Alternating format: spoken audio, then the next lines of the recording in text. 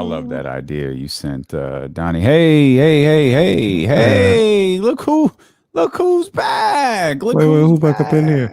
Mac 10 is the lick. West Side is the click. There we go. Now we're honoring Manny by the cereal that we eat. I like it. King Boss back connection. In here. King Boss, what's up, man? We having a better day today? We're going to have a better day today, King Boss. JH, what up, baby? Who else? Man, Frank Liff. Lloyd. I see my man JH. He's a regular. T Green. I want to. How do we say your name, JH? Like, do it phonetically in the chat. How are we saying that? Because I want to say I want to say Jose, but it's not Jose. Is it? I don't know. Let us know now. Warren in here. What's happening, Warren? Ramsey was good. Ramsey was first. Ramsey, I thought about you last night. I was watching MLB Tonight. I got my first real dive into MLB Tonight. Padres, Dodgers was popping off last night. So I was like, I bet Ramsey's watching all this. Jose?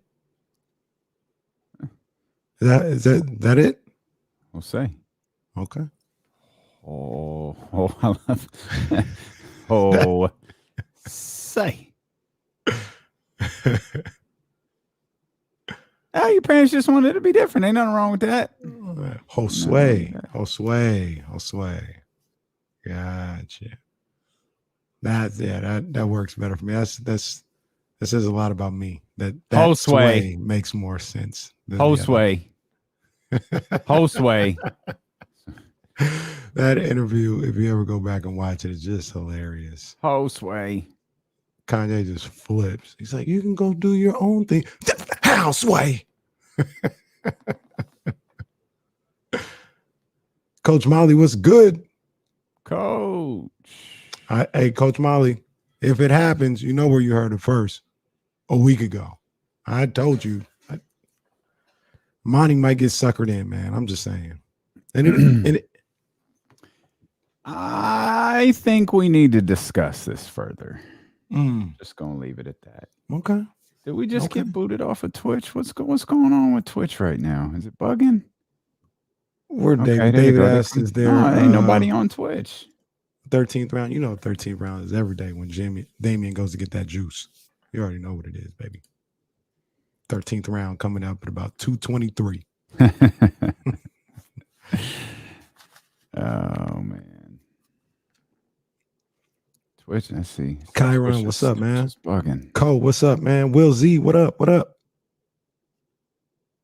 Marcus, Warren, Bryce, Andrew, Rich, what up, man? Dope ones in the house. Rich, hey. See, Bryant West is in here. He ready for the day. D West, what's up, man? Bryant ready for the day. Will Z. Oh, you already know that shirt is lit. Yeah, Dope Ones got me on that Amazon Prime. I got that Aaliyah joint. Leah joint drops Friday. Order it Friday. Gets here Monday. What y'all want me to do? Gotta wear it. It's good. It's 88 degrees. This is the best. This is the coolest it's gonna be.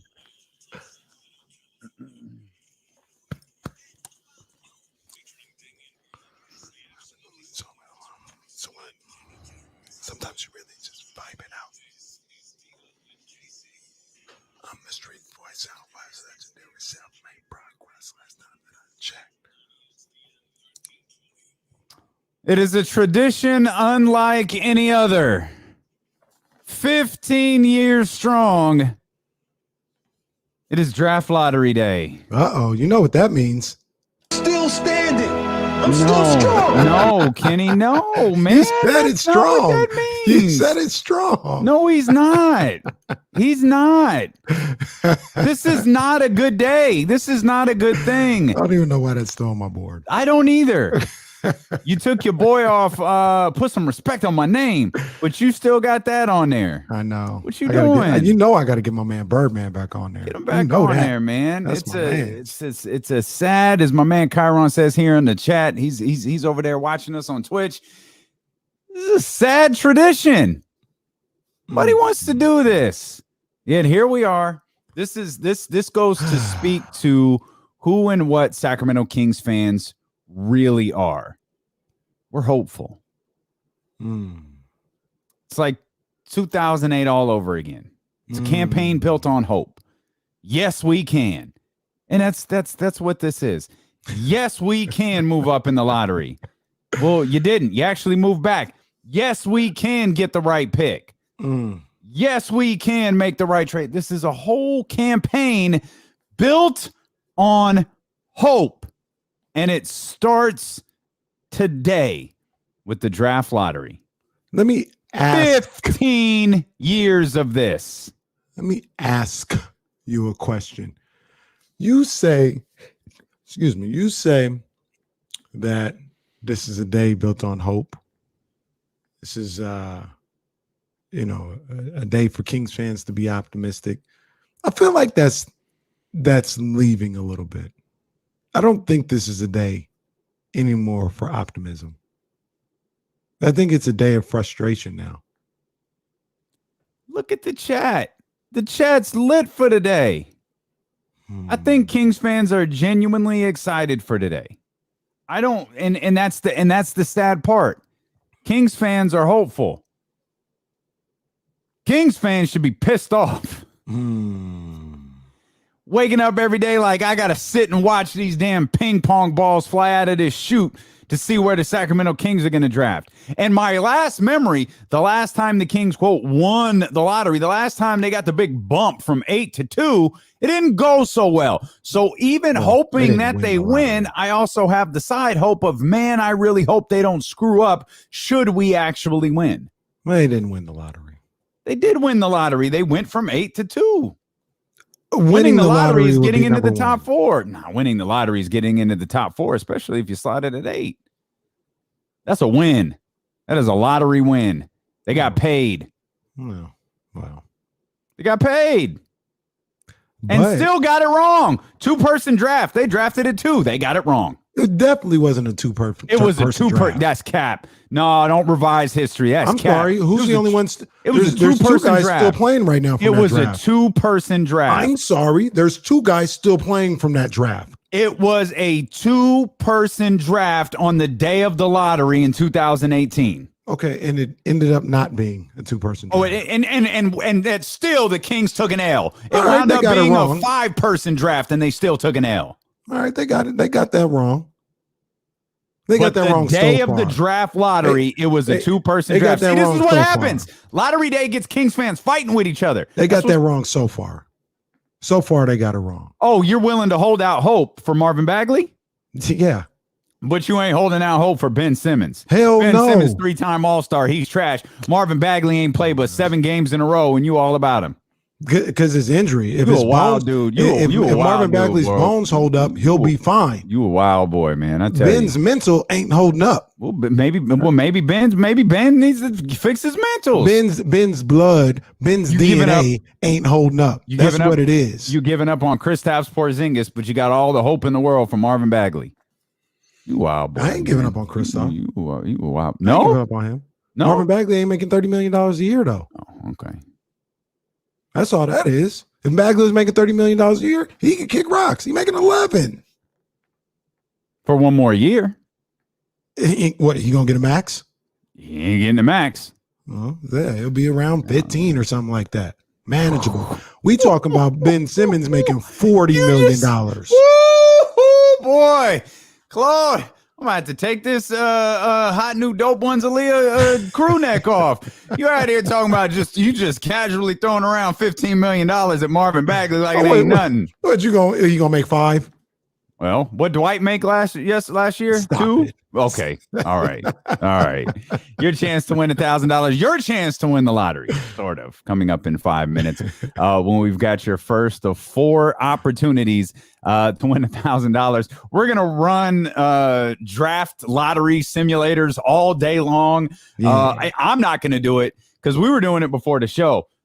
Kenny did it twice? Yeah. You landed on number 1. Yeah, second. Danny in San Francisco did it 3 times. He landed on number 2. I did it 10 times. And it went from 9 to 10, 9 to 10, 9 to 10 over and over and over again till finally on the last one. I haven't even touched it again. I've just left it up here on the screen. I finally got them to number 1. And the funny thing is, as I'm looking at this, I just noticed who was at number 2. The Pelicans got to number 2. Wow. In my That's simulator. crazy. The Pelicans, oh my gosh. Whoa. They do everything to keep that team in New Orleans. We'll do one an hour. We'll do one at the bottom of every hour. We'll do a simulator and see where the Sacramento Kings land and we'll let you know what they could do at that particular position that they land. But it's draft lottery day, man, and the Kings are slotted at number 9 right now, and we'll see what happens. Well, I mean, look, it is a day for optimism. It is a day to look and say, hey, there's a little hope here. They can get this guy here, and this is a deep draft. You got guys in this draft that I don't want to say they're potential stars, but there's guys that can be very impactful, could potentially be an all-star, all the way down to the early 20s. There's guys in this draft that I really like, that can really play, all the way down to I like Sharif Cooper. I like Jaden Springer, 21. I like Cameron Thomas. He's slotted to go 24. I got some good ball players all through this draft. So if you can get somebody, a guy that I liked a lot is James Bouknight. I got him at 15 in one of these mock drafts. So if you're at 8, 9, like the Kings probably will be, 8, 9, 10, you get a really good player there.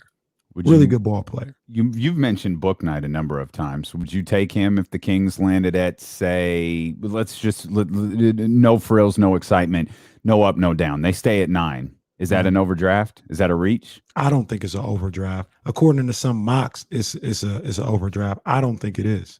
I think he's that good of a ball player. But there may be guys. I mentioned a guy like Keon Johnson that caught my eye when I was going through some things last week that is slotted to go anywhere between 7 and 10. And I really like he kind of brings what the Kings need, a level of toughness, a level of aggression. We all know about Davion Mitchell, what he brings to the table. He's rising up on draft boards.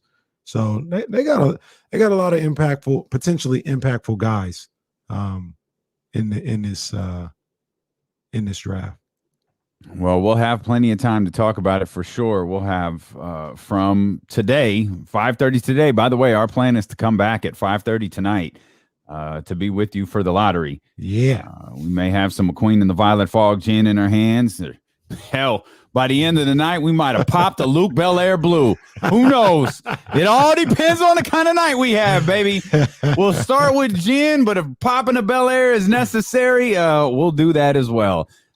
So first of 2 shows here for D'Lo and Casey. Of course, we're just going to come back, hang out for the lottery, see what winds up happening, and just have some fun. And that'll be exclusively on YouTube and Twitch. So if you're not following us yet on twitch.tv/ESPN1320 or youtube.com/ESPN1320, we encourage you to go check us out there. And we encourage you to win some money because, partner, it's 10 minutes past the hour, and 10 minutes past the hour of every hour that D'Lo and Casey are on the air, you've got a chance to win $1,000. Here comes the money. Here we go. Money talk. Here comes the money. It's time for the Summer of Cash contest. Your chance to win $1,000 is right now. All you got to do is text the code word play. 72881. That's play.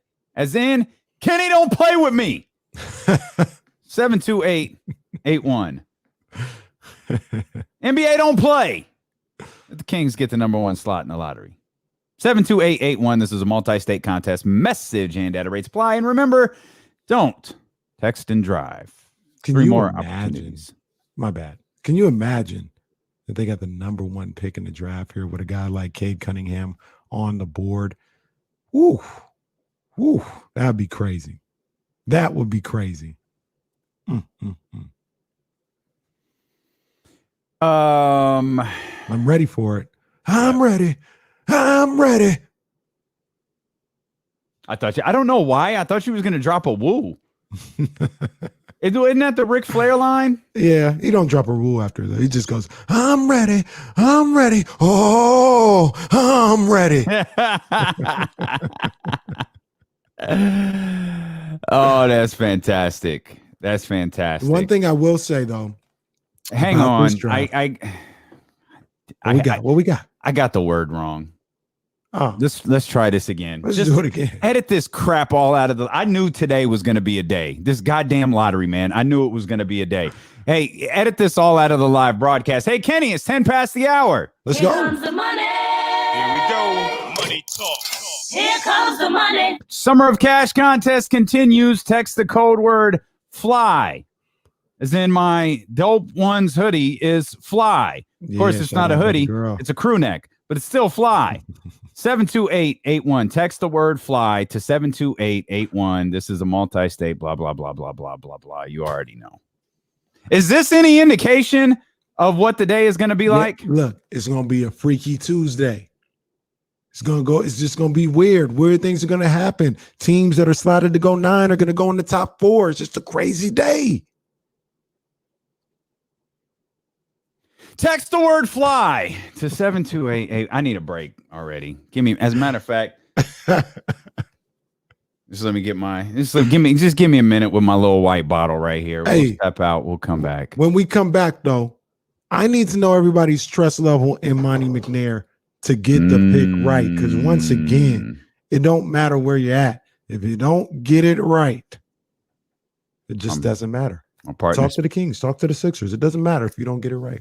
My partner is speaking truths, man. We'll dive into that as D'Lo and KC continue here. It's Lottery Day on Sacramento's #1 sports station, ESPN 1320.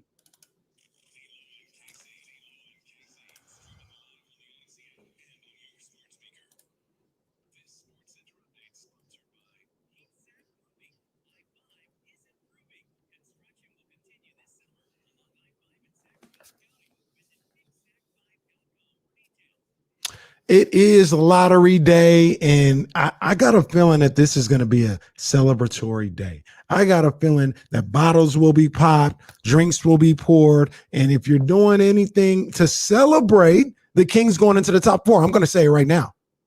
You got to make sure that when you pour that celebratory drink, it's a little McQueen and the Violet Fog gin. The smooth delivery and the distinct citrus flavor cools and refreshes me every single time. So when I'm just hyped off of being in the top 4, I'm going to just keep saying it until it happens. All right. I'll still be cooled down and refreshed when I have me a little McQueen and the Violet Fog gin. See, with McQueen, you can literally taste the quality in every bottle. This Brazilian gin is produced in limited batches of less than 55 cases per distillation. So that tells me they don't make much, but what they do make is damn good. So if you want to have your McQueen ready for when the Kings get into the top 4, you heard me say it again, you can order online right now at drizzly.com, or you can go out, grab a bottle out in the store. And if the store doesn't have it, let me know so I can tell Damien can tell my guy Ben. I can tell my guy Ben over at Sovereign Brands, and we need a re-up, and we'll get you McQueen ASAP. All right, you don't have to worry about nothing. Once you have it, show us how much you enjoy McQueen and the Violet Fog gin by tagging your post at D'Lo and KC and at McQueen Violet Fog. It's time to put the entire valley on to what is the best gin in the world today. After 500 years and after 15 years of being in the lottery, it's over. But after 500 years, it's time for a new gin, and it's time for McQueen and the Violet Fog gin. KIFM reminds you, be responsible. Don't drink and drive tonight after we get the top 4 pick. It's happening. It's happening. Let's get it. I'm with it.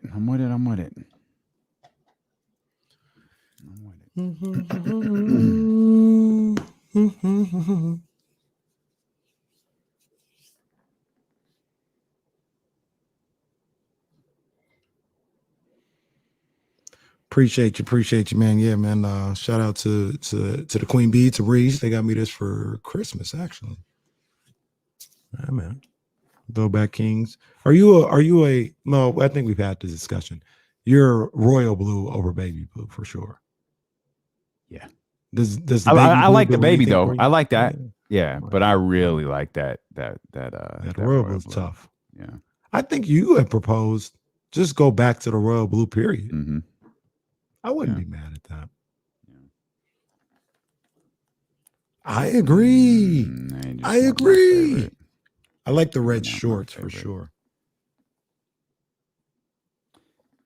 So on the same day, there's a push notification that Chris Paul wants to play on the Olympic team. Woj tweets, Chris Paul has declined an invitation to play for the Olympic team. What?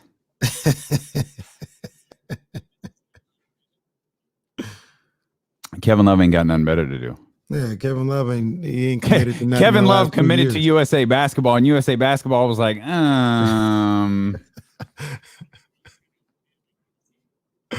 yeah, it's a pool. It's a pool. Hell, I committed to USA Basketball. It's a pool. I want to let them know that me and Jesse have committed to USA Basketball.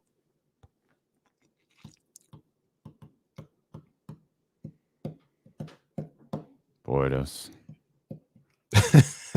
another popular thing to do.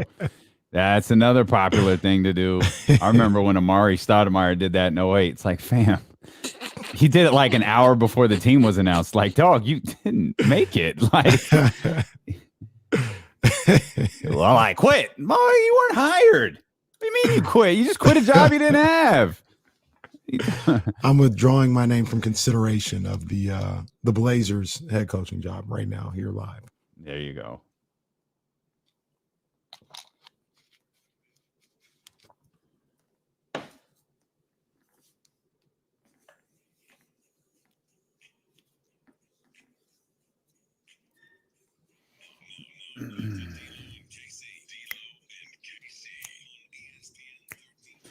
We hope that you'll join us on 1320 AM. We hope that you'll join us on the Odyssey app. That's a great app. You can listen to D-Lo and KC anywhere in the world. And by that, I mean, like any state. Cheryl in Baltimore. Yeah. My man Kamara in Orlando. Or in the grocery store. Like if you're you're running around doing some errands, you got to run to Total Wine to pick up your McQueen and the Violet Fog gin, or you got to run in and pick up dinner tonight. We got you. Just put us in the Odyssey app, put your earbuds in, man. Y'all good. If you want to watch the show, a great way to do that is twitch.tv/ESPN1320, youtube.com/ESPN1320. We'll be back tonight for draft lottery coverage. Are you antisocial like that? Like you'll go to the grocery store, put your earbuds in, listen to something. Nah. Is that considered being anti? I don't go there to socialize. I go there to get my groceries. Yeah, no, like if I'm listening to a book or like something I'm really wrapped up in, it's rarely music. If it's like a podcast or a book, like I might keep it in. I might keep them in. I used to do that at the gym though. Back in the day when I went to gyms, like I used to do that in the gym. Like I put headphones on and I might not be listening to anything, but I always thought the headphones were a clear indication of don't talk to me. Turns out it's not. I always thought the headphones were a universal sign of don't talk to me. And bro, you gonna use those 65s? You using those 65s? What they do is they point at your ear like, hey, real quick. Like, no, man, no, get away from me. In that case, I'm antisocial. But no, I absolutely go to the grocery store with my earbuds in. And I'm listening to something. You probably listened to Bill Simmons' podcast.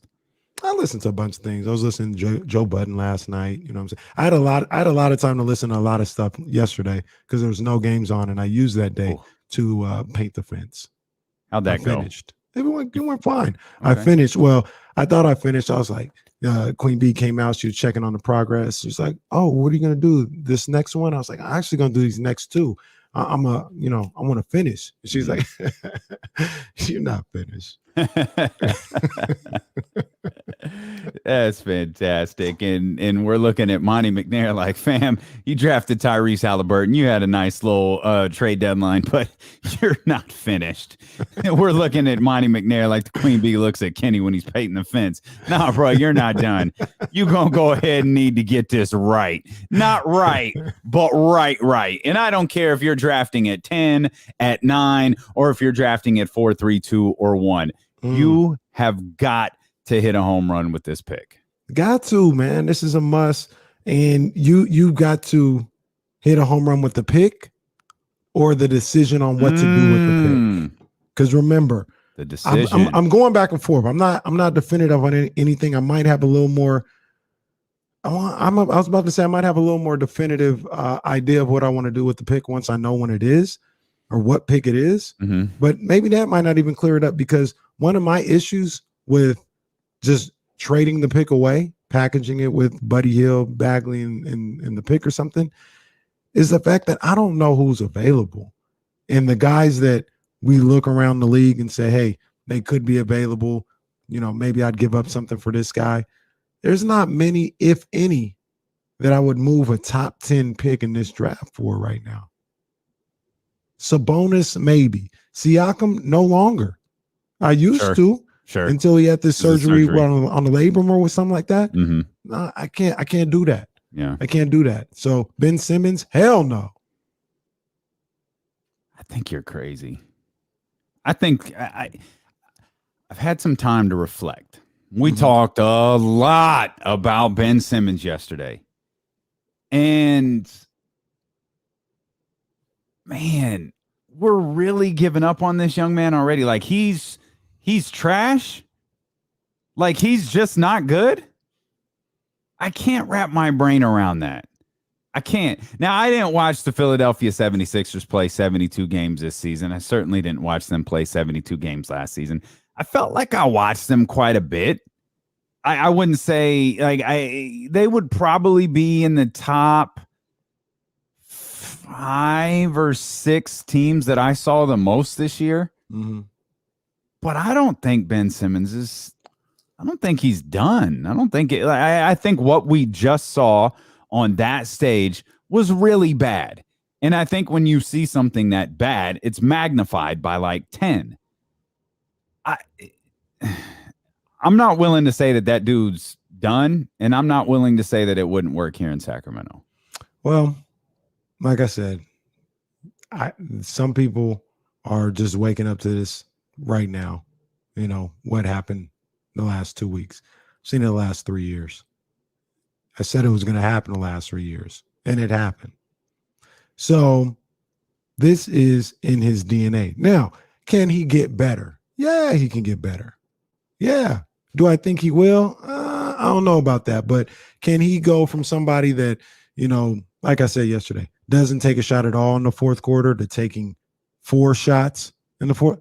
Sure. Can he go from a 30, what was he yesterday? A 34% free throw shooter to 56? Sure. Those things can't happen, but is that worth the price? That is maybe the number one thing here. People were going crazy about Rudy Gobert and what he's going to make.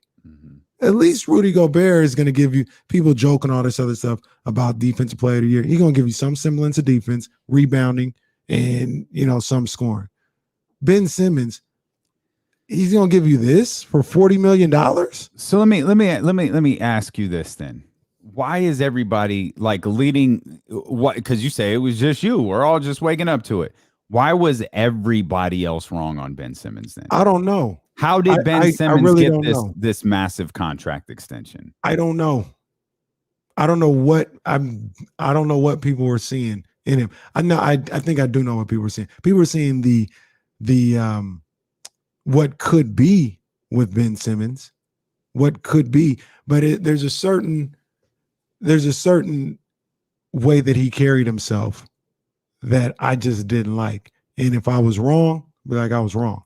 But I just saw the way it wasn't about him missing shots. It wasn't about him not being able to shoot. I say it all the time. He was unwilling to he was way too willing to sit there and be in that little dump off dunker spot. And I'm like, wait a minute, you're supposed to be the point guard. That don't match up with every other point guard I've ever seen in my life. So if you want to reclassify him and say that, all right, well, he's not a point guard. We got that wrong, but he's still a great player. He'll be great at the 4. He guards 1 through 5. That's fine. What are we going to do about the free throws? As somebody that is looked at as a finisher now, you're going to have to go to the line. There's redeemable qualities, but like I said, the biggest thing is, I don't know how somebody is a project making $40 million a year. Well, I shouldn't say that. That's the last number. He's making like $35 million a year next year. So no place on Sacramento. Even in a favorable deal, no place on Sacramento. I don't know what a favorable deal looks like, but play along. That's a hell of a gamble because once again, you're not. But isn't that what we've been talking about though? Isn't that what we've spent this Kings offseason talking about ever since Monty and Luke went to that to in front of the Zoom, cameras and did those press conferences about playoffs and different things like that? Isn't that what you and I have talked about? Well, before the season ended, that they've got to swing at something here this offseason, and maybe that swing is Ben Simmons. I mean, if that pitch is 5 feet out of the strike zone, though, that don't mean you just swing at it. Ben said, I want to know right now, 916-349-1320, jump in the chatty house and all this other stuff. Would you bet that Ben Simmons turns it around to be who his $30, $40 million a year contract, that he lives up to that? How many players live up to a contract of that size? A lot of them. Russell Westbrook averaged a triple-double, and people still think he's overpaid. But people are stupid. Chris Paul, they didn't want to pay Chris Paul. Remember that? Oh, how could you take on Chris Paul's contract? How's that working out for everybody this year? Not necessarily everybody. How's that working out for the team that he's on this year?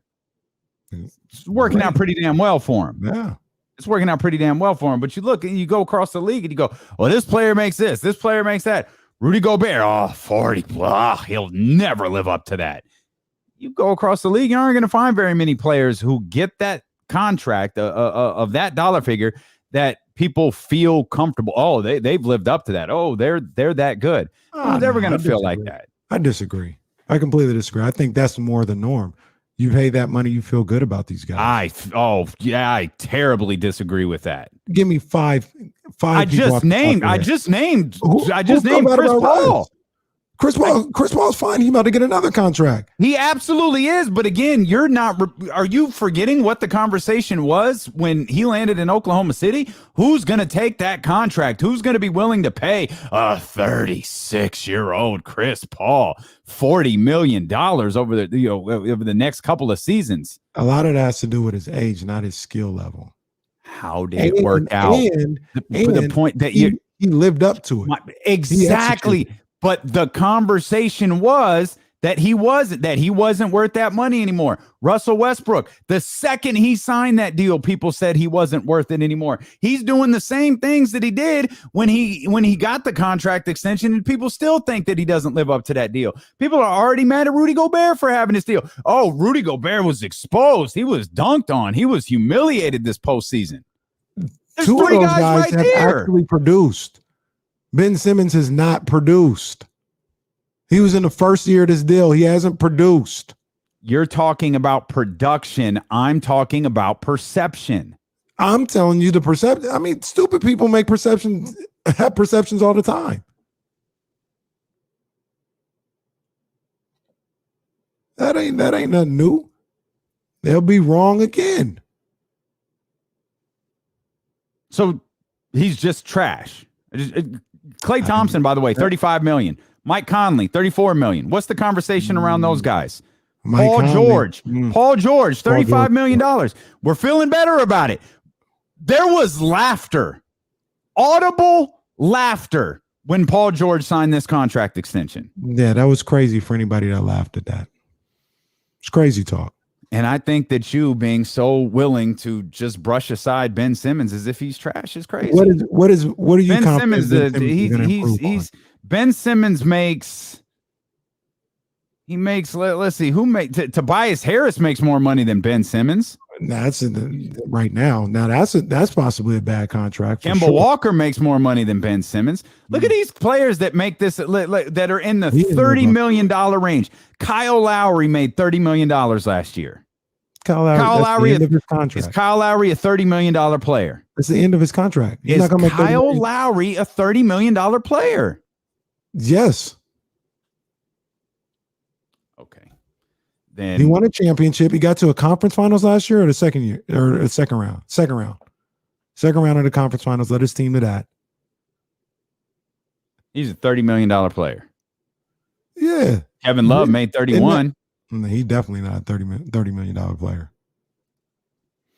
I mentioned Mike Conley already. He's at 34. Paul George, new 35. John Wall, 41. I mean, of the players that make this money, like Russ signed that contract though. John Wall was an All-NBA player. Oh, yes, he was. But the second he signed that contract, everybody knew that these last couple of years were going to be tough. Well, that's part of the game. That is part of the game. At the time they signed the contract, it's like, yeah, they're worth $30 million or whatever the case may be. We all know at the end of the contract, it's going to be a little overpriced. I'm saying right now, at the time that he signed the contract, I wouldn't have gave Ben Simmons $30 million. Steven Adams and Andrew Wiggins each make about $1 million less than Ben Simmons. Ben Simmons isn't even a top 20 paid player in the league. What are you confident that Ben Simmons is going to improve on? How much does he need to improve? Like, his shot needs to be better, right? Well, hang on. Don't make the faces at me. Like, listen to me for a second. Take what we just saw out of the equation. He needs to be a better shooter. Okay? You want him to take more shots. I don't know. And we went over. I think I wrote the number down. 17 shots was the most he took this season. And I think looking back on the last 3 seasons, maybe it was like 22 was the most shots that he had taken in a single game. That's a half for Buddy Hield sometimes. So like I get it. That's a little bit different, especially for a guy who makes this caliber of money. Obviously, you want him to be a better free throw shooter. Those 2 things. But if you keep him close to the rim, hell, there was a stretch. Wasn't it just like last year? Maybe time has been weird recently, but maybe it was 2 years ago that he took his first in-game 3. Yeah. And in the crowd, like he did it in Philly and the crowd went nuts. Yeah. Took his first ever 3-pointer. Like, I think he's aware of his deficiencies. Now you're equating it to his dollars. And I understand that because it's always part of the conversation. You know, when you're talking about a player, you're talking about their contract. But what I want to understand is we're talking about this. If we can somehow take the money out of it just for this portion of the conversation, there's no way Ben Simmons can help the Kings whatsoever. He can be a good defender. And but if you play him more in the restricted area, if you play him in the block, if you play him close to the basket, that can't be beneficial. It can be. Well, what are we going to do about shooting 34% from the free throw line? He's got to fix that. I understand that. He's got to fix it. By the way, but wasn't it just 20 points better? 20 percentage points better. But he was terrible. But he was 34% in the postseason. What do you have? What his numbers were for the year? I don't imagine they're that much better, but they can't be that bad. They can't be 34% bad. Let me see if I can pull that up in just a second. I would guess it's around 50 something, which is still dreadful. It's not good. I got it right here. It was 61. It's not. It's okay, but 61 versus 61 versus 34. And what was De'Aaron at the beginning of last year? He was like probably in the 68 or 60s. something like that. We were talking about how terrible it was. I understand. That's what. But did he get better in the second part of the season? Yeah. Okay. Can Ben Simmons get better at the foul line? Maybe. I don't have. I'll be. You were adamant De'Aaron had to get confidence that Ben Simmons will get better as a shooter. Zero confidence. Ben Simmons shot 55% from the field. You're asking me, can he? Yes. Yes, he can. Do I have confidence? This is anybody can do almost anything. 14 on the basketball court when it comes to shooting. Will they? I don't know. I mean, what's the difference between now and in the last 2 years with Ben Simmons? People were saying the same thing. He's got to get better as a shooter. He's got to get better as a shooter. Now he's like, now I got to get better as a shooter. Maybe, but that took him 2 years to get to that point. He knows he ain't been able to shoot his whole life. Now he's like, I got to get better as a shooter. Maybe. And then look, I'm not taking away the fact that he's a good defender. I think he's a good defender. I really do. He's a good defender. He shot 58% from the field last year. Yeah, because he takes layups when he does shoot. at 16 points a game. This is last year. This isn't the season that just ended, but last year, 16 points a game, 58% from the field. That's bad. No, because that's why I've never said he's a trash player.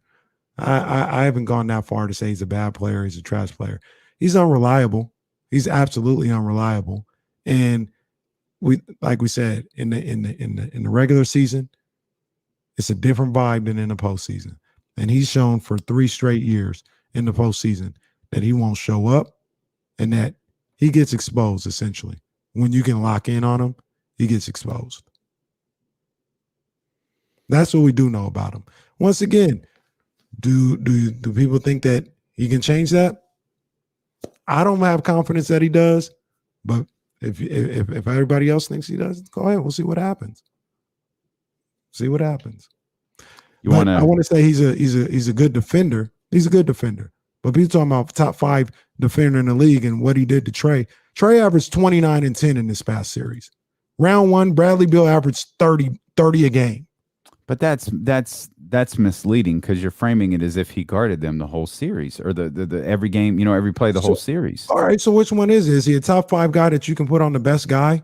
Or can he only guard them at the end of the game? No, we talked about this through the whole Bucks Nets series. You had 2 guys who were named all defensive first team, and then they were nowhere to be found when it came time to turn off the water, as my partner would say, on Kevin Durant. But Ben, it's celebrated that he's top 5. Giannis, it's a negative when KD was cooking. Like Trae Young averaged 30 points a game this past series. But Ben is still a top 5 guy. But Rudy Gobert and Giannis are jokes as great defenders because somebody was going off in their series. How does that add up? I mean, you got to talk to the people who quantify them as jokes, because that ain't me. I don't see it. But I can't believe a player who's going into his 5th year, 24 years old, can't contribute to a team that hasn't made the playoffs in 15 years. And this is all hypothetical. We get that. I was actually doing all of this to lead into would he work in Golden State? Would he work as a Warrior somehow if you threw, a Draymond Green for Ben Simmons deal, with those being the 2 focal points together somehow, and you brought Ben Simmons into the Golden State Warriors? Would that work somehow? That's actually what I was trying to get to, as I figured we had beat the Ben Simmons to the Kings topic to death yesterday. But I think I had to change. I don't know that I had to change it hard. I just kept thinking like, man, he's 24. We're really ready to be done with this young man at 24 years old. I just don't know that I am. I would take him here. I don't know. And I don't know. I don't know how. I don't know what the deal looks like.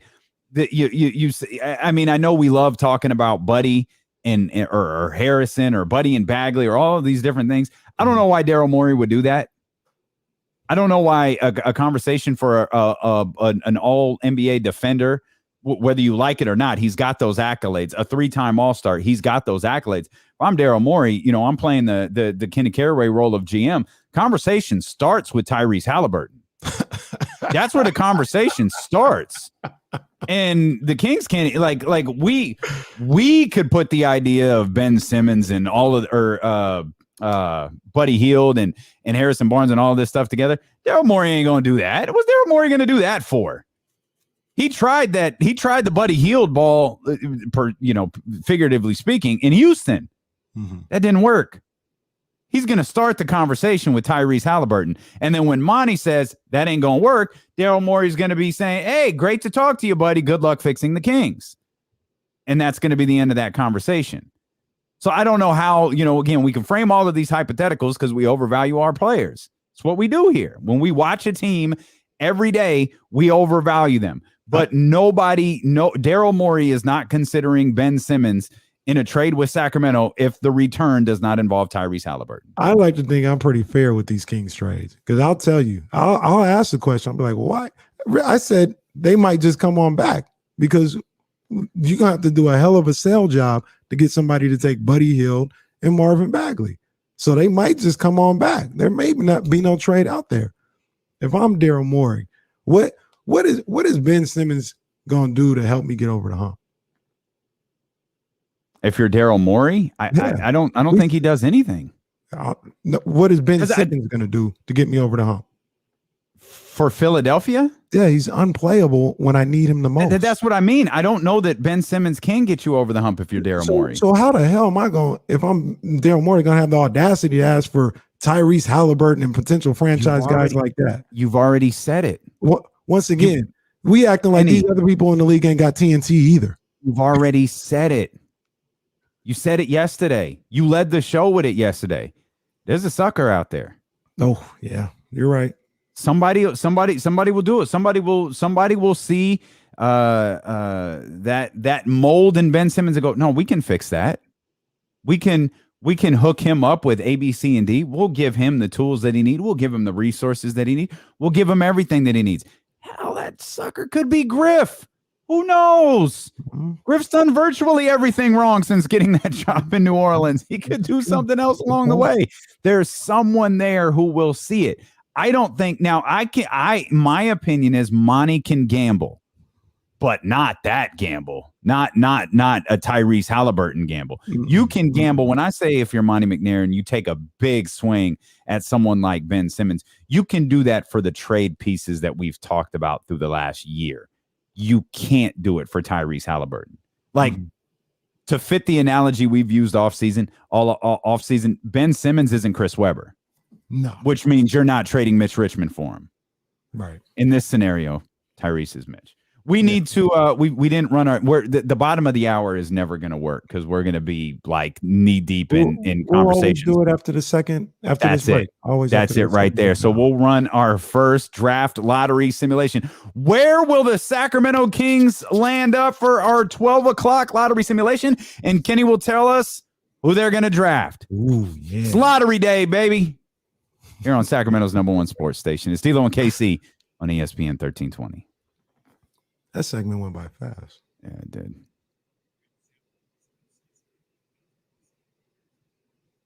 Oh, okay. Sam, the broker?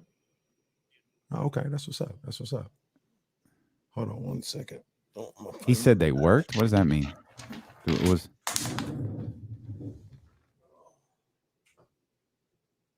Oh, okay, cool. Oh, that's dope.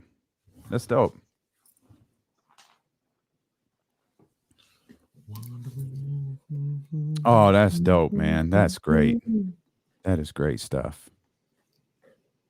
No whammies. What was that show called? Pressure Luck. That's what it was. David. Jeez, man. I mean. Hey, Damien. Yeah. I was listening to a conversation last night. Somebody was talking about a versus for Cameron. They're like, I want to see Cameron in a versus. And somebody was like, well, Megan New York, put him against Ja Rule. And they said Ja Rule would destroy Cameron. I was like, I don't know. Ja Rule, he got about 15. Do guest appearances count? Yeah, on these things they say. Because if guest appearances count, that's going to be because Ja in what was it, late 90s? Mm-hmm. Was that when it was? Yeah. Oh man, that's tough. I know he's a punchline now. Yeah. That's tough though. See, so one of the things I think about too with Ja is like, and they all pretty much hold up, but some of the songs don't age well. Like I feel like Nelly is like this. Nelly has hits, but some of the songs are kind of trash now. They don't hold up. Mm-hmm. And I wonder if Ja has enough that hold up. I think he does though. Ja be pretty tough. I think a good one would be Ja versus Fat Joe. I should share my screen for the simulation. That'd be good. Oh, Fat Joe. Joe cracked the dawn. Dun, dun, dun, dun, dun, dun, dun. Let me see what Ja talking about. Ja got a lot, man. Always on time, put it on me, mesmerize, holla, holla. Can I get her? I know you're tired of being lonely, so baby girl, put it on me. I'm real. Between me and you. Every little thing that we do. Those were all KSFM joints, man. Should be between me and you. Look at that. Kings right there at number 1, baby. Huh? What about it? What about it? Kings right there at number 1.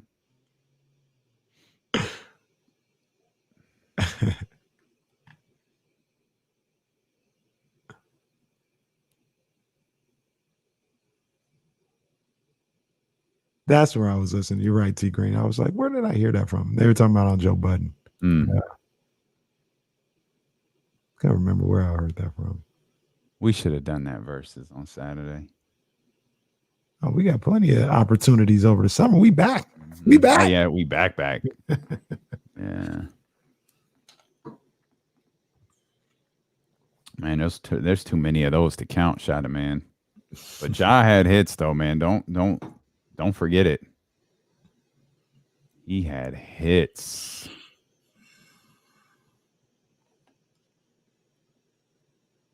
Hey, Leezy, let's chill with the F-bombs, man. That's a bad look. Don't do that. You gotta go there.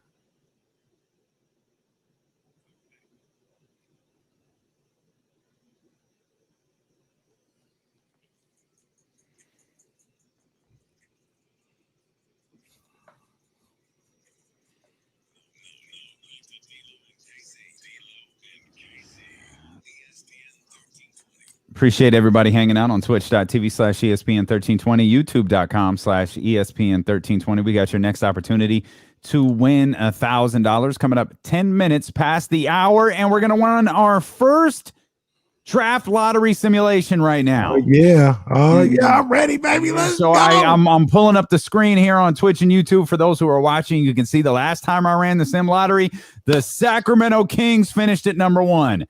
Now, this was like the 11th time that I pressed the button. In the previous 10, it had been 9-10, 9-10, 9-10. So here we go. Our first lottery simulation of the day. The Sacramento Kings will draft at 4. Oh, let's go. At 4. Let's go. We've got here in this simulation for 12 o'clock, we got Houston, Orlando, Detroit, and Sacramento on the top 4. What's that? They moved up 5 spots to get into the top 4. That 20% chance. So right now, in a couple of different mods that I'm seeing, number 4, Jalen Suggs. I can already tell you right now, a lot of these is going to be Jalen Suggs or Jalen Green. That's going to be 4. But Jalen Suggs in 1. I'm looking at another one here at number 4, Jonathan Kuminga. Okay. Yeah, it's 4. Another one here, Jalen Suggs. So 3 of the mocks that I have right now, they have Suggs twice, Kuminga once. Oh, if it was between those two, if it was between Jalen Suggs and Jonathan Kuminga, oh man! I know you're looking over your mock drafts, but the chat is so hyped. Oh man, please make tonight go well. Please let tonight go well. The chat is so hyped. My favorite was that, I don't know who was it. Yep, it was David. David said, done. Turn it into the league. That counts. Happened on D'Lo and KC, so it counts. Let's get that turned in. They got number 4, and they got, I mean, in that list, Kuminga would be last between Jalen Green, Jalen Suggs, and Kuminga. I'd want Kuminga last. So, wow. In that scenario, Minnesota landed 7th on our draft simulation, our 12 o'clock draft. The Warriors. Yes, indeed. It went to the Warriors. So, and Chicago's pick went to Orlando at the 9 spot. Pelicans, they stayed there at the 10. The Pelicans are a team that I'm going to be watching the Pelicans tonight. Just if the Pelicans magically wind up in the top 4. If the NBA does that, I might be done with the NBA. I'm going to have some serious questions if they wind up. Save that franchise, man. Dude, they are struggle like everybody else. Man, you want to save them? Get them the hell out of New Orleans. You have your, so wait a minute, in the lottery the sim that you just did. 9 was the Bulls pick. So the Bulls went from potentially 8 to 9, and that's what bumped the Kings up. Yes, that's correct, and that's correct. And Chicago's pick gets sent to Orlando in that situation. But yeah, it was Chicago that was at 9. New Orleans was at 10. So, yeah, okay. I'm just trying to figure out like some of the triggers that we would have to be like to know immediately that we went into the top. Well, we won't know until 9. That's what I'm saying. So yeah, it like if the King's name isn't but if the King's name isn't called before and we get to that 9th pick, we're just waiting to see the logo. We're waiting for the logo and then the quick cut to Monty McNair's face. I know this is a depressing fact that we're in this every 15 years and all this other stuff. No, not every 15 years. Every year for the last 15 years is what you meant to say. Every year for 15 years. Very depressing. I don't know about you, Damien. Put one of those heart rate monitors up to me, and it has got to be going 1 trillion miles per second at the spot where the Kings every time. Every time. like, every time. Every single time. Absolutely. When they get to the spot where the Kings are supposed to be, it's like, yeah. You're going to see it today. It's going to be like that. Yeah, it's going to be like that tonight. It's going to be like that this evening when we go to twitch.tv/ESPN1320, youtube.com/ESPN1320. We'll be back here on the streaming only channels. We won't be live on the radio. We'll just be live on the stream for a little draft lottery show. And who knows? Could last 5 minutes. Because I ain't dissecting the 13th pick. And the Golden State Warriors are drafting 14 in it. Number 13, it's the Sacramento King. Bye. Yeah, we'll see you tomorrow at 12. Girl, bye. We'll see you at 12. I ain't here for it. But we get down to that number 9, and Kenny says the heart starts beating a little faster, and it's the Chicago Bulls. The Chicago Bulls are drafting at 9. That means the Sacramento Kings have moved into the top 4. Ooh, and then the shot of Monty McNair's face. Deadpan. And they'll be like, that's what he looks like. Yeah, no. Ron Cruz on the chat, he asked, what's the consensus on the depth of this draft class? Ron, one of the deepest drafts according to the experts, one of the deepest drafts in recent memory. This is looked at as a draft. I talked about it a little bit earlier, but they've got guys that are impact players. Like if you really pressed me on it, if you really like wanted me to, they have potential all-stars at the end of the first round. Mm-hmm. Potential. Like if you told me Cameron Thomas ended up being, a borderline all-star, I wouldn't be surprised. Mm-hmm. You told me Greg Brown out of Texas ended up being a potential all-star, I wouldn't be surprised. I mean, they have those type of guys. And then they have guys that were big time recruits out of high school that have fallen into the second round. I'm looking at something right now. Damien, you heard me talk about Josh Christopher numerous times. I'm seeing him as the number 34 pick in the draft. BJ Boston, who went to Kentucky. He was supposed to be pretty big. He was a top 10, top 5 pick. Maybe not top 5, top 7 pick in a lot of people's mocks. 35. Look at somebody like Johnny Juzang, who was the darling of the tournament. 43. So, I mean, there's a lot of talent in this draft for sure. How about this hypothetical that I don't think we have discussed at all? Okay. You're listening to D-Lo and KC here on this draft lottery day on ESPN 1320, KIFM West Sacramento, KRXQ, HD2 Sacramento, an Odyssey station and driven by Lashers, Elk Grove Dodge. He's Kenny Caraway. I'm Damien Barling. We're thrilled that you are here with us. You want to get in on these phone lines, please do, 916-349-1320. Of course, you can take part in the conversation if you're on Twitch or YouTube. Just jump in the chat right there. Let us know what you're thinking. I think there has been a consensus, maybe not a consensus, and of course we're talking about the draft, we're talking about players. It's all we really have to work with. We can create hypotheticals for Ben Simmons or hypotheticals for Kristops Porzingis or hypotheticals for Paul George or Domantas Sabonis, whoever we want to. Fact is, what we know that the Kings will have is they'll have a draft pick. We'll find out exactly where it is tonight. Well, how about this hypothetical that we haven't kicked around? You just talked about the depth of the draft. What about trading to get back into the first round for a second pick? That would be okay. I'd be okay with that. Now, I think our long running belief is the last thing that this Kings team needs are more young players. Mm-hmm. But if the draft is as deep as you've studied it to be, I don't know. There's another hypothetical that we haven't talked about that we could kick around for the next month. That's a good one right there, Damien. I'm trying to think about it as you bring it up, but I mean, are you thinking like let me see who's in the back of the draft here. Are you thinking like a Buddy Hield going somewhere? Well, I'm thinking any of the trade pieces that we talk about, right? Buddy and Harrison are probably the most likely. You're almost certainly not going to get a first round selection for Marvin Bagley by himself. Mm-hmm. Maybe you trade a future first or something like that. I don't really know. It was just something that, as you were talking about the depth of the draft, that popped into my head. Like, well, is it outrageous for them to try to get back into the draft? Maybe not even necessarily the lottery, just getting back into the first round. Yeah, no, I hear that. I'd be with it. Absolutely. I still think they still need a veteran. Maybe obviously you acquire 2 first round picks. The type of veteran that you're shooting for is a little bit different.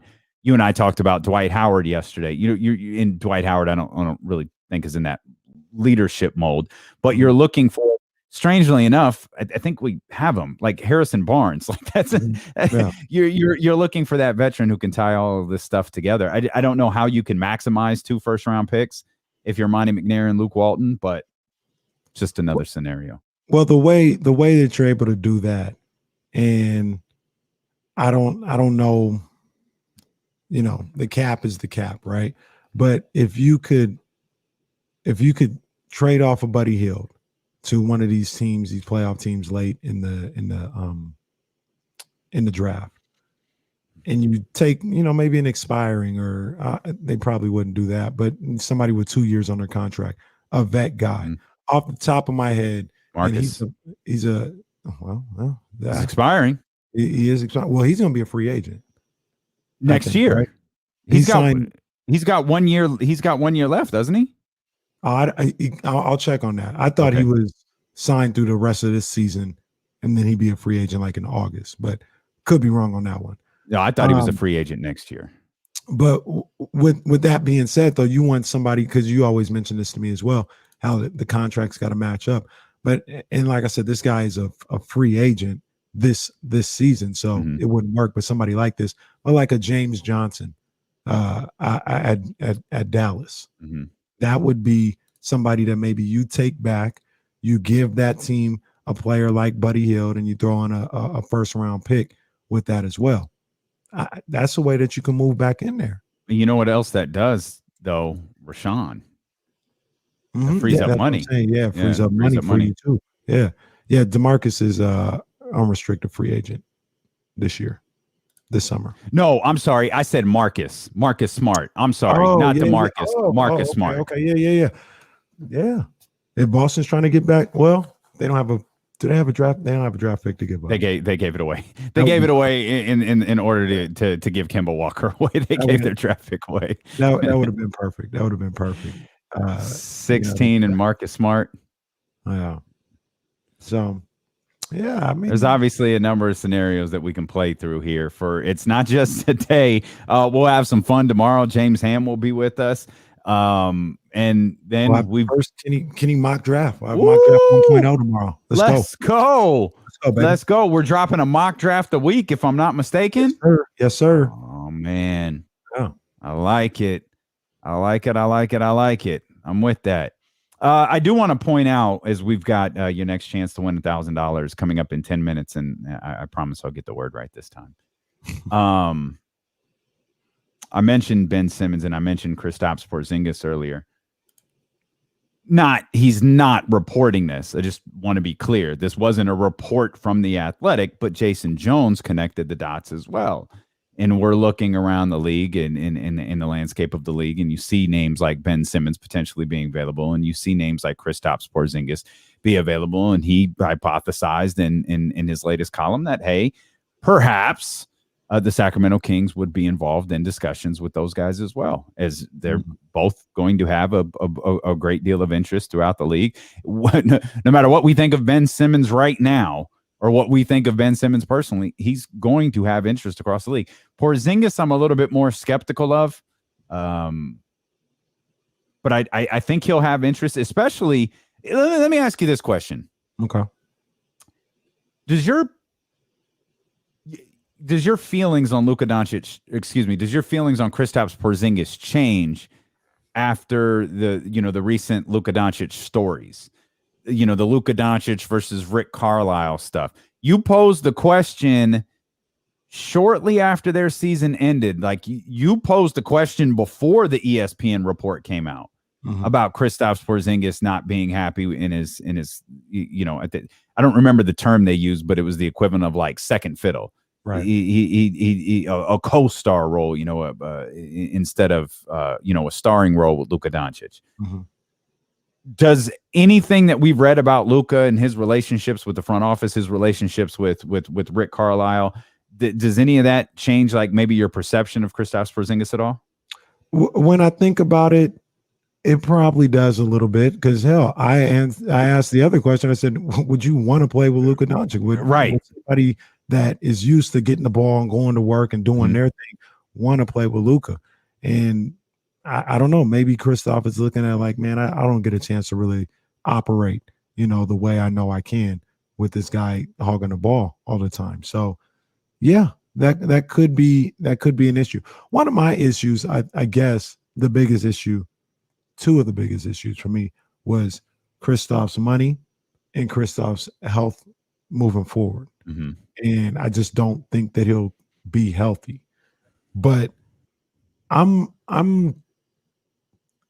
getting into a position where if they did bring back Kristoff for in that Buddy and Bagley scenario, or whatever the case may be, I wouldn't be opposed to that. I definitely wouldn't be opposed to that. Okay. Got concerns about Kristoff, absolutely. Like I mentioned, everybody that you bring in, they're going to have some warts. You know what I mean? And there's going to be some things that's going to make you uneasy. But the more I think about it, the more I'm kind of opening up to it. It's interesting. He'll be an interesting name to follow. And I wonder just how, in such a short period of time, how many people around the league's perception of him might have changed. Obviously, they're more in tune with the things that are going on with Luka Doncic and Rick Carlisle, or the things that were allegedly going on between Luka Doncic and Rick Carlisle. Some of it didn't. You have a lot of Mavericks beat reporters who were pointing to stuff like, not all of this took place in the locker room. If you were watching close enough, you saw it on the floor. Right. Like you saw it there on the TV cameras. You saw it as plain as day. Right. I wonder how much that has shifted the thoughts on Porzingis, as much as they may have Luka Doncic. And I will say this about the Doncic Carlisle thing. From everything that I can gather, they didn't have it wasn't roses. You know what I'm saying? With that. But that isn't why Carlisle stepped away. I think it was more to do with the Haralabob guy. His influence, Cuban kind of picking him over Donnie Nelson, who's been there for so long, and kind of saying, yeah, I'm kind of done with this. But I mean, you would think though that somebody would say, I'll gut it out, because I got this guy that a lot of people are saying is going to be an MVP. I got a generational talent, and can win a championship. Maybe I'll gut it out. So the combination of the front office stuff and maybe how Doncic was, behaving, led Carlisle to say he was really done. But I say all that to say it wasn't just Doncic is the reason why Carlisle bounced. It had a lot to do with all that stuff going on. How close? And the thing that kind of just hung me up on Ben Simmons and Kristaps Porzingis, the last 24 hours or so, when we brought Ben Simmons back up earlier in the conversation, and we're here on this lottery, and you're looking for the next big star. I keep thinking, like, James Harden became, we fell down a rabbit hole when we were looking at like the box scores of the Heat Thunder NBA Finals. It's like James Harden was such a different player in an entirely different role. It's like he gets to Houston, he's a made man. Yeah, He's an elite star in the league almost immediately. You look at Steph. You go back and you look at Steph's career. Steph's career took a leap at 24. Like he got his trajectory noticeably changed at the age of 24. Mm-hmm. He exploded at the age of 27. And he became, what we know now as Steph Curry. But that's why I kept getting hung up on like, hey, can Ben Simmons take a leap? Like, can he still do something that we just haven't seen him do yet? Harden changed. I don't know how much his game changed as much as his philosophy changed and his ability to implement his philosophy changed. Mm-hmm. He was guy 4 in Oklahoma City. He wanted to be guy 1. Houston gave him the chance to be guy 1. That's what he was. QB1, as the term has been since the famous Chicago Bears tweet. Steph's game just evolved. Mm-hmm. It just evolved, and he kept like he got more aggressive. He just kept getting better and better and better. Man, Ben Porzingis, they can't do that. Like, we're positive. Remember, even Ben Simmons thought of very highly. Porzingis was a guy that people were salivating over. Oh my God, this guy's going to be the next big thing in the league. Maybe he was in a Harden Oklahoma City situation. Now I know there's injury concerns. I understand that. I understand the dollars and all of that. But just strictly as a player, are we positive these guys don't have a leap in front of them? Positive, no. Like when you look at those guys that you talked about, those Steph and James Harden, and I would even throw Julius Randle into this. Okay, that's a great call. Great call. You just look at them as basketball players. There was a skill level that you still saw there. Steph, he was a shooter from day one. He worked on his handle. He got crafty, but he had something to fall back on. James Harden, he was a scorer his entire life, and he just got better at that, got even craftier, worked on his game. I look at Porzingis, his concern really isn't his skills, it's the injury history and his height. You know how I feel about guys that size. Too tall. Too tall. They just don't seem to hold up over the course of their career. And then you look at Ben Simmons, and what are we falling back on? Like, we're asking a guy to go essentially from 0 as a shooter to 70%, like not making 70%, but like a C shooter. Like that, if we're putting on a grading scale, you want your grade to go from a 0, from a 5% F to a C. Mm-hmm. That typically doesn't happen. Mm-hmm. You know what I'm saying? So I don't know. And Shot a Man says if Lonzo can fix his shot, then Ben Simmons can fix his shot. Lonzo shot the ball well in college. Like, he worked on mechanically shooting off the dribble, and he got better. But Lonzo, remember, he was stroking from 30 feet out in high school and college. Like, he wasn't this just complete 0 as a shooter. Those are two different people, in my opinion. So I keep on saying, I don't believe it. If he does something in his career, sure. But I don't believe that he can when I talk about Ben Simmons. Just don't see it. Here comes the money. Here we go. Money talk. Here comes the money. No, it is not Kristops Porzingis or Ben Simmons contracts. We're talking about the Summer of Cash contest. Right now, your chance to win $1,000. All you got to do is text the code word West. 728-81. That's good morning, Mr. West. 728-81. This is a multi-state contest. Message and data rates apply. And remember, don't text and drive. Again, text the word West to 728-81. Did I get that right, Jesse? All right. Thank you. Jesse's holding my hand throughout the day to make sure I don't screw up anymore. Hey, here we go. Here comes the money. Another opportunity for you to win $1,000 coming up 1 hour from now. Also, in this 1 o'clock hour, we'll have our second lottery simulation. In our first, Sacramento Kings moved up to the number 4 slot.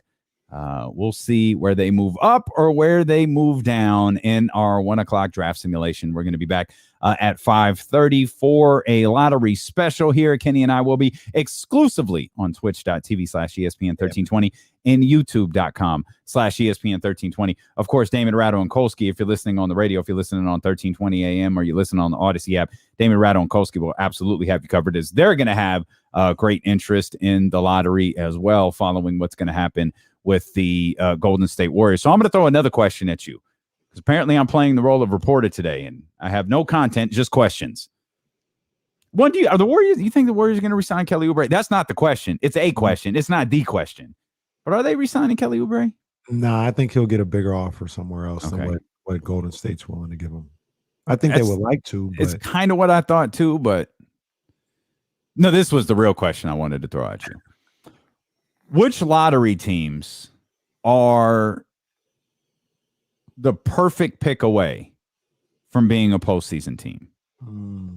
And you talked about the depth of this lottery a few moments ago. So this may not have anything to do with moving up in the draft, moving down in the draft. This may not have anything to do with what happens tonight. It could simply be who is the perfect draft select. Like if the Kings... not talking about the type of player, but if the Kings hit a home run along the lines of what they did last year with Tyrese Halliburton, are they instantly a postseason team? If not, is there a team out there who hits a home run with their draft pick, whether it's number 1 or it's number 10, and they immediately become a postseason team? And I'm using the term postseason on purpose. Yeah. Because I'm talking about the play-in situation as well. Well, there's only about 3 answers. Are you looking for the number 1 or no? I'm just funny that you said 3, because that's how many I came up with. Yeah. I came up with 3 teams. So we'll talk about that. We'll come back. We'll talk a lot more about the Kings. We'll talk about the game tonight as well. In addition to the draft lottery, there's an actual basketball game to be played tonight. Suns Clippers game 2. Who's out? Who's in? We'll discuss all that as Dylan and Casey continue on Sacramento's number 1 sports station, ESPN 1320.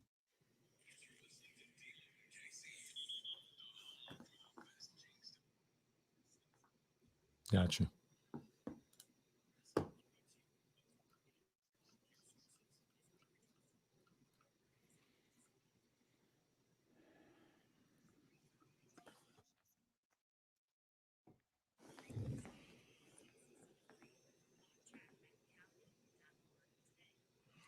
Hey, what's going on, everybody? KC here, and everybody is talking about refinancing their home, taking out equity, or getting mortgages because interest rates are currently below 3% APR. Now, before you go visit your bank, you have to go to citycenter.com today. I know my broker over at City Center Financial is looking out for me and trying to get me the best rate possible by comparing offers from many banks so I get the best deal. Your first step to refinancing or buying a home should start at GoCityCenter.com. That's GoCityCenter.com. At City Center Financial, you're in good hands with experts that have been successful helping families with their refinance and home buying needs and goals for over 20 years now. If you're thinking of refinancing to fix up your home or take out some of that equity, you have to reach out to City Center Financial first at GoCityCenter.com. Rates could rise soon. So now is the time to get that free consultation with an expert at GoCityCenter.com today. City Center Financial, the most options and the best rates. Cal BRE number 018375543, NMLS number 353383. Woo! It's still a struggle. Those things are tough. It's still a struggle. I see you, Jason. I don't agree, though. Though I probably should. That's not a bad point. They didn't make my list. It's a short list. Yeah, they didn't make my list either. But it's not bad. I see where I smell what you're cooking.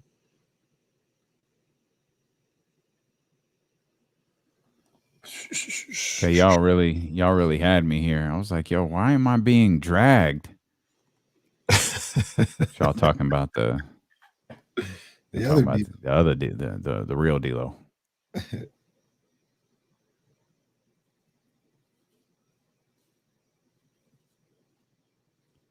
Here comes the money. Money, money, money, money, money, money, money.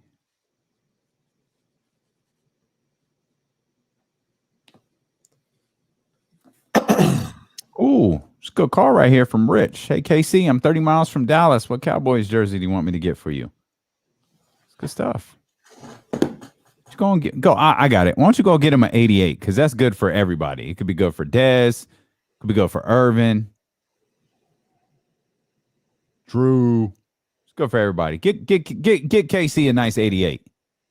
Get him the one with the stars on the shoulders. So Kenny knows he's a star. You see my face? All right. He wants a 4. Just get him a Dak Prescott jersey. He'll be fine. You know, who is the Cowboy that I like the most? At the time, I hated Michael Irvin. Now I look back, I like the playmaker. The playmaker's pretty cool. Emmett, I always had love for Emmett. Mm-hmm. You know, not during when he was running all over us, obviously. But looking back, I mean, Emmett, he was a tough dude. He was a tough dude. I like Emmett. That's really about where it ends. Oh. You like DeMarcus Ware. Everybody likes DeMarcus Ware. He never bothered nobody. DeMarcus Ware. Damn. What was it? You got Witten, then like him. What was the middle linebacker, the white guy? Oh God. Sean Lee. Yeah, Sean Lee. I didn't even like Sean Lee. Chill, Cole, chill. Relax.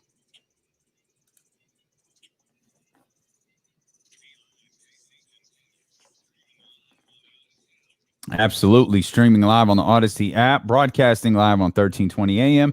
And you can watch the show on twitch.tv/ESPN1320 and youtube.com/ESPN1320. We're back for a draft lottery show. Yeah. You can watch the lottery with us.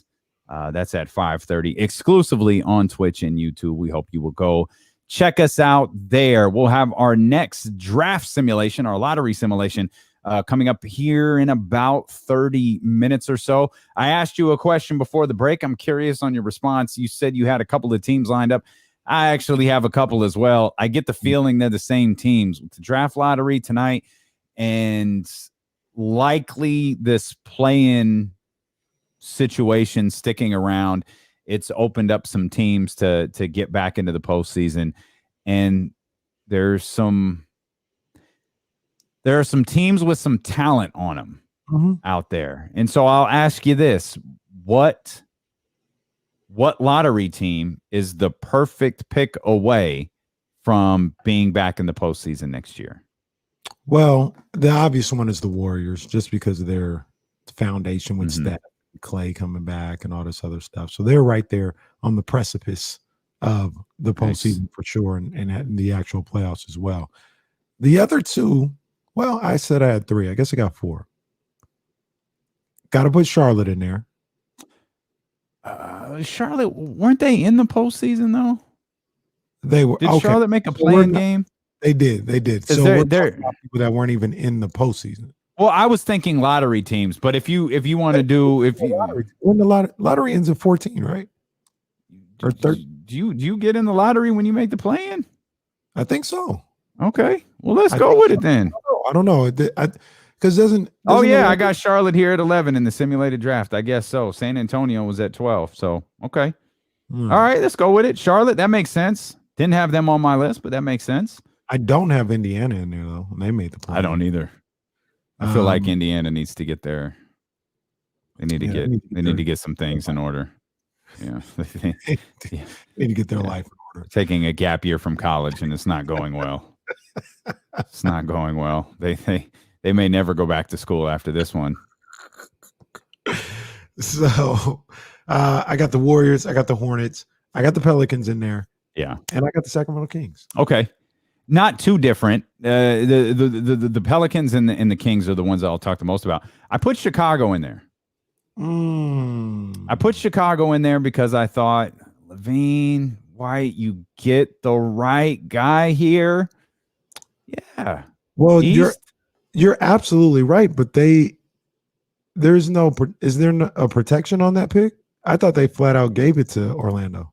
Oh, I thought there was a protection on it. There might be. I thought they flat out. I absolutely thought there was a protection on it. I can tell you right now, there is no. Yeah, it's a top 4 protection. I thought it was a top 10 protection. Chicago, they are. That would be a great call though. Like if they're close anyways. 4, yeah, like they be in there, but yeah, they're right there. I think if Zach LaVine wouldn't have gotten sick, they probably would have made the play-in this year. Yeah, they're close.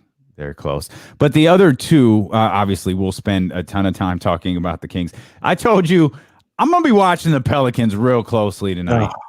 You're starting to make me nervous. Because if the Pelicans magically wind up in the top 4, I'm calling bent quarter of the envelope. I'm calling frozen ping pong ball. I'm calling the ghost of David Stern has come back to rig this thing in a more blatant fashion than they did when they being the NBA, owned and just sold the team off days or weeks before, whatever it was, and somehow magically the Pelicans wound up with the number 1 pick in the draft that just so happened to land them Anthony Davis. Can we stop trying to save the New Orleans Pelicans?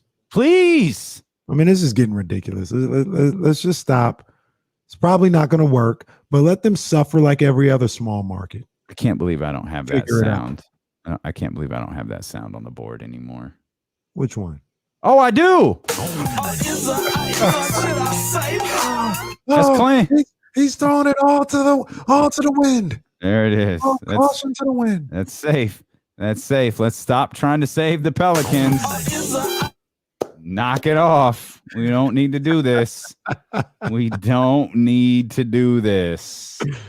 Yeah, but I'm watching closely. Like if their name isn't called early in the lottery, and all of a sudden the camera flashes to David Griffin or whoever is representing the Pelicans, and that team is in the top 4, I'm gonna have some questions for Adam and the rest of the league. Absolutely. Pelicans, they got to the playoffs twice with AD. Then they lost them. One thing I will say about the Kings is they haven't had the opportunity to blow multiple number 1 picks the way Minnesota and New Orleans has. Yeah. Like for whatever reason, they never really get too high, except for the one year they got number 2. And they're always in a position where it's kind of these guys that they could go one way or the other. Mm-hmm. Minnesota has gotten 3 number 1 picks. 3. New Orleans has gotten 2. And they really don't have neither franchise has much of anything to show for it. It's kind of crazy.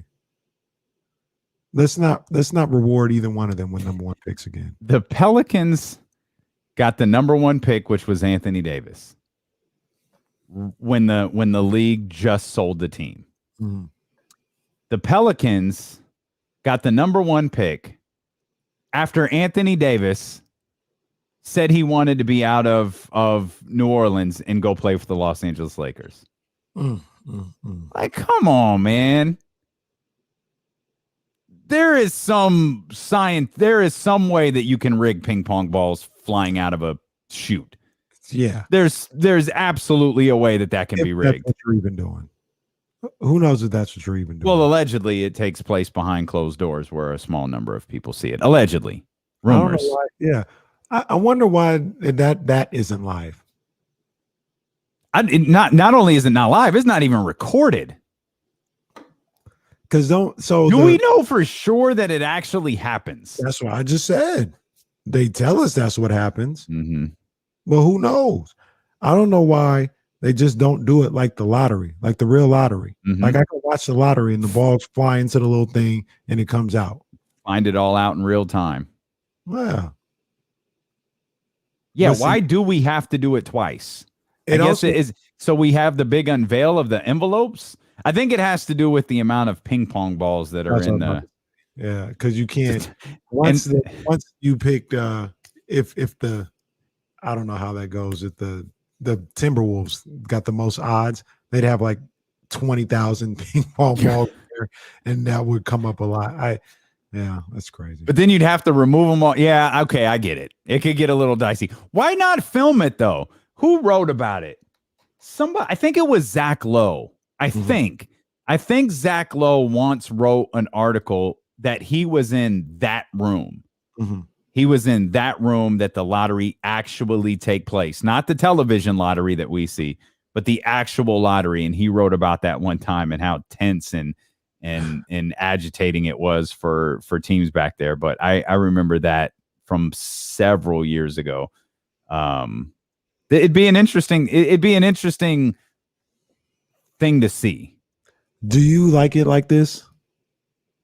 Or do you want like the NFL worst record type deal? I think you do the worst record thing, man. You're open and you because we think there's a form of tanking now, right? Oh, we won't have to wonder if you do it just by worst record. Because once you're eliminated, what's my motivation here? What am I trying to accomplish? Like once you're eliminated, what are you trying to do? Right. Why does it work in the NFL?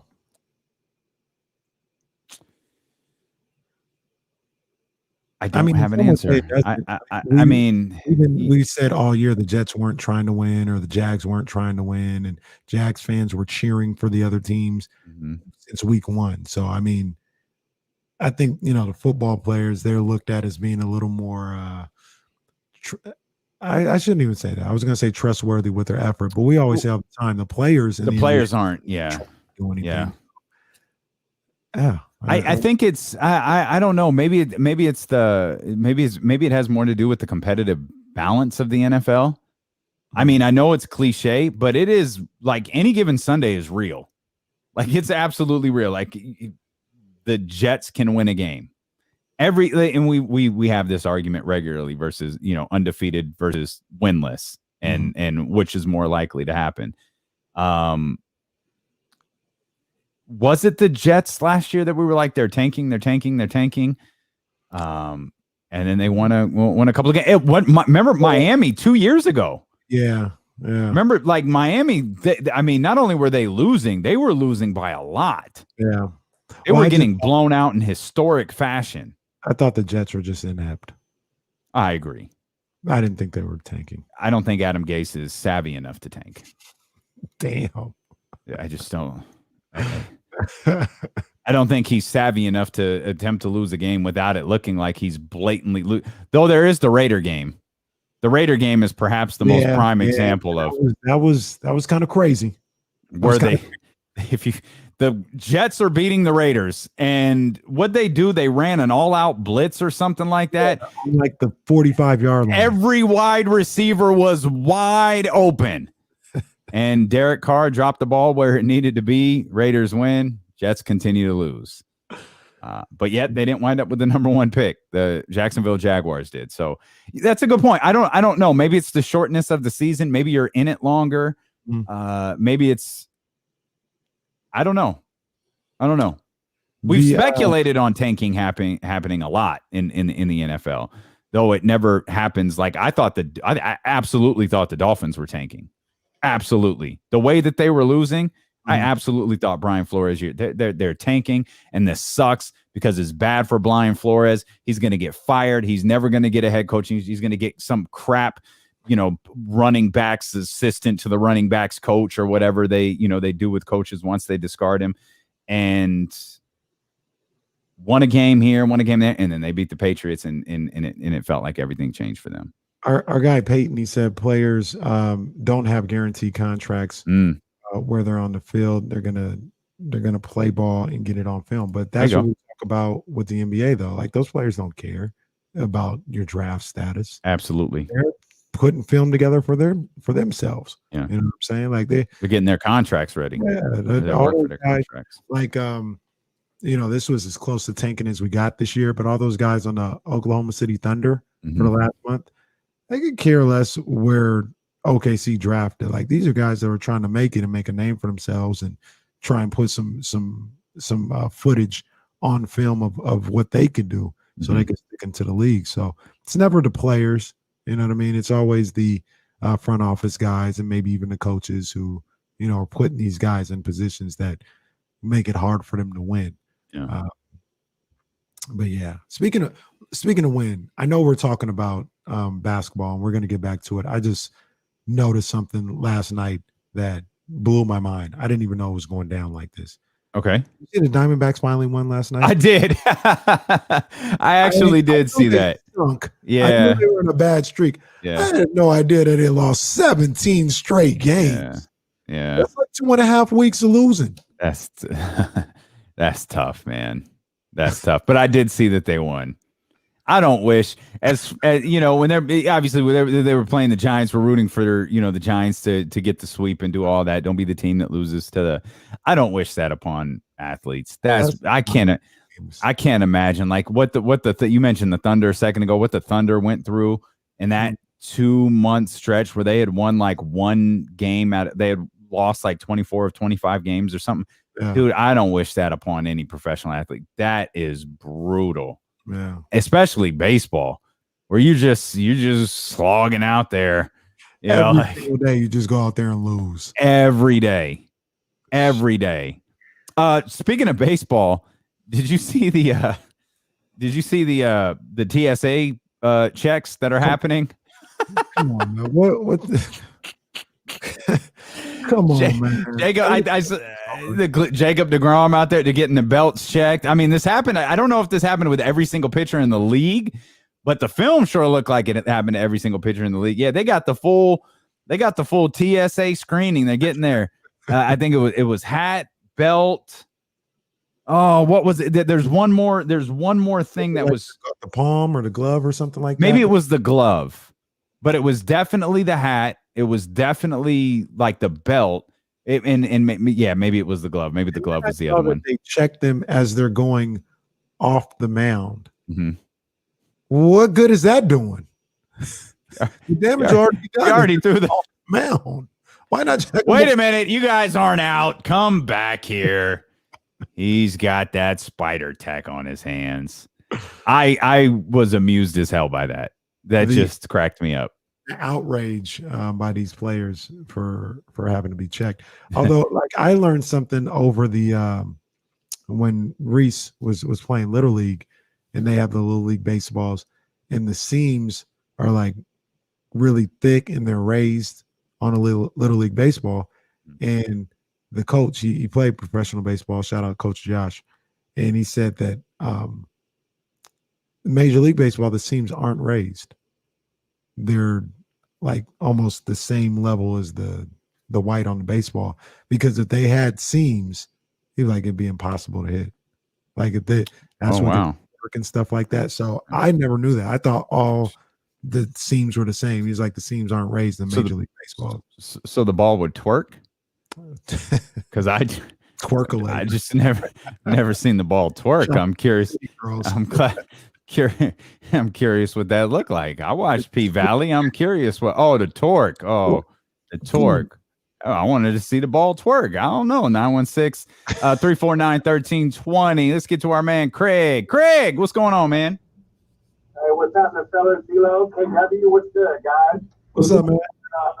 I just want to real quick. You talked about the Giants. Go Giants, or not the Giants, but baseball in general. Go Giants. They're going to keep it going.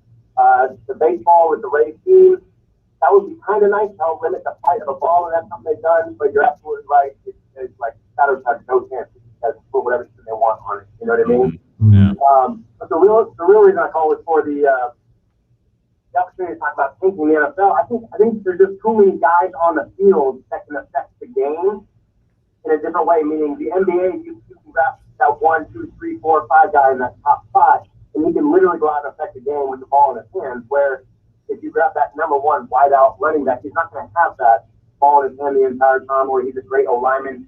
Now he's depending on the play or protecting the backside of the quarterback. So you got 11 other guys, 10 other guys to worry about, as opposed to 4 of the guys on the court. So that's my take on the thinking aspect. I love the show, fellas. Take care. No, we appreciate you, man. That's a good call. I would counter that saying the quarterback is the most important position in sports. Mm-hmm. And if this year, if you could get Trevor Lawrence, people are like, yeah, lose every game. Get Trevor Lawrence. Yeah. So, but he's right. I mean, there's so many different moving parts in football compared to basketball.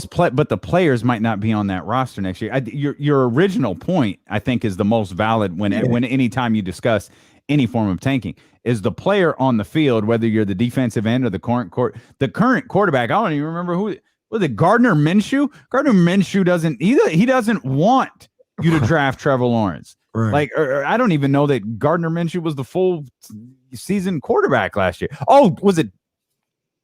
Who the hell was their quarterback last year? Gardner Minshew got hurt during the season, or he got pulled, or something like that. So was it? What's the guy's name? I don't know. Was it Glennon? No, it couldn't have been Mike Glennon.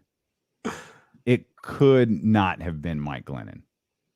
Who the hell was the Jaguars quarterback at the end of the season? Almost said Teddy Bridgewater. Teddy Bridgewater was in Carolina.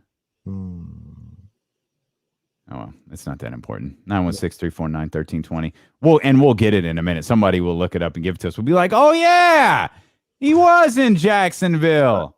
Remember when Gardner Minshew? We might. They'll be like, oh, he was? It was Glennon. Mike Glennon was serious. No, last year, not 10 years ago. Mike Glennon was for real the quarterback of the Jacksonville Jaguars. Okay, they were absolutely trying to lose. How the hell? Remember when Gardner Minshew was supposed to be the next?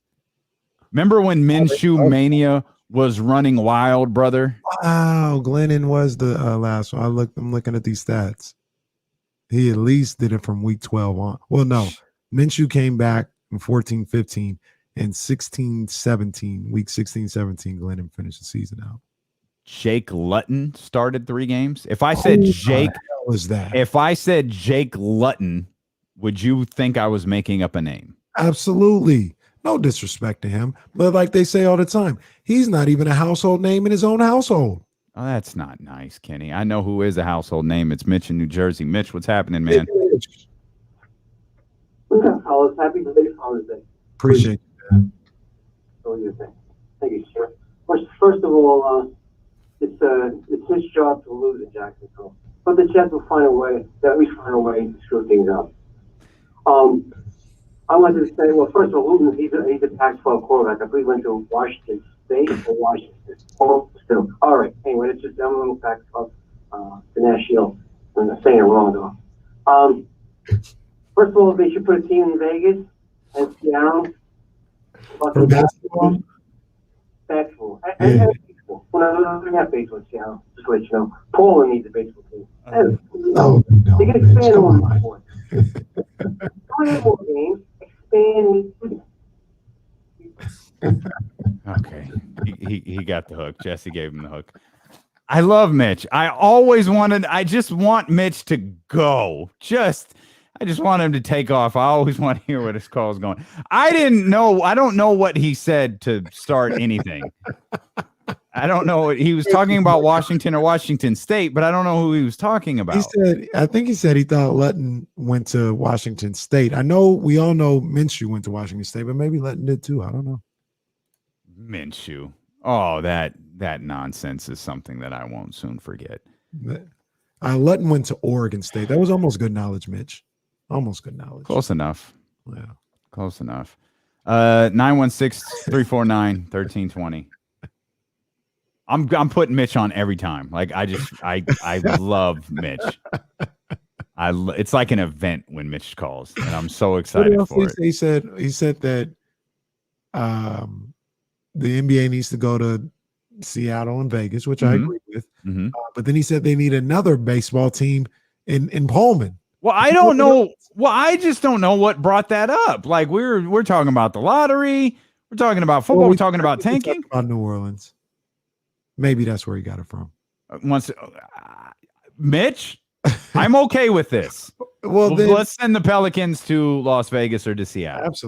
Absolutely. Give Seattle an expansion team because they need an expansion draft. I don't want them to have anything that's in the NBA right now. Okay, you start from scratch. All right, you start from the scraps. We're doing what expansion teams in Seattle. Yeah, they don't get no relocation. No, you start from the scraps. You start from expansion. Start. Matter of fact, give them. Don't even do an expansion draft in the NBA. Have them pick from the G League. Okay. See, I was gonna say, Eye of the Tiger, be careful, because with an expansion draft comes protections that you have to put on players, and you can't protect everybody. That means you're gonna lose someone on the Sacramento Kings. So maybe you don't want to go that route of expansion. They can look. When they have the expansion draft, we'll leave Ben Simmons unprotected. Future Sacramento King Ben Simmons. Okay. Start your franchise with Ben Simmons, Seattle. You a cold piece of work, man. I'm telling you that right now. You a cold piece of business. We had fun with our first draft lottery simulation of the day. The Sacramento Kings landed at number 4. We're doing a simulation per hour, so we'll do our next one immediately following the break. Also, got to talk a little USA basketball here, men's and women's. Plus, Carl Nassib, the first openly gay player in the NFL. We'll give you our thoughts on that as that news came rolling in yesterday. If you want to jump in on the show, Twitch, YouTube, those are great places to do it. If you're out and about, if you're listening on 1320 AM and you don't want to miss a thing, and why would you? Go to the Odyssey app. Download the Odyssey app wherever you get apps from. Search ESPN 1320. Hit the heart button. You can listen to us anywhere in the world. And we're coming back. We're talking more Kings. We're talking more lottery. We're talking more NBAs. D'Lo and Casey roll along on Sacramento's #1 sports station, ESPN 1320.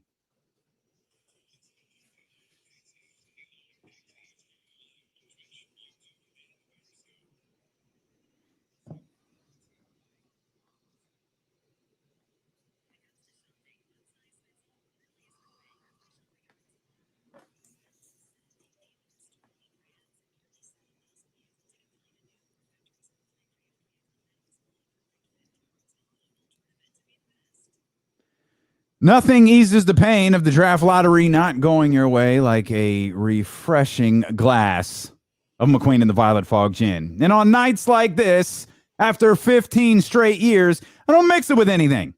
Just put it on some ice and sip as the ping pong balls go flying and the envelopes get turned over. It's that smooth delivery and distinct citrus flavor that cools and refreshes me every time, no matter how frustrated I get with our current basketball franchise. Because McQueen and the Violet Fog is a Brazilian gin that's produced in limited batches. It's what we mean when we say we don't make much, but what we do make is damn good. And I know many of you've tried it. You posted your pictures on social media. Now we want you to post your recipes on social media. You can share them on Twitter. You can share them on Instagram at @DLMKC, at McQueen Violet Fog. What are you mixing up tonight with McQueen and the Violet Fog gin? Let us know. We want to share it with everybody. Just as we've shared McQueen with you, we want to share your McQueen recipes with everybody else. So tag us again. It's at D'Lo and Casey and at McQueen Violet Fog. We want to spread the word to the world about your recipes. After 500 years, it's time for a new gin. It's time for McQueen and the Violet Fog. KIFM reminds you, be responsible. Don't drink and drive.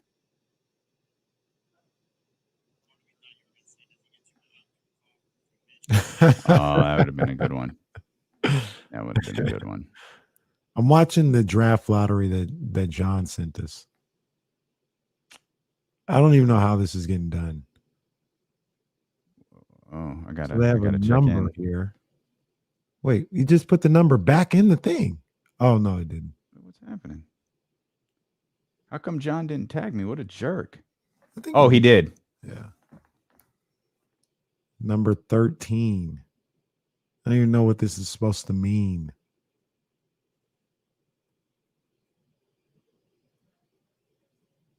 Where do they broadcast this at, John? I think they probably do this afterwards. Show. Oh, yeah, for sure. They do it afterwards. I don't know what's happening, but I'm already bored, so I'm just turning it off. It's only 12 minutes. Yeah, that's actually a lot shorter than I thought it would be.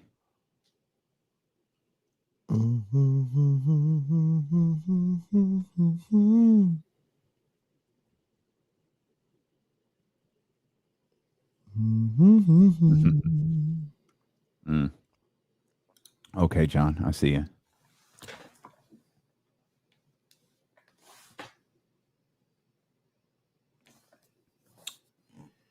Yes, they did, but he didn't make the team. Carl's actually on the Raiders. It's a good call by Bryce. Start your franchise with Brad Stevens.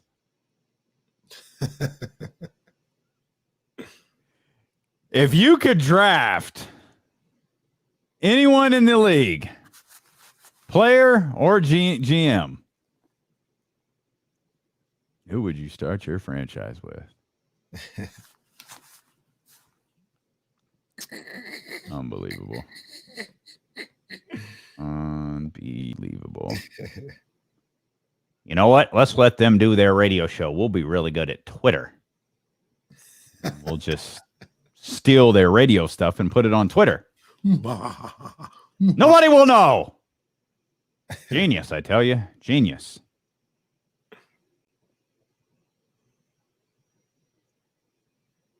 Even John explaining it is boring.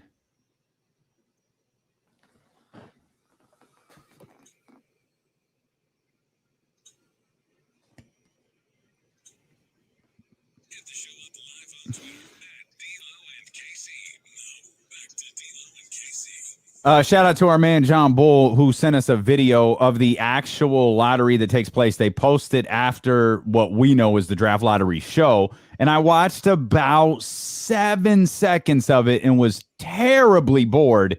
So hard pass on seeing how the sausage is made. I'm good. Let's just stick with our draft simulator here, KC. We did pretty well the first time around with our draft simulator, and we got the Sacramento Kings up to number 4. Yeah. Our second do it again. Simulation of the day. The Sacramento Kings will draft. Oh, God. Oh, thanks a lot, Dave. At number 10. Thanks a lot. The Sacramento Kings will draft at number 10. Well, I don't. Let me tell you some of the guys that are at number 10. Let's do it again. The Sacramento Kings will. Oh, this just took us to 9. Forget it. This hour's cursed. It's a bad luck hour. Number 10, there's a Josh Giddey. He's an international point guard, 6'8" point guard, 18 years old. Oh, man. Cody Crispert out of Gonzaga. That boy can shoot the rock, man. That's for sure. And who else we got here? Franz Wagner out of Michigan. Brian West is big on Wagner. Look, I saw him. He's cool. He's good. He's a cool player. He's a cool player. I don't know, man. I wouldn't go crazy over him. This was way more fun when we finished at 4. Was way more fun. This is now depressing. As John would say, no, we suck again. That's David. Boo! Whose man's is this? I know. I tried to. This is what happened earlier. I'm telling you. I'm gonna hit it one more time just to see where we. Dude, we're back at 10. Oh man, come on, dude. It's gonna be a sad night. Come on, dude. Oh, jeez. This is awful. Well, we definitely need to trade that pick. Trade the 10. Yeah, I think that's.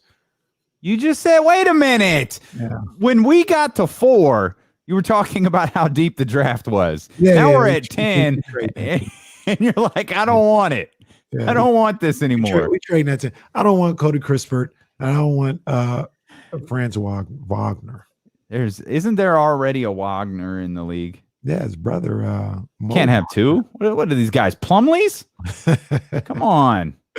What are we doing here? You know, to be honest, I would not trade the 10 right now. Right now, like I'd be a lot more open to trading the 10 than the 4. That's for sure.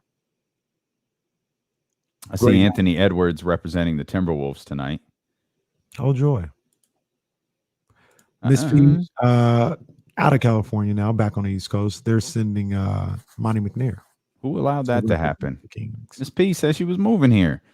She said she didn't want to move here at all. She's like, no. No, she wants to be in California. Oh, okay. She didn't want to go back to that humidity in DC.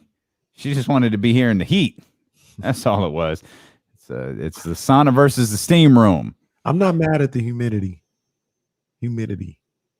That's crazy person talk. Humidity is terrible. I wouldn't say that. It's terrible. It's not as bad as being fried. That's not true. Humidity is suffocating. It is awful.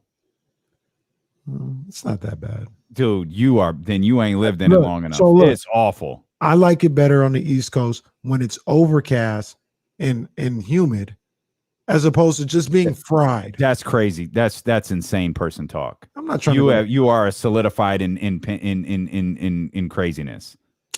Y'all tripping. You here, like Terrence says, you get Ben Simmons for that take. Your take on humidity, that's netted you Ben Simmons. But it's like I say when I go to Vegas, I'm fine at night. When the sun's down and it's 92. But the temperature doesn't change on the East Coast when it's humid. No, but it'll say like the high is 82 degrees, and then it'll be 11 o'clock at night, and it's 82 degrees. But what I'm telling you is the sun is what's the killer. The sun is the killer. Bro, I don't think if it's 85 and humid back east and it's overcast, I can go about my day. I can go about my day. I can get in the car. No. Get in the car. Did you try to get in the car last week? No, I did not. I don't leave the house. Excuse me. I don't have leather seats. Oh, that's only by choice. This conversation can be titled, "Tell me you've never been in humidity without telling me you've never been in humidity." I go to the East Coast every summer. You going at the right times then, because you ain't lived through it. I'm in August when it's the dog days. I'm out there. I'm telling you, all last week I had to start the car, put the air on, go back inside for about 5 minutes because I couldn't sit down. I was burning. John says you just got us the 14th pick with this take. It's not even possible, but we got it because of this take on humidity. I 100% would rather be. I don't think there is this in the East Coast than in Arizona. There's not a person in this chat, and I'd go so far as to say there's not a person on the planet who agrees with this take. No, humidity is miserable. Y'all tripping.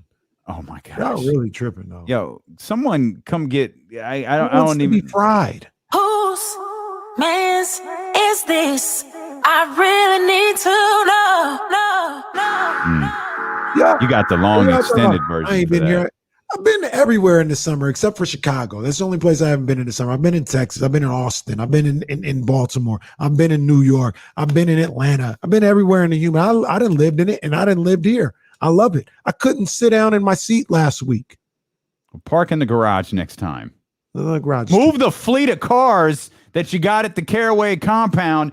Build a garage, an air-conditioned garage, so you can pull your car with the leather seats in it, so you don't burn your little sensitive butt when you get in the car to go drive somewhere. Now, what I don't like about the East Coast is it'll be July, it'll be 85 and humid, 89 and humid. I'm dressed for the summer. All of a sudden, a downpour happens.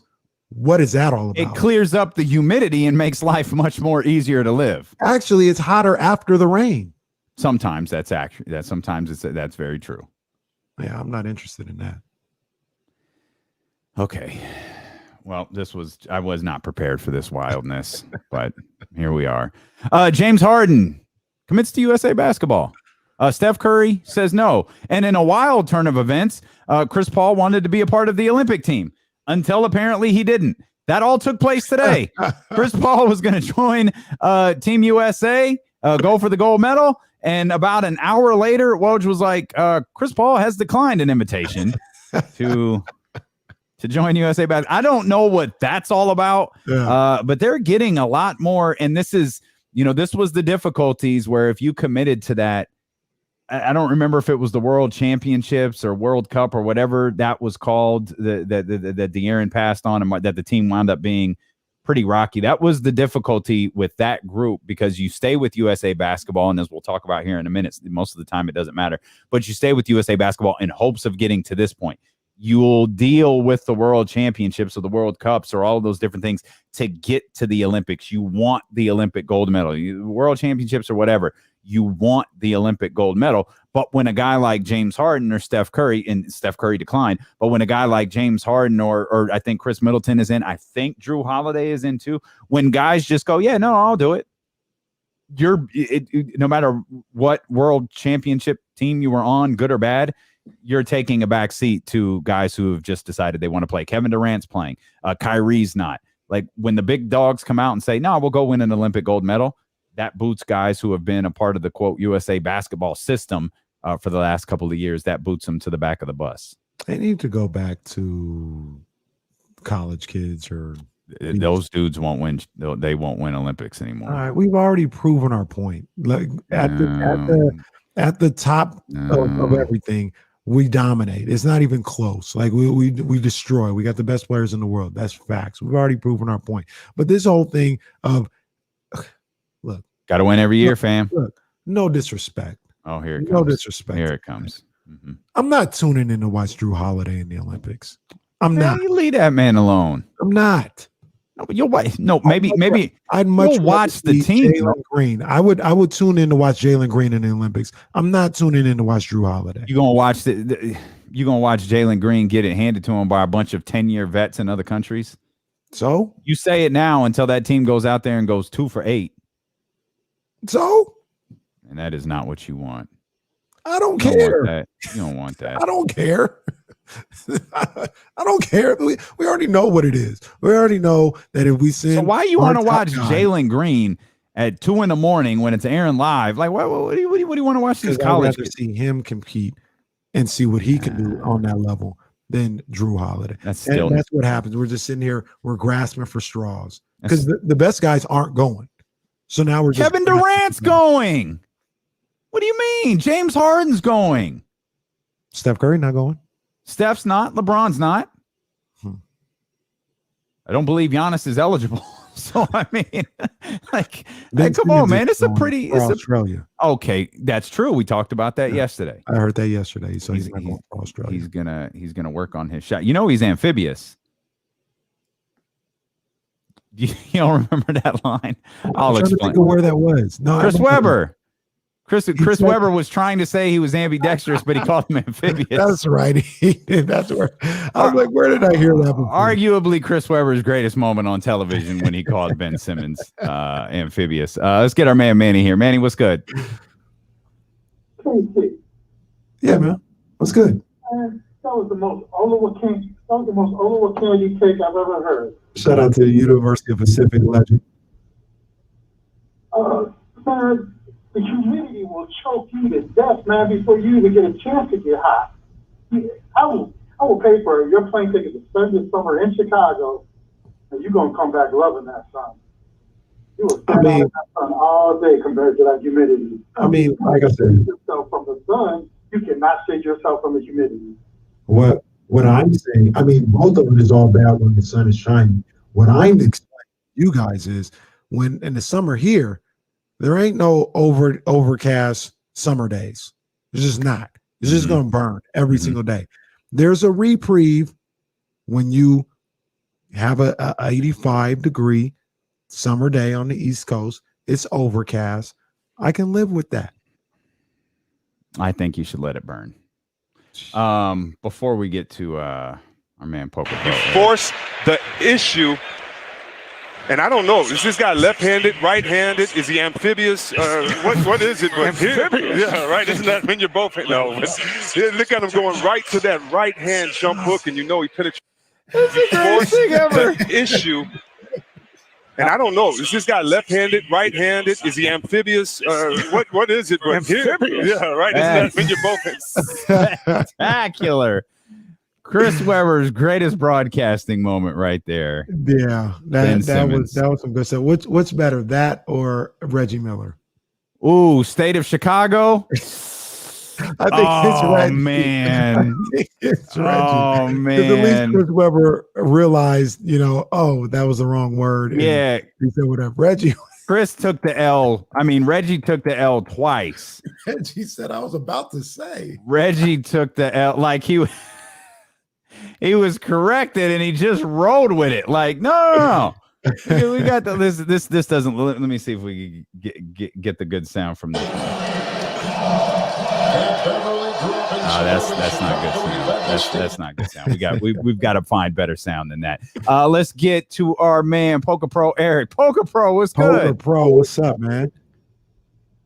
Hey, just driving around in the car, enjoying the show today. It's obviously an important day in history of Sacramento. It's the not every 15 years, Kenny. Every single year for 15 years. Yeah, that was a Chris Webber moment by me. Sorry. it was an amphibious moment. Maybe he meant amphibious. Who knows? Maybe the player can he can play water polo in the Olympics. He can play basketball in the Olympics. Maybe he can do both. Maybe that explains a lot. Yeah, but Damien, I actually have to call you. You're one of the only guys I've ever heard correctly analogize the draft lottery as being rigged in favor of New Orleans. People always go, well, if they wanted to rig it for Zion Williamson, they'd send Zion to New York or to L.A. No, fam. New York doesn't need Zion Williamson. They're like, Kenny's going to tell you, they're the Mecca already. They don't need a guy like that. And David laid it out perfectly. When the NBA was trying to sell the team and give a reason to like, hey, you're going to buy this team, we're going to hook you up with that number one pick you take. And then, hey, New Orleans is in danger of leaving New Orleans. What can we do? Oh, let's send them the exciting player from Duke, Zion Williamson. It makes total sense that if you're going to rig it, you rig it for New Orleans, not for LA, not for Chicago, not for New York. And Sacramento is locked in for 35 plus years. They don't need to help Sacramento right now. Yeah. The Kings are the Kings. They got an owner. They're not moving. And they got an arena, by the way, so they're good there too. So if they're ever going to rig it for the Kings, it sure as hell ain't this year. And also, for my whole life, we've all heard the term deal done behind closed doors. That's not an NBA term. That's like an actual phrase, a deal done behind closed doors. The NBA lottery system literally happens behind a closed door on a stage, and I throw things on my TV every goddamn year. You can mention the Zach Lowe thing, but until they put it like on TV, I forgot recorded. There are ways to do it live, and I have a simple solution. Okay. You color all the ping pong balls, make like purple ping pong balls for the Kings and yellow for the Lakers. And you don't have to put thousands of them in. You just put like one for the Hornets because they were in the play-in. You put like 14 in for the teams in the bottom, and you just take them out. It would take about 6 seconds after every team take. You take out the yellow ping pong balls, and then you do it again. Take out the orange ones, do it again. Everybody gets to see it. Everybody knows the order. It would still be exciting as hell. A lot more exciting than freaking envelopes. Well, good call. All right, guys. I appreciate you. I love Poker Pro the caller. Yeah, I hate Poker Pro the caller. commentator. He's a good caller. He's a good caller. That definitely would not take 6 seconds. No, it would not. Oh my gosh, it'd be horrible. No. Yeah, that'd be horrible. That would be a terrible watch. You're listening to D'Lo and Casey on ESPN 1320. Again, we watched a couple of seconds of that video, Johnson. It was awful. You're listening to. It wasn't that bad. We just didn't know what was happening because they have these numbers on the ball. Yeah. That was awful for me. You're listening to ESPN 1320 KIFM, West Sacramento, KRXQ, HD2 Sacramento, and Odyssey Station, and driven by Lashers, Elk Grove Dodge. You can watch on Twitch. You can watch on YouTube. You can come back at 5:30 for the draft lottery special, and you can even be the leading scorer in the state of Chicago. Pat Beverly grew up in suburban Chicago. He led the state in scoring as a senior in high school. Went to Arkansas, yes. He led the state of Chicago in scoring. Illinois. Oh, okay. I was about to say, that's crazy talk right there. That's Kevin Harlan. I wonder if Marv Albert would have corrected him. Like, would Marv Albert have caught it that quick? Like, Kevin Harlan is sharp. Kevin Harlan, state of Illinois. Oh, It's that's the part that gets me. Chicago, he led the state in scoring as a senior in high school. What? Arkansas, yes. He led the state of Chicago in scoring. Illinois. Oh, okay. About to say. Oh, that's the part that gets me. It's the second one because it's not like the state of Illinois. It's like because him leading the state of Chicago would have been crazy. I was about to say. Hey, that's wild right there. That's wild stuff. Oh man, that's some funny stuff. Your chance Boy, to win $1,000 coming up in 4 minutes. Go ahead. He brought up a good question here. Okay. Who would the NBA rig it for this year? You know, as he was talking, he was talking about deals done behind closed doors. I don't know. You wouldn't do the Warriors, right? No. No, they don't need it. I mean, Houston would be the choice. I got one. What you got? Maybe a certain face of the maybe the greatest player of all time, who hasn't had the best history as an owner. He got number 3 last year, though. It's a thought. Did they move up last year? I don't know. Can't remember. I feel like there's been was last year the first year that they changed, like that the lottery system changed, like the percentages and all of that stuff changed. No, I don't know if it was the next year. Oh, so it was the year, because it happened like a lot. Like that first year, like there were changes. Yeah. So I don't know. I'm just throwing it out there. I can't see. You can't possibly help New Orleans again, which is why I said I'm watching them pretty closely tonight. Like Detroit, Orlando, Cleveland, there's nothing there. Minnesota, unless you're trying to do well. Last year. Yeah, but didn't they just sell? Yeah, but they just got help last year. A little lovey. Cleveland, that's another team to look out for. They always seem to find a way to get the number one pick. Well, they get 4 number 1 selections. Andrew Wiggins, LeBron James, Anthony Bennett, Kyrie Irving. 4. Come on. At least they got a championship out of it, though. Are they trying to get Minnesota to keep their pick? Well, they got to be top 4. That's a rig right there. Yeah, they got to be top 3, I think. Why did the NBA collapse? Well, they caught them rigging the lottery for Cleveland. What a horrible way to go.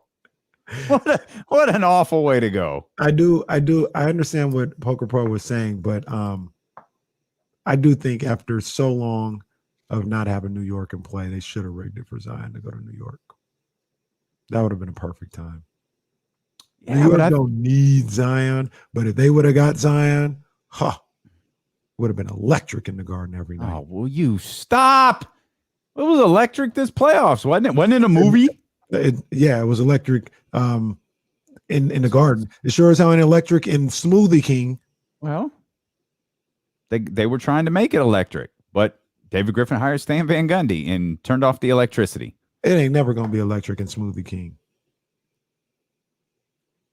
Never. I disagree. They're a bandwagon. Look at what's going on in Phoenix. There are bandwagon fans everywhere. I mean, they've had playoff teams in the past, sold it out, whatever. It's all good. It's never a movie in New Orleans. There'll be a movie. Yes, it is. It absolutely is a movie in New Orleans, in the Superdome. Oh, that's there's regularly movies being made at the Superdome. That's facts. That's facts. Absolutely. Some of the you argue the first game after Katrina is one of the greatest Monday night spectacles in history. Oh, for sure. It was a movie a couple years ago when George Kittle took that boy for a ride for a couple yards. Niners went in there and did what they did. That was a movie I don't think New Orleans particularly enjoyed, though. But yeah, I mean, if you want to go movie status, we can. There's a couple of other things that we want to talk about. Some of it's football related as well. Here comes the money. Here we go. Money talk. Here comes the money. But first, it's the Summer of Cash contest. Your third opportunity to win $1,000 right now. It's the Summer of Cash contest. There's no humidity in this summer. Here is your chance to win $1,000. Text the code word. I'm so paranoid about saying the wrong word now. I'm like triple checking. You got it. You got it. Text the code word run. I'm Ben Simmons. My confidence is shaking. Take the shot, damn it. Text the code word run to 72881. That's run, as in run away from the humidity. I don't know. 72881. This is a multi-state contest. Message and data rates apply. And remember, don't text and drive. I got the yips. Yeah, man. I straight up got the yips. Passing it in the key. I'm about to dish it off the Thibault here any minute, man. I can't get in a groove with these words ever since we you know what? It was Master that threw me off. Master has thrown this whole thing to hell. Absolutely. 100%. And now I change the words every day in two different places to prevent things like saying the wrong word at the wrong hour. I only made the change in one spot last night, therefore I got the word. Are you not even going to just say the word in the fourth hour? Well, that would be on brand. Don't even say it. I'm dishing the 3 o'clock word to Jesse right there. Here's your chance to win $1,000. Text the code word. Jesse, lay it in. Here. You take it. I don't want to do it. Hoops. Then I'll probably get fouled. And he says those smoothies are electric, though. I've heard that. I've heard that. They're better than the daiquiris that you can get in New Orleans. The drive-through daiquiris. Not Big familiar. I don't know if you can get those downtown. You might have to go on one of them wards to go get one of those. But I got them. Mm-hmm. Drive-through daiquiri. That's crazy when you think about it. A drive-through daiquiri. That's all crazy. right. Well, isn't that like Taco Alcohol, Bell too. started serving like margaritas, like that like special Taco Bell? I think they have one downtown. I feel like they opened one downtown like right before the pandemic, so I have no idea if it's still there. But it's like a Taco Bell around the corner from my crib. No, it's not that one. Does it have alcohol? I don't know. There's a special Taco Bell that has alcohol. I don't know if there's a drive-through though. Wow. It may be like a sit-down Taco Bell. It's like an elegant. I would Elegant hope Taco so. Bell. I don't know about the idea of being able to get alcohol in the drive-through. I don't know how that's supposed to work. No, I don't know. We need to step out. We need to come back. I wanted to talk more about USA basketball. Maybe there's a different time and a place to do that, because I do want to talk about Carl Nassib as well. And I want to talk about the game tonight. We're talking about the damn lottery. There's a basketball game to be played tonight. And it's the Western Conference Finals, for good's sake. So we'll dive into that. We'll get back into the Kings, all of these different things. And was Tom Brady talking about Jimmy Garoppolo? We'll explain. It's D'Lo and Casey continue here on Sacramento's #1 sports station, ESPN 1320.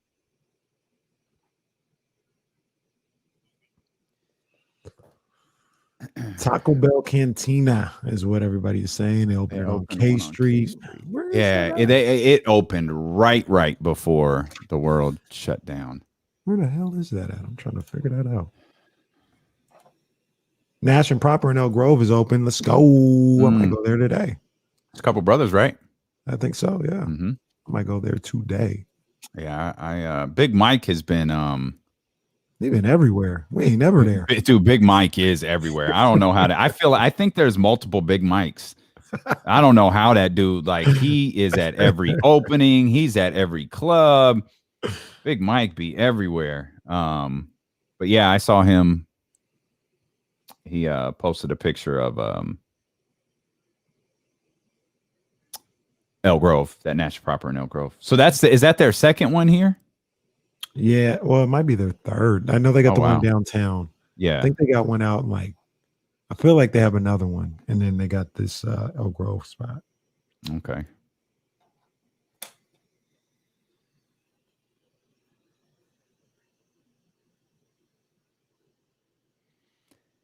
Dollar.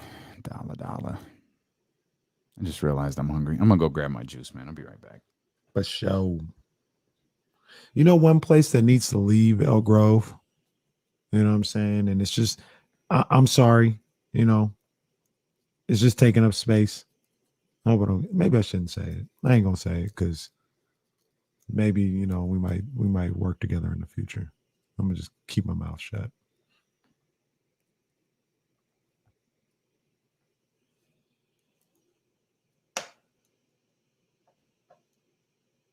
Oh yeah, you're right, David. 13th round. Tank and Barrios. You know what I'm saying? I mean, I'm a big Tank Davis guy. That's one of my favorite fighters out. But I'm nervous about this fight on Saturday, man. I like Barrios a lot. I do. I think Barrios can fight. And if he loses to Tank, I'll be rooting for Barrios moving forward. I like that cat. I like that cat. Can we confirm, is he from the Bay Area? No, I think he's from San Antonio, matter of fact. But he lives and works out in the Bay Area, works with Virgil Hunter right now.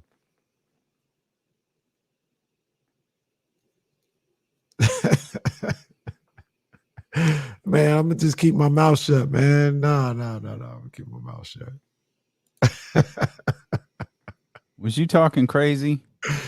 Nah, I was about to talk about a place that needs to move out of Elk Grove because it's taking up space. But I was like, I don't know. Business might be made down the road, so I'm gonna just keep my mouth shut. I doubt business will be made, but just in case. I gotcha.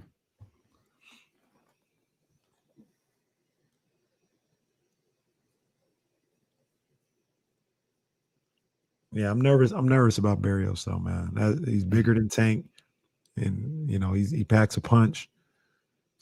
I don't know. The only thing that I can think about though is Barrios he's not not good on the defensive end. He'll leave openings for Tank, and Tank might catch him. Tank might have quicker hands and stuff like that. But man, I'm nervous for my guy.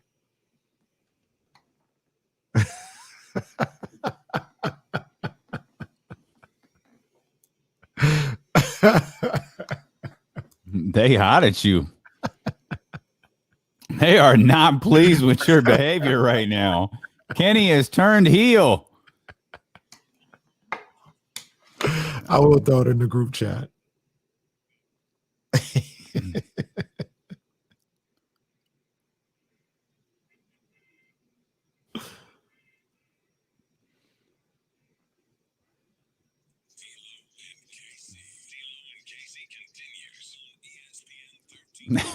Mrs. Mac 10 says, I want to see Monty flip the F out bomber style when that lottery pick hits. Yeah, that would be awesome if we could get in that top 4 like we did in the first hour of this show. Oh, we'll run another simulation coming up here in about 30 minutes or so. Kenny's taking some heat for some stuff that happened during the commercial break. Don't mind him. Kenny's taking mad heat. He started talking during the commercial break, thought better of what he was saying, and now the entire the crew on YouTube and Twitch, they're hot at him right now. They're not pleased. You guys are just gonna have to live in suspense. That's all. He's not bringing. Actually, not even suspense because I'll never tell. Yeah, he's not bringing the fire. Go to twitch.tv/ESPN1320, youtube.com/ESPN1320. If you want to watch the show, you can also come back 5:30. We'll have a lottery special, an NBA draft lottery special at 5:30. I don't know how long we're going to be here. Probably going to have some McQueen and the Violet Fog gin with us. And we might pop some Luke Belair. Just kind of depends what happens. Yeah, man. I'm popping a bottle if they win. Absolutely. Oh, if they get one, I'll pop a blue. Oh, for sure. If they get number one, I'll do. A blue bottle. A blue bottle. Luke Belair blue. I just want to be clear what we're talking about. Not everybody's watching. They can't see the blue bottles behind me. I'll pop a Luke Belair blue if they finish number 1. And you know the currency value of them joints. Yeah, them things is they special. They special right now. Mm-hmm. But I'm if they get in the top 4, definitely champagne bottle is being broke. It's going down. Yeah, it's absolutely going down. Before we get back to the NBA, before we get to game 2 of the Western Conference Finals, yesterday on the show, we got the alerts. We saw the Instagram post of Raiders defensive end Carl Nassib.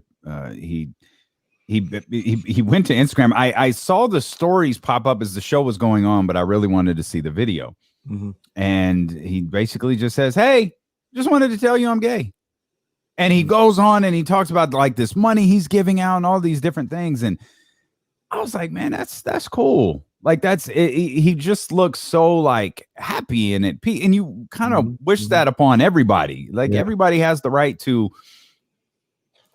be who and what they are. You know what I mean? And to see him, say that, do that. And then it like hit me like, oh, he's an NFL player. Oh, there's going to be some stuff attached to this. And it was like, man, that's a tough move for him to make, but he seemed, thrilled with it. He seemed at peace with it. And I've kind of, I don't know. I've been kind of like examining this from different angles and like what this means for the LGBTQ movement, what this means for the NFL. And I don't know that I drew conclusions on any of those. Obviously, I can't speak for what it means for the LGBTQ. I was listening to LZ Granderson this morning on ESPN 1320. He can speak much better about what this means for that movement. I looked at it from an NFL perspective and thought, I don't know what this is necessarily going to do for the NFL. You hope these types of things are a step forward, but the NFL has fooled me enough. They ain't going to fool me again. The NFL is never going to fool me again with these step forwards or these progresses or these different things. The NFL they're not going to get me again. The first time, I heard about this and thought about it, in a career sense, like NFL career sense. I wondered, okay, he's here now, he's under contract, he's not going anywhere. Can he just have the same career that was projected from him before this happened? Is he going to get another contract? Is he going to get another opportunity? Or is he going to be frozen out? And it's unfortunate that has to be what the thought is, but it is.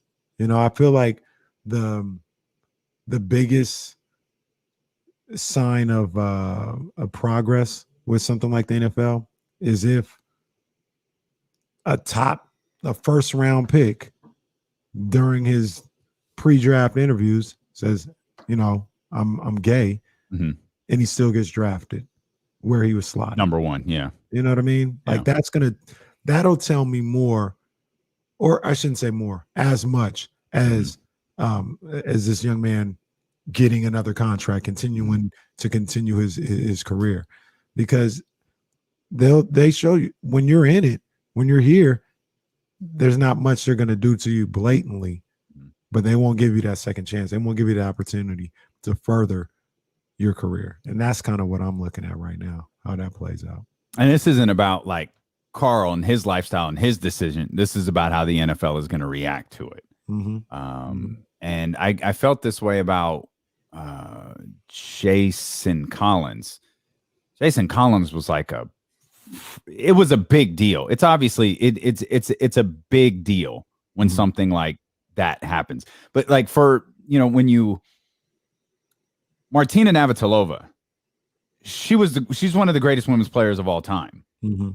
That has a different type of impact than, with all due respect to Jason Collins, a journeyman who's the 13th or 14th guy on the bench. You talked about in the NFL being the projected number one pick, coming out in those, terribly invasive interviews that they do. And just because we've heard on many occasions, guys been asked about their sexuality during those interviews.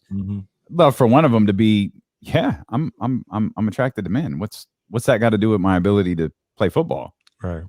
I honestly think this, I'm looking here at the comments saying, some of the replies they saw to the story on Twitter were disappointing.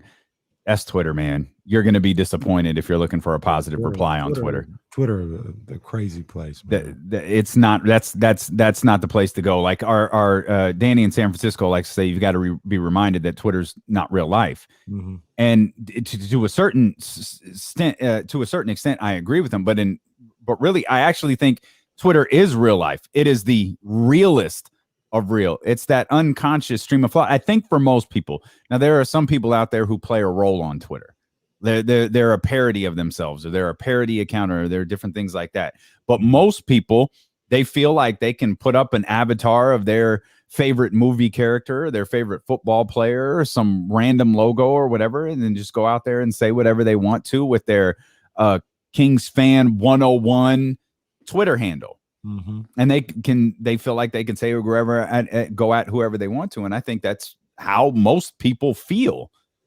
Like, that's why they're hiding behind something, because now they're in a place where they feel like they can finally say it. So if you were looking for positive replies to this Carl Nassib story on Twitter, you were in the wrong place, or social media in general. I'm happy for the brother. I hope he's happy. I hope he continues to have the career that he's kind of he's a guy who's bounced around the league, but he was a part of Raiders. I remember he was on Hard Knocks the year that the Raiders did it, not that long ago. And so I don't know what else to add to the story. And I almost, and this is, just wishful thinking in a lot of cases. I just wish that at some point this wasn't a story. And that's what he said in the video. Like, hey man, this just is what it is. Oh, okay, cool. And what I love though? Life.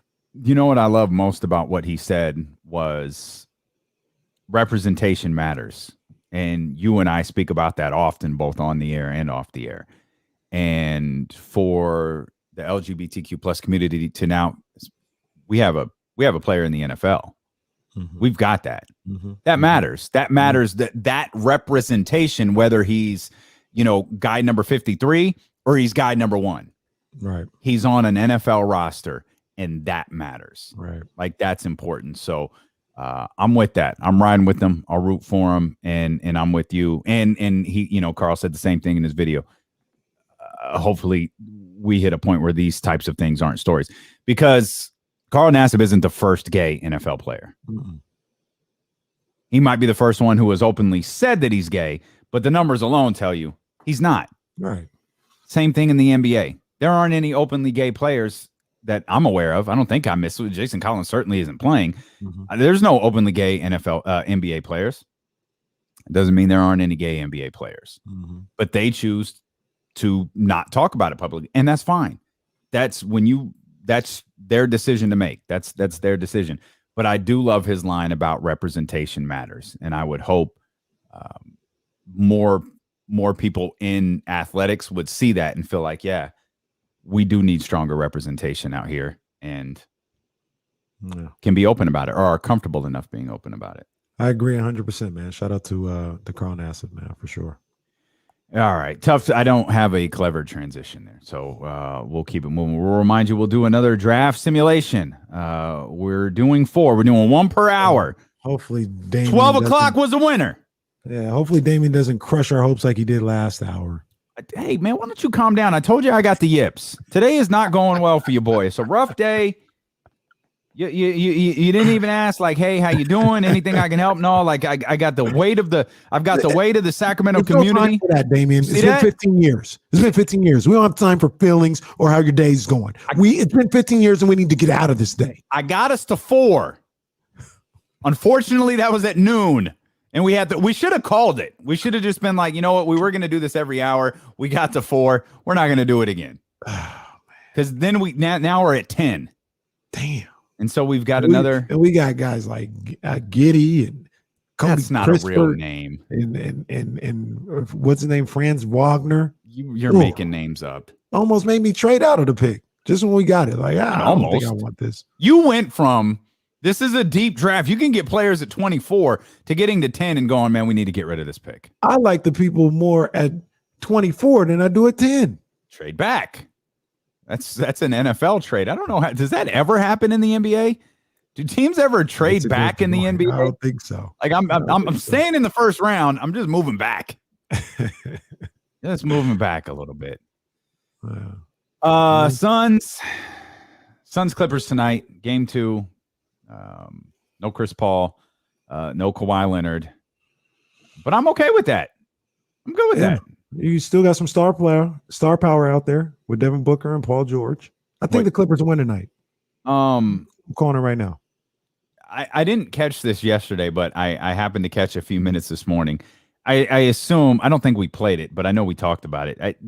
I assume you saw the clip of Stephen A. talking about Kobe Bryant, Devin Booker. I'm saying it right now on national television. Devin Booker is the next Kobe Bryant.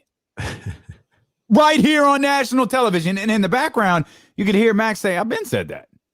And then he just lets it go. And I didn't realize the other person co-signing everything was Magic Johnson. It's like, okay, you got to have a take. I don't hate the take, but I found it funny this morning listening to Max Kellerman going, yeah, Stephen, I've been saying that for weeks, or I've been saying that for years. I've been saying Devin Booker is, I've called him Mini Mamba on this show, sitting across from you. But now all of a sudden, Stephen A. Smith says, Devin Booker is the next Kobe Bryant, and it's headlines all over the place. Like, man, when the company decides to pay you $15 million a year, boy, they really will just bury anybody that you're working with to get your lines out there. Hey, it's gonna happen with me when Kenny blows up. Like, I'm gonna be Kenny's +1 everywhere. It's still dealing with KC. Come on now. Kenny Caraway show with the other guy. I get where these guys are coming from with the Kobe Bryant comparisons. Mm-hmm. I don't know, man. Let's calm down. Let's calm down. I like Devin Booker a lot. I don't know about all that, man. I don't know if Devin Booker is better than Jason Tatum. Well, been around longer, been doing it a little bit longer. But with Book, the one thing, even when I wasn't like I don't want to say I wasn't a big believer in Book, I just didn't get why we were talking about him the way we were for a franchise that was losing the way that it was. Mm-hmm. And, putting all of this emphasis on winning. The one thing that I would keep asking people, like, what is Devin Booker? What is Devin Booker? The one thing everybody would say about, well, he's an elite scorer. Mm-hmm. And in the league, in the NBA, that's really sexy. Mm-hmm. When you're an elite scorer, you're always going to get attention. And that's what Devin Booker was an elite scorer. He had his other flaws. Book got roasted for that pickup game video. Yeah. Remember that? Yeah, he didn't want to double team in pickup. Hey, come on, bro. We're playing pickup, man. What are you doing? We ain't running doubles on pickup. That was Devin Booker's most famous moment. Yeah. Before, this playoffs. And I give scoring 70 is awesome. The way he scored 71, stop it. And oh, by the way, the Suns lost. And they were celebrating. It wasn't even like a close game either. They were fouling to get Devin Booker more opportunities to score. It's a 70-point game. It's cool, but it's kind of trash. Well, Devin Booker's trash is strong. Scored trash-ish. Scored 70. I'll give him that. Trash-like? Garbage. It's not trash. It's garbage. We're getting trash and garbage out of the vernacular right now. Debris. Waste. Like what? How? Like what? Okay. It was cool. It was cool. How about that? That's what it was. It was cool. So in this, I really kind of did this on the fly here. Wasn't even thinking about it, but just hit me. Who do you like better, Tatum or Booker? I like Tatum. I like Tatum better too. Yeah, I like Tatum. I don't know if Jason Tatum is. Today he might not be. I was going to say, I don't know if he's 3-4 years younger or something like that. I really like Jason Tatum though. He's one of my favorite players in the league. Like, I enjoy the hell out of him. Me too. But hey man, stars are made in the playoffs, and Devin Booker is emerging as a star. Like, Jesse's saying here in the chat, does it seem like everyone is eager to crown someone the next Kobe Bryant? And honestly, that I know we did that with Mike. I think it got scaled down a little bit, especially because of LeBron James. But I don't know, maybe Kobe's passing has, influenced that a little bit, where we're so eager to find the guy who's the next Kobe Bryant. And if you find the next Kobe Bryant, that means you're finding a version of Michael Jordan, because that's what Kobe Bryant was. Mm-hmm. Like, he emulated everything that Michael Jordan did. So it's just 6 degrees of separation at some point for Michael Jordan. And you're not even at 6 at this point. You're at Devin, Kobe, Jordan. That's where you're at. But stars are made in the playoffs, man. And Chris Paul is going to miss the first 2 games. And now, instead of having Devin Booker and Chris Paul versus Kawhi Leonard and Paul George, you have Devin Booker versus Paul George. And obviously you have, very good players around those guys, but those are the two marquee players in this series right now until Chris Paul returns. I don't think Kawhi Leonard is going to return, but they haven't ruled him out yet. Devin Booker could take his status to an entirely, he could hit that upper echelon, like that very, very upper echelon level if this postseason run continues for him. He can. He's got the opportunity to go into that true superstar. I call it true superstar level, where you're a household name. Cheryl and El Grove is talking about, oh, you play tonight, I got to check that out. That's another level. That Booker's almost there. He's almost right there right now. And you can make the argument, even if they lost or whatever the case may be, coming back into next year, he's already got that rub. He's got that Western Conference Finals rub, and he is on that level right now. Yeah, he's playing, and now he's doing it without Chris Paul. And Chris Paul got a lot of the attention leading into this conference finals. And now if Devin Booker's obviously at bare minimum, he's playing the first two games without him. He's going to pull a lot of that attention back towards him. He is, but it's gonna be interesting. I think the Clippers are going to win tonight. So, okay. If they go 1-1 or they don't have them in game 3, they don't have Chris Paul in game 3 and they go down 2-1, you're going to be looking like, okay, Book, where you at? What's going on? Did you know that Devin Booker is only a year older than Jason Tatum? Yeah, Jesse just messaged us. Tatum is 23. Booker will be 25 in October. That's crazy. So. 3 years in the league, though, for Tatum, 5 for Devin Booker. It feels like Devin Booker's been in the league a really long time. Yeah, it seems a lot more than 5 years. It feels like he's been around. I remember, man, that was an all-star game or rookie. I mean, because he's got a baby face now. But 5 years ago, it looked like someone's child ran out of the stands, just like a really big kid ran out of the stands with a uniform on and was really good. Yeah. That's what he looked like a kid out there doing his thing. But he got your attention. Oh, okay, his kids out there. Cold. That boy kids out there moving. Yeah. That boy can play, man. And like I said, if we ever get to the playoffs and we play Phoenix, I mean, one of the biggest villains, one of the most hated guys that the Kings fans could have right now is Devin Booker. He just got this little whiny little look about him a lot of the times, and it would drive people crazy. Got a whiny look? Yeah, just this little look, or he just look like he's whining, and then he starts whining. Okay. Complaining about something all the time.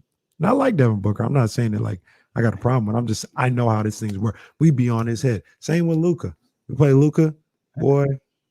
We already know I'm gonna be on a court side, doing what I do.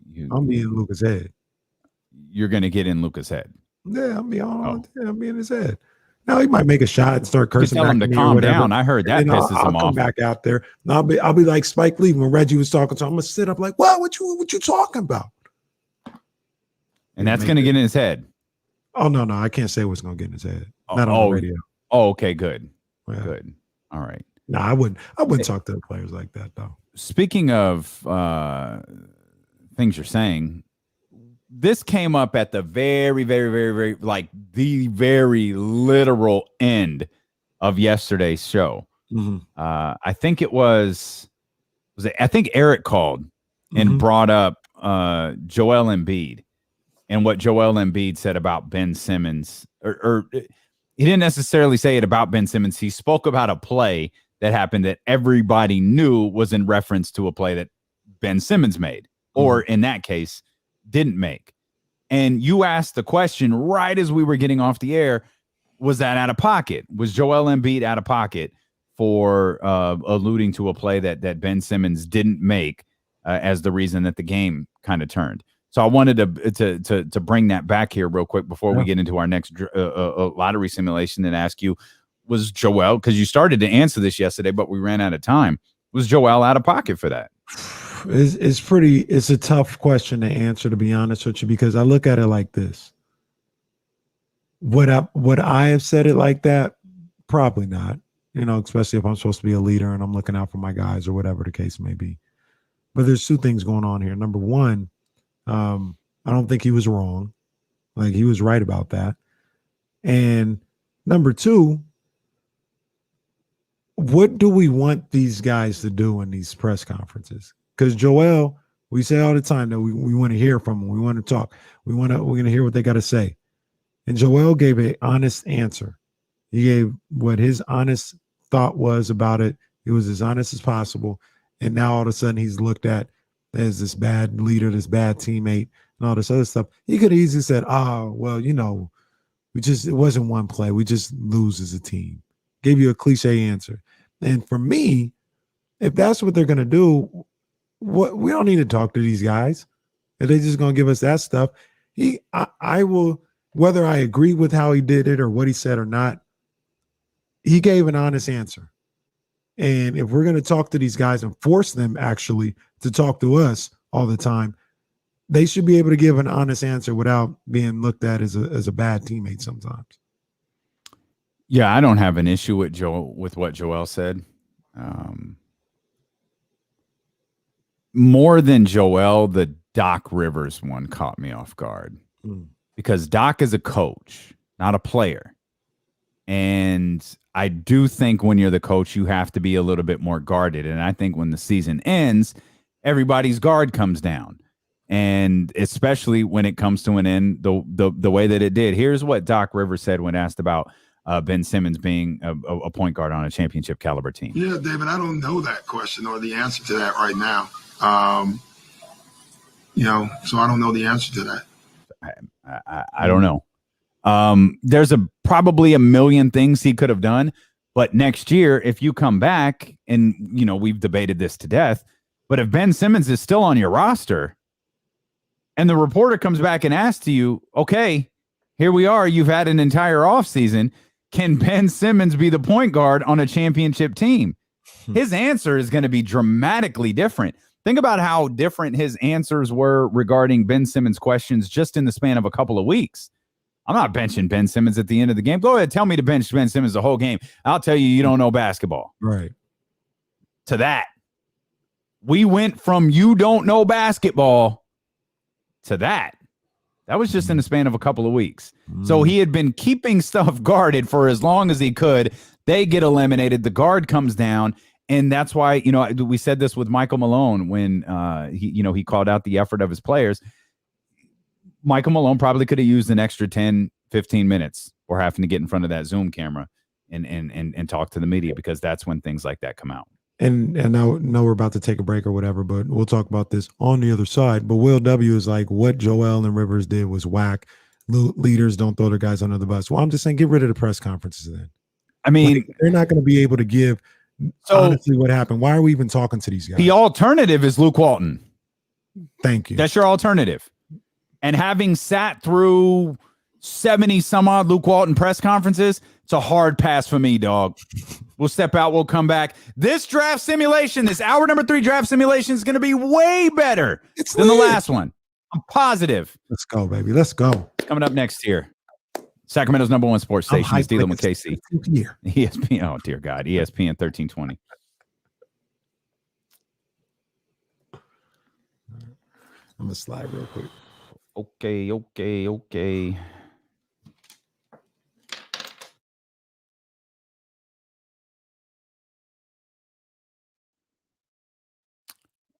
What is going on in the chat today? Doc on Monday, walk back the Simmons stuff. Basically said, just wait until you see what we have. Yeah, we read a little bit of that yesterday.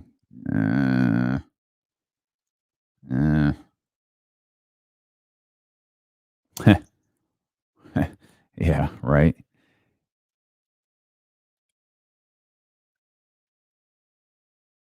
Yeah, I feel like he was trying to skirt it a little bit. You might not care, Will, but he was asked that, like, he answered a question honestly. So again, like, you either want athletes to talk or you don't. And I encourage you, go to YouTube, go to I don't know if it's on the Kings YouTube page. I know Sean Cunningham always did a great job of archiving them. Go watch Luke Walton press conferences following games in which they in which the Kings, blow a lead against Charlotte in the final minute. Go watch that. And tell me how you feel about coaches not saying anything in the moment. Legit. We stopped running Luke Walton's press conferences because we just knew we're not going to get anything of substance here. Not going to get any substance here.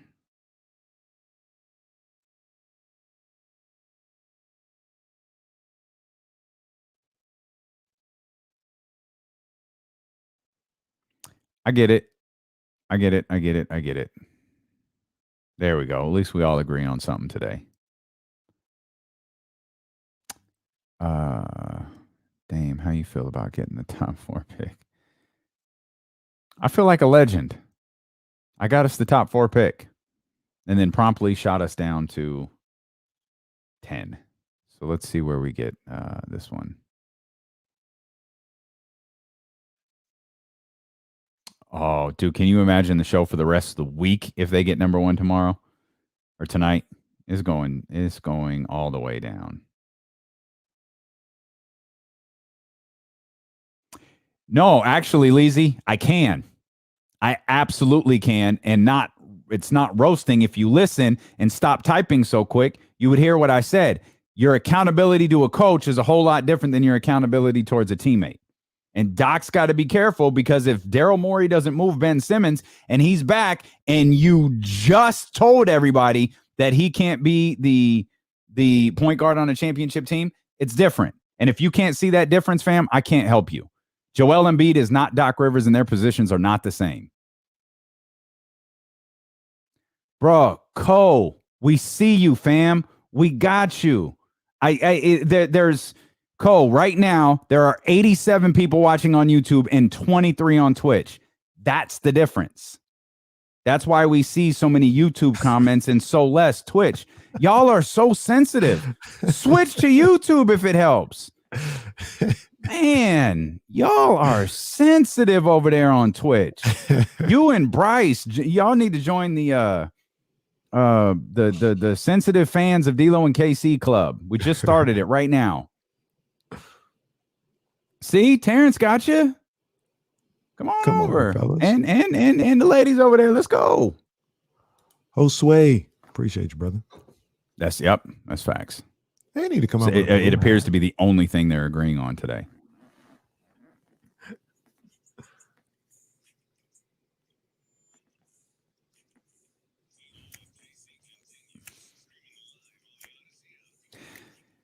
Streaming live on the Odyssey app, blaring through your speakers on 1320 AM, and you can watch us on your screens, twitch.tv/ESPN1320, youtube.com/ESPN1320. Those two streaming forums are a great way to take part in the conversation through the chat. And I can tell you, the chat's a little feisty. Yeah.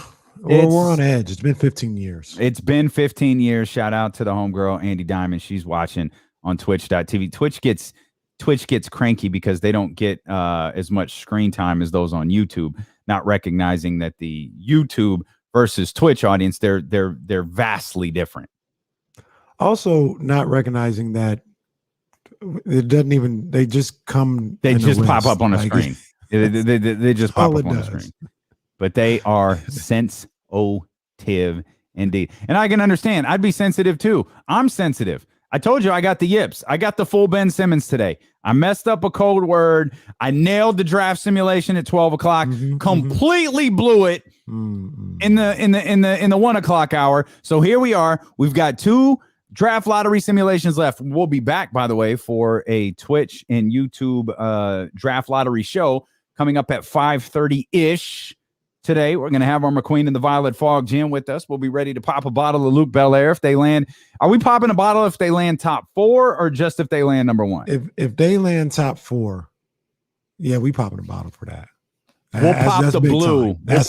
We'll pop the blue if they land number 1. Yeah, if they get number 1, there is a blue pop. We'll get the blue bottle. Indeed. Popped. Yeah. Well, I mean, we'll talk about the other blue later, but let's run this simulation here. Our third, I feel like we need like music, but you know that gets us fine. Oh, that's terrible music. Okay, here we go. What? Excuse me? I said that was terrible. Whatever noise you NBC on NBA. I recognize what it is. You just do it terribly. I'm about to say no. You can say that, but don't disparage the greatest theme song in all time. No, I was just disparaging you. Did you know that FS1 or Fox Sports college basketball, they use that music? I did. I caught that. I was like, what the hell is that? Stop it, you guys. Yeah, that's a Sorry bad to luck. interrupt you. That just popped in my head. You're not interrupting me, man. It's the Kenny Caraway show. Kenny Caraway and the other guy. Here we go. Our third simulation of the day. Let's go. Big money, big money, big money, big money. It's 10. Gosh, we're doomed. We're doomed. Orlando lands with the number 1 pick in this draft. Detroit, Cleveland, and look who jumps up to number 4. The New Orleans Pelicans. Wow. The Rockets Kings and at 10. Timberwolves lose their pick. This is oh wow, the Rockets did lose their pick. Yikes. This is trash, dude. Let me do it one more time. Oh just my to God. see what happens. God damn it. Damn. I'm at this point, I'm Jesus, just man. happy with 10 and 9. If we go to 10, once again, showed you guys earlier some of these mocks. 10. We got Josh Giddey out of We should have quit, dude. Adelaide. I don't even know where that's at. He's an overseas guy. Cody Crispert. There's a good shooter, hell of a shooter, but I'm not sure I'm really excited about him. And then you got Franz Wagner out of Michigan. We should have freaking quit. In the 12 o'clock hour, we should have quit. Man, Jesus. I'm stressed now. I'm really stressed. Look at this. Jesse's dad jumped in the chat just to laugh at us. That's how bad it is. Jesse's dad is laughing at us. Rightfully so. Oh, man. Josue says, you guys are aware it's a simulation. Yes, we're aware. No, we're not aware. Man, this is trash, dude. This is trash. Man. Well, Kings are drafting 10th. if they draft 10th, We've got one more chance before the show ends to nail this. come on, man. I don't know what I have to do. Come on. We got to get this done, baby. I swear, y'all saw, like, if you've been with us for the whole show, you saw we landed on 1 before the show started. It has gone terrible since then, but we landed on 1. The very next simulation, we landed on 4. Thought this was going to be a great day. It's gone to hell since. Yeah, man. Yes. One final simulation coming up at 350-ish. Oh, and by the way, $1,000, real money, no simulation, $1,000 coming up 10 minutes past the hour. Yeah, really cash out on that. We were talking before the break though about what was going on, Joel Embiid, and people were like guys like my man Will W was saying it's trash that he threw him under the bus or whatever. I do want to say when you talk about tell me if this is fair or foul. So in that comment, Joel laid out like a whole sequence of like 3 or 4 plays. And he kind of concluded with, I turned it over at the end. That can't happen. And that hurt us. He held himself accountable as well. Yeah. But the only thing that comes out is the first play which started, which I let's be fair. I'm going to use common sense.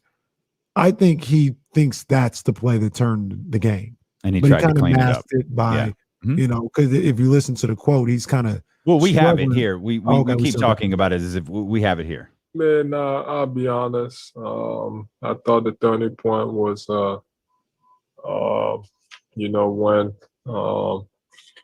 we, I don't know how to say it, but I thought the turning point was just, we had an open shot and, we made one free throw and we missed the other, and then they came down and scored, and we didn't get a good possession on the other end, and Trey came back and he made a 3, and then from there, down 4, and then it's on me, I turn the ball over and try to, make something happen from the perimeter, but I thought that was a turning point. He held himself accountable too. He did. He held himself accountable, but he knew I'm also going to use common sense. He knew that play with Ben Simmons was that's the answer for him. He's like, that's where the game turned. Yeah. And he put in the extra plays and everything else after that. He was cushioning it. He was cushioning the fall. Yeah, he was cushioning the fall. That's all right. That's okay. He listed the rest of the game and was like, yeah, that's the turning point. The 12 plays that were after. The 12 minutes in the fourth quarter really changed things for us. Right. But, we have people who said, he threw him under the bus or whatever the case may be. And like I said, I don't think I would have answered it that way. But at the same time, if Joel can't do that, what are we doing? And you had a great point. The alternative to that is Luke Walton. And how many times did we come on this show after a Kings game and people were just furious that Luke Walton didn't say much of anything about anything that went wrong? And that's what we were talking about during the break on Twitch and YouTube. Is you think of how you felt following that. I say that as if there were two of them, but that Charlotte game. Think about how you were feeling after that one. And Luke goes to the podium and goes, "Yeah, it's a tough loss. We fought.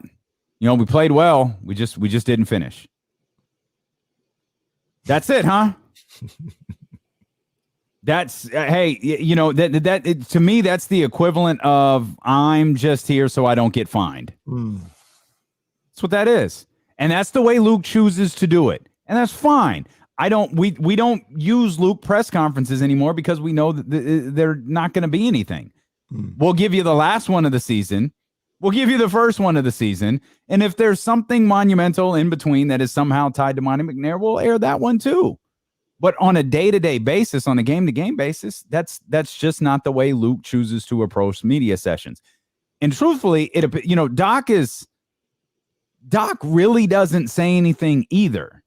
Right. But he does it differently than he'll make you think he's saying something. But most of these coaches don't say anything. It's when they're frustrated. When reporters are asking him about benching Ben Simmons, he's already on edge because he probably knows he needs to bench Ben Simmons in the fourth quarter. Right. And now he's got a reporter asking him if he needs to bench Ben Simmons in the fourth quarter. So he's already on edge. He's cranky because they lost. That's where you get your sound bites from. Michael Malone, the same thing, talking about his guys quit. You could get the sound bites you want out of guys when they're at their most frustrated state.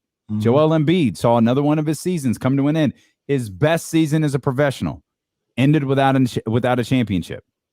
And look, you can tell by the pauses and everything. He knew where he wanted to go, and he knew this could go south. This could go left if I say this. And he said, "Well, I'm just going to be honest." And he said what he had to say, but he was trying. I think one time he said, "I don't know how I want to say this" or something like that. Yeah, so, he was trying to protect it. Yeah, it's not that far from. I mean, you ask a simple question and you get a response like this. I don't know. I don't know if. I don't quite know how to answer that, to be honest. You could get that kind of response.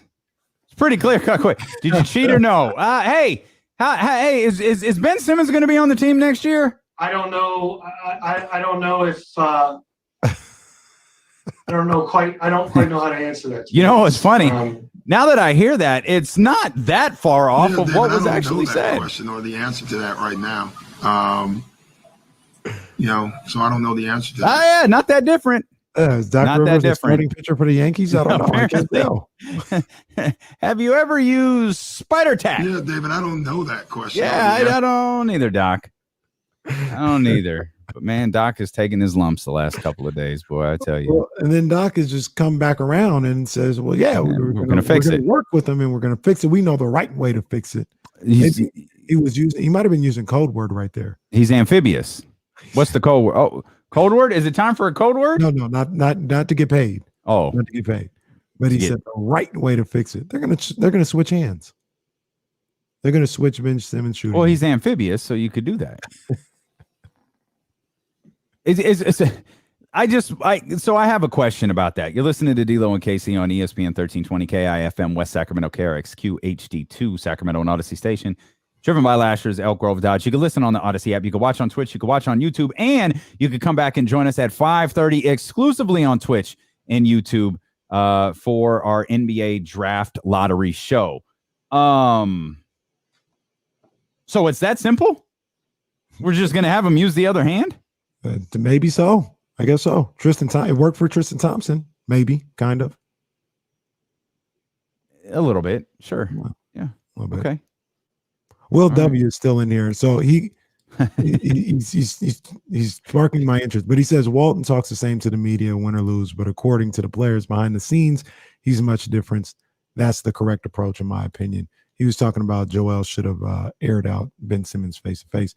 But that's whether that's the right approach or not. Like, I don't have a problem with Luke Walton doing that. But my retort to that would be, well, why are we even talking to these guys after the game? Mm-hmm. Like, what's the point if they're not allowed to have these moments? And nobody's saying Joel's going to jail because of this. You know what I'm saying? He's just getting ridiculed. But if he can't say what's on his mind without having to worry about, teammates and fans and critics and all this other stuff, then just don't even have these press conferences. Yeah, I'm with you. Put an end to all of this. It's a waste of time.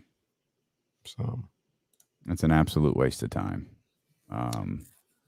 Do we have time to get into something? I don't. This is a terrible segue. I don't even know if this is a good one. But we talked off air yesterday about something. You brought up something that kind of sparked my interest about players going to big markets and the myth of them having to go to big markets, or like what? How did you bring that into the play? Well, we were talking yesterday, and I think we were talking off the air. We were talking about, there's always this. It kind of went back to something we were talking about Friday with Keyshawn Johnson on, like he filled in as a host on Get Up, and he was asked to name or maybe it was First Take. I think it was First Take, and he was asked to name, the five, the five guys who could be the face of the NBA, and he named Luka. And it wasn't the names that he gave, because I think Luka was in there, Donovan Mitchell, LaMelo Ball was there. I can't really remember who else it was, but his idea was, well, like Donovan Mitchell, for example. Zion was in there. Donovan Mitchell, you get him. You got it. He's buried in Utah. You got to get. Utah was still playing, by the way, in the playoffs when this occurred. You got to get Donovan. You got to get Donovan out of Utah. You get him to New York. You get him to Los Angeles. Man, he could be one of the biggest stars in the NBA. Zion Williamson in New Orleans. You get him into New York. You get him in a Knicks uniform. You get him in a Lakers uniform. He could be one of the biggest stars. There was no preface to this, by the way, in terms of what players in the league would you send to New York or LA. The question was, who would you, who do you see being the face of the league? Trae Young was there. Didn't mention anything about getting him out of Atlanta that I remember. LaMelo Ball. Oh, we know we love Jordan, but you can't have him in Charlotte. Luka Doncic plays in freaking Dallas. And they were trying to get Luka Doncic out of Dallas into New York and into Los Angeles. So what we were talking about was this belief, like we've always heard this big market, like these small markets are at such a big advantage or such a disadvantage to these large markets. When you look around the league, and I think this large market thing is it's a complete myth. Like, no, LeBron goes like we base the league off of what we see LeBron James do. Right. So LeBron left Cleveland. Now all of a sudden there's a problem with guys staying on their teams because LeBron James willingly left Cleveland, when in past eras, no, you stick it out with your team and you go do all of this other stuff. If there had been no, I'm taking my decisions to South Beach, or I'm taking my talents to South Beach, there wouldn't have been no, my next chapter. Right. We base everything off of what LeBron does. So, LeBron went to LA. Well, all of these big markets, they're just getting all of the stars. Who was the last star that signed in New York, that willingly left their team and signed in New York? Carmelo forced out a trade to get to the New York Knicks. He's the last one. Their big free agent signing, Amari Stoudemire. And that was one of those. That'll put some butts in the seats. Amari Stoudemire was very good, but everybody knew he's not the guy. Right. He's not that guy. And he was the one who proclaimed the New York Knicks were back. Spoiler alert. The New York Knicks We're not back. Right. But we talk about big markets, and it's New York and it's Los Angeles. Dallas is not a small market. Toronto is not a small market. It's really these destination areas. We saw LeBron go to Miami. Well, what are we going to see all these other things? Nobody ever talked about going to Brooklyn before. Nobody ever talked about going to play for the Los Angeles Clippers before. It's not the market size. There's not as much star movement in the league as people think that there is. And there's certainly not as much. Remember the Zion, where it's draft lottery day. Remember the year Zion was coming out and New Orleans just happened to wind up with the number 1 overall pick? Leading into that draft lottery, where was Zion going? If you watched ESPN for 5 freaking minutes, what would you hear about Zion Williamson? He's going to New York. Mm-hmm. He's going. It's if it wasn't a draft lottery. It's as if it was the actual draft. And that day, the frozen envelope was going to be pulled for the second time, and Zion was going to be drafted to the New York Knicks. Yeah. It doesn't happen. There are articles written about big markets, small markets. When does it happen? Somebody lay out for me when it happened. Dallas, huge market, swings and misses every freaking free agency period. Dallas is number 5. It's Toronto, number 5 market in the country. Toronto, a massive city. I ain't never heard somebody saying I'm taking my talents to Toronto. Nobody says that. Hell, before everybody loves Magic City. Who's going to Atlanta? No. Bogey. They got Bogey. They drafted Trey. It's because we're stuck with like ESPN. And I recognize what the call letters of I recognize what the title of the station is. ESPN, the television network. They're essentially the WWE. There's really no other competition. Like Fox Sports tries, but they're bad at it. Like they're WCW circa 2000. They're just bad at it. You might remember a thing here and there, but really it's trash. And that's what Fox Sports is. It's trash. ESPN is the WWE. They have no competition, and they can shape all these narratives however they want to. Max Kellerman, the example I was using earlier, Max Kellerman's been saying for years Devin Booker is low, mini Mamba. But what got pushed all over their platforms yesterday? Stephen A saying it. Yeah. It's because Stephen A is their guy. So if they want to frame it as this is about New York and this is about Los Angeles, that's what they do. But the league, there's no history in the league that this is the case. Max Kellerman said to De'Aaron Fox's face, you're going to look good playing in a Lakers uniform in a couple of years. De'Aaron, that ain't happening, bro. But that's the thing that they want to push out there. It's not real. It absolutely is not real. There's 2 markets that the sports media thinks are big. LA and New York, and that's it. Why do they do it then? Why do these guys in the media do it? Because they work in LA and they work in New York, and that's it. That's where they want to be. They want to be in New York. Hell, you've heard Charles Barkley openly root for teams because he wants to go do the live TNT show from Miami. Mm-hmm. He wants to do the live TNT show from Phoenix. He don't want to go to, what's the running joke? He don't want to go to San Antonio. He wants to go to LA. He'll go to Toronto. Maybe though, I don't know how they feel about the Bay Area, but nobody, they don't want to go to they don't want to go to San Antonio. They don't want to go to Oklahoma City. Right. It's about them. We're selfish by nature. And that's what these guys do. They force these conversations out there, like the Zion Williamson to New York thing on that draft lottery day. And it wasn't real. It's not real. It's never been real. The interesting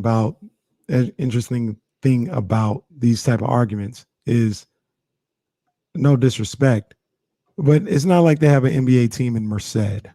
Like all these teams are in major U.S. markets. Nobody's hidden. It's 2021, and they're all in top 20, 25 media markets in the country. Some of the 25 biggest cities in the country. Yeah, I want you to finish that thought, or is Kanye would say, "I'm going to let you finish," but Here comes the money. Here we go. Money talk. Here comes the money. we've got one of the greatest code words of all time. Here's your chance to win. That's a dated reference, by the way. At this point, Shoot it. I know, man. Here's your chance to win $1,000. Text the code word theme to 72881. That's theme, as in the theme of today is Damian Barling equals Ben Simmons.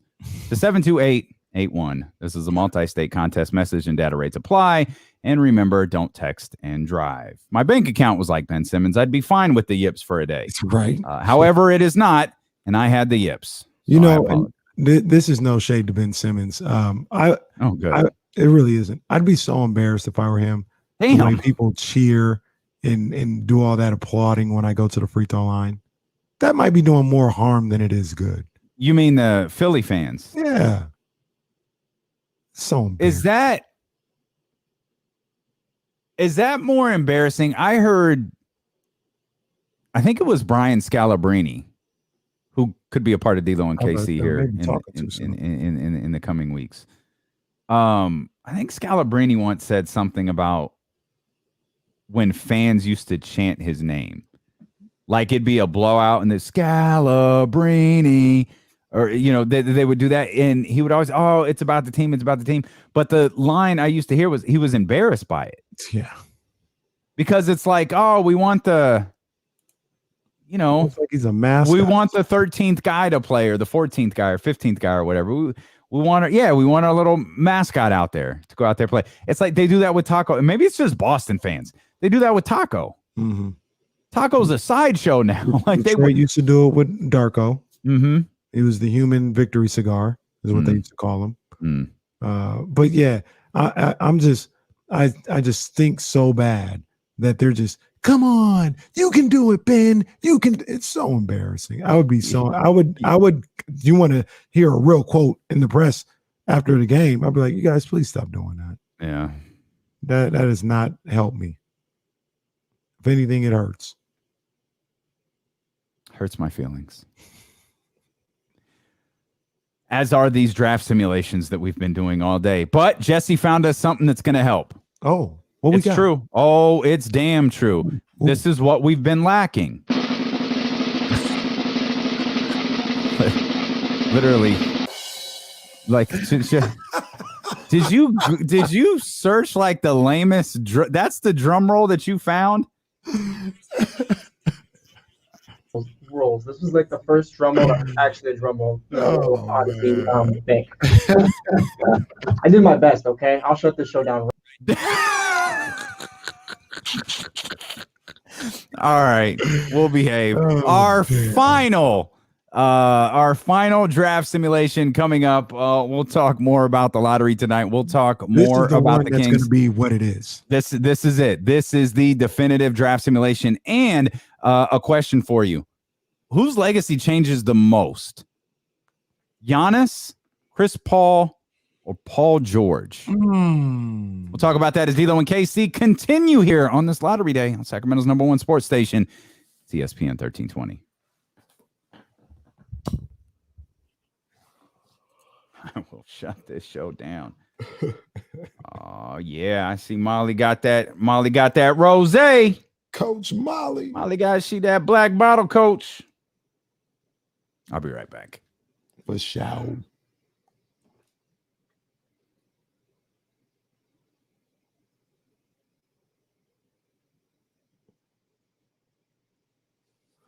Is this dude LeBron? He got a new Drake.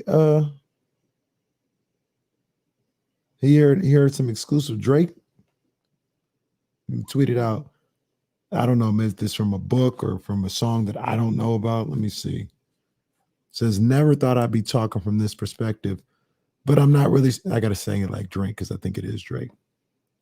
Never thought I'd be talking from this perspective, but I'm not really sure what else you expected when the higher ups all come together as a collective with conspiracies to end my run and send a message.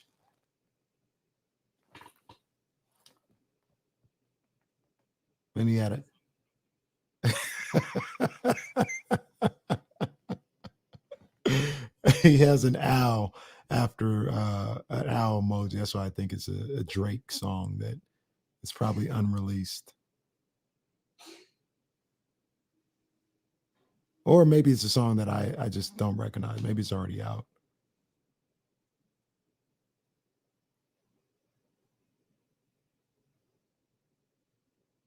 Anybody? Let me look. You guys know what that's from?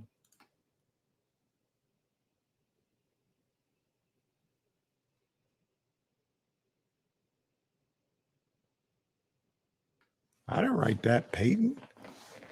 That wasn't whack either, by the way. I didn't write that though. I'll do it again. Never thought I'd be talking from this perspective, but I'm not really sure what else you expected when the higher ups have come together as a collective with conspiracies to end my run and send a message.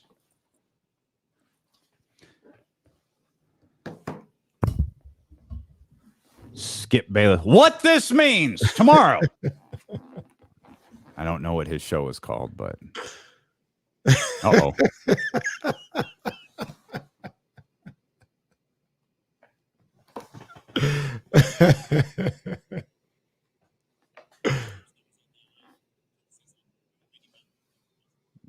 Man. Who did a verse on that? Oh yeah. That's my go-to when I need a freestyle. That's the one right there.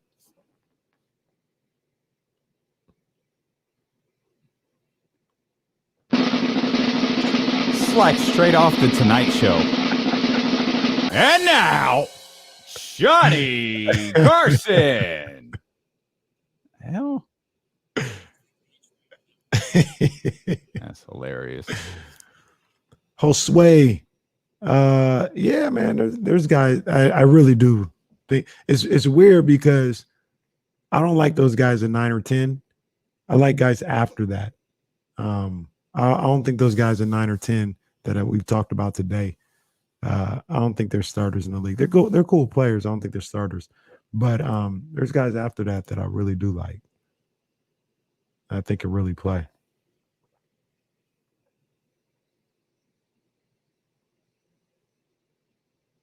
Jared Butler. Jared Butler, the shooter out of Baylor.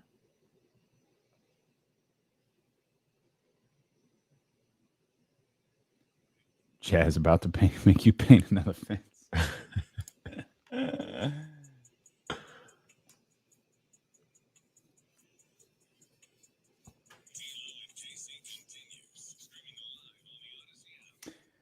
All right, a friendly reminder, we'll be back on twitch.tv/ESPN1320 and youtube.com/ESPN1320 for a special draft lottery show that's coming up at 5:30. So make sure you've got your alerts turned on for Twitch and YouTube. We'll be with you to hang out. If you want to be involved in the show, you can, 916-349-1320. And we'll have our final draft simulation with this lame ass.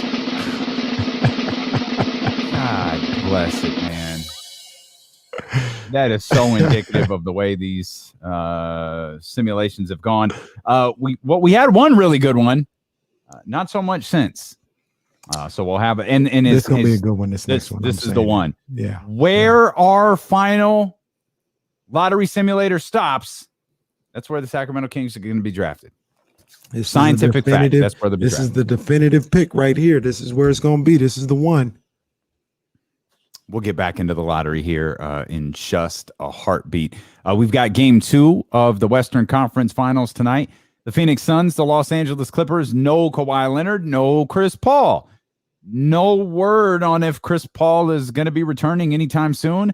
And no word on Kawhi. I think the assumption is Kawhi Leonard isn't going to play, but they're certainly not giving us any information to confirm that at all. That's kind of what I'm expecting. I hope I'm wrong, but that's kind of what I'm expecting. I do too. I hate it, but the fact that Kawhi is out and Chris Paul is out, I feel better about that. I mean, at some point, more even. Yeah, I mean, at some point, we think like. Of course, they're not telling us anything in this regards either. We think Chris Paul is coming back, but So at some point, the balance of power, so to speak, could be shifted a little bit. Mm-hmm. But if Chris Paul has to be out, Kawhi's out. Okay, it's Paul George, Devin Booker. Let's see what happens. I don't feel like this is the series was ruined because Chris Paul wasn't there, or the series is ruined because Kawhi Leonard wasn't there. Well, fair enough. I'd like. I mean, and I know you feel this way too, but I like to see them both there. Absolutely, because I think that is. Having them both there, that's the kind of the battle of wills. I know this may sound crazy. There's no battle right now between Booker and Paul George. Mm-hmm. I know they both had great games in game one, but it didn't feel like a battle. And maybe that's just a simple thing of these guys haven't been around and established themselves the way Kawhi and Chris Paul. They don't have the history behind their careers the way Kawhi and Chris Paul do. And that's why I'm looking at it like, oh, okay, well, they just play. If Kawhi and Chris Paul would have done what PG-13 and Devin Booker did on Sunday, it would have been like, what an epic duel between two of the greats in the game. Yeah. So that's what I'm looking for. Because lost in all of, Paul George played really, really well in game one. He was balling. He played absolutely really, really well. I asked you before the break, and now I kind of want to get your thoughts on this. Clippers Suns game 2. At some point, the Eastern Conference Finals are going to start. Mm-hmm. So you got Atlanta's still. Atlanta's obviously the biggest surprise. Like we could have inserted Joel into this conversation. I don't know. Atlanta obviously has a championship to win out of this, but there's no long-term legacy with Trae Young or anyone on Atlanta right now. Right. So they're kind of new in the game, and whatever happens from here, even if it's a Larry O'Brien, man, that's gravy for them. That's huge. But for Giannis, for Chris Paul, for Paul George, these next few weeks could rewrite how they're talked about forever. Now, I didn't include Kawhi into the conversation. He would certainly belong in it because if they win the championship, this would be his third championship with a third team. And whether he plays another game or not, they win the title, he's going to have his third championship with a third team. It's going to be looked at differently. Some people would say he helped lead San Antonio to a championship, or he led San Antonio to a championship. He certainly did that with Toronto. It appears he might not have that ability to lead the Clippers to a championship, though he's a big part of getting them here and all that. But you look at a potential reshaping of legacies over the course of the next few weeks, man. You've got Giannis, Chris Paul, and Paul George all with a golden opportunity to do it. Yeah. To answer your question, I think it's Giannis. Giannis goes into rarefied air as a 2-time MVP, as a guy that stayed where he's at. He's kind of a throwback where he stayed and he built a championship team. And if he can get the ring to go along with that resume of having a 2-time MVP, and Giannis is like 26? He's young, yeah. He's not, it's going to be like sky's the limit. And Giannis, I was going for Brooklyn just because, I wanted the Nets to win. I thought they were going to win. That's what I picked. But Giannis is one of my favorite players in the league. And I was really happy to see him get that done on Saturday. Because I mentioned it a number of different times throughout the series about, especially after game 5, where people were really on his head. And it was like, yo, this guy's averaging like 32 and 17 for the whole series or something like that. He's doing damn near all he can do. There's not a whole lot more that he can do, but he was just getting raked over the coals about his performance, quote unquote, in that series. And for him to be able to bring his team back from being down 2-0, bring his team back from being down 3-2, winning a game on the road in Brooklyn. I don't want to say he outdueled Kevin Durant. Kevin Durant had more points, but he was there every step of the way. Giannis hit some big shots. I just think that did a whole lot for his legacy. And you put that together with an NBA championship, and sky's the limit for his legacy. I like that. Because I was leaning towards Chris Paul. But as you laid that out the way that you did, Chris Paul might be a made man already. I was just gonna say he's top 5. A championship isn't gonna get him higher on the list. At the very least, a top point guards of all time. Yeah, he's pretty much already up solidified there in there. Yeah. He's a made man, and Paul George. It certainly changes some perceptions about Paul George. What if we went the other route and we talked about we brought Trae Young into the conversation? We bring Devin Booker into the conversation. We're talking about Stephen A. Smith saying, "Hey, Devin Booker, yeah, that's Kobe Bryant right there. That's the next Kobe Bryant right there." People have said about Trae Young since he was in college, he's the first player of the Steph Curry generation. Like, he is the mold of Steph Curry. So if you're following in the footsteps of Kobe Bryant, you're talking about titles. You're following in the steps of Steph Curry. You're talking about titles. A win for the Hawks or the Suns could solidify either one of those guys as the league's next big superstar. Yeah, for sure. For sure. I mean, especially Trae Young. I think Trae is there. I think Devin he's there. He's there. Once again, I judge these things not by when we talk about basketball and the way you perceived and stuff like that, judging not by kind of how we feel, because we're locked in. I have this discussion all the time in boxing, like saying that, oh yeah, you're going to be watching. Of course I'm going to watch. I'm a basketball or boxing fan, basketball fan. No matter. I'm going to watch. That next level is the Cheryl and Elk Groves. That is Damian's mom. Do they know who you are? Are they locked in to see what happens? What's the result of your game, of your match, or whatever the case may be? And I think Trae has reached that maybe even a little quicker than Devin. Like, I don't know if Devin is there. What do I always say, Damian? Emotionally invested. I don't know if people are emotionally invested in the result of whether or not Devin Booker wins.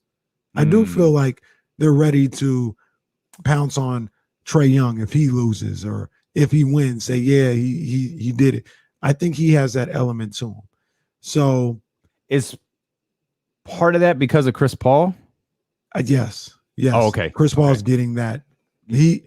It's not being received as Devin Booker is leading this team in the playoffs the way versus Trae for Atlanta. Gotcha. So that has a lot to do with it for sure. But that's the biggest thing, man. The next star is going to be somebody that gets people invested emotionally in the outcome of whatever happens, whether they're ready to see them lose and have all these memes and tweets about it, or they want to praise them and get in people's faces for them winning. That's why I say Russell Westbrook is that guy right now. I think he's the guy that evokes that type of emotion. We saw a little bit here in this past series. I think Giannis has that maybe a little more than I realized. People were ready to give it to Giannis after Game 5. Yeah. Like, they were on his head tough, and he can't do this, and he's not this and that, or whatever the case may be. For whatever reason, they were ready to be on his head. And that added to the intrigue of that series, I feel. Well, Game 2 of the Western Conference Finals will be tonight. And before that, just 2 hours from now, the NBA Draft Lottery. It is a tradition unlike any other for us, the fans of Sacramento. I got to do a temperature check all the time. I got to ask you, do you believe like this is the last year we'll be in a lottery? Yeah.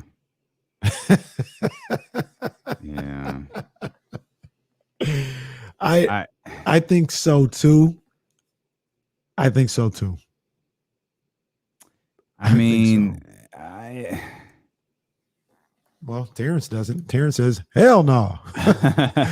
This ain't the last year. It's tough, man. Like, I want to be optimistic. I feel like Monty has said the right things and all of that stuff, but I don't know, man. It's tough. Like, what's the reason to believe that the turnaround is coming? Well, I will say this. De'Aaron's running out of steps. My man keep taking them, and the team ain't getting better. De'Aaron's running out of steps, so we got somebody else to bring in some new steps. Okay. Tyrese has some steps to take. Tyrese can get better. And there's no reason to believe that this is going to change. But Marvin Bagley hasn't been able to play. basically his whole career since his rookie year. He's been injured. If he can stay healthy, then that's an improvement. You look at what happened this year. Hey, I'm not saying they're going to be a top 4 seed or top whatever seed or whatever the case may be. Mm-hmm. I'd find it hard to believe that they're going to have 2 stretches like they did with the 9 losses in a row next year. Yeah. That doesn't mean they're going to be good or anything like that. They may have a stretch where they lose 4 in a row, win 3 in a row, then lose 4. That's possible. 9 in a row twice. I don't think that's happening next year. I don't.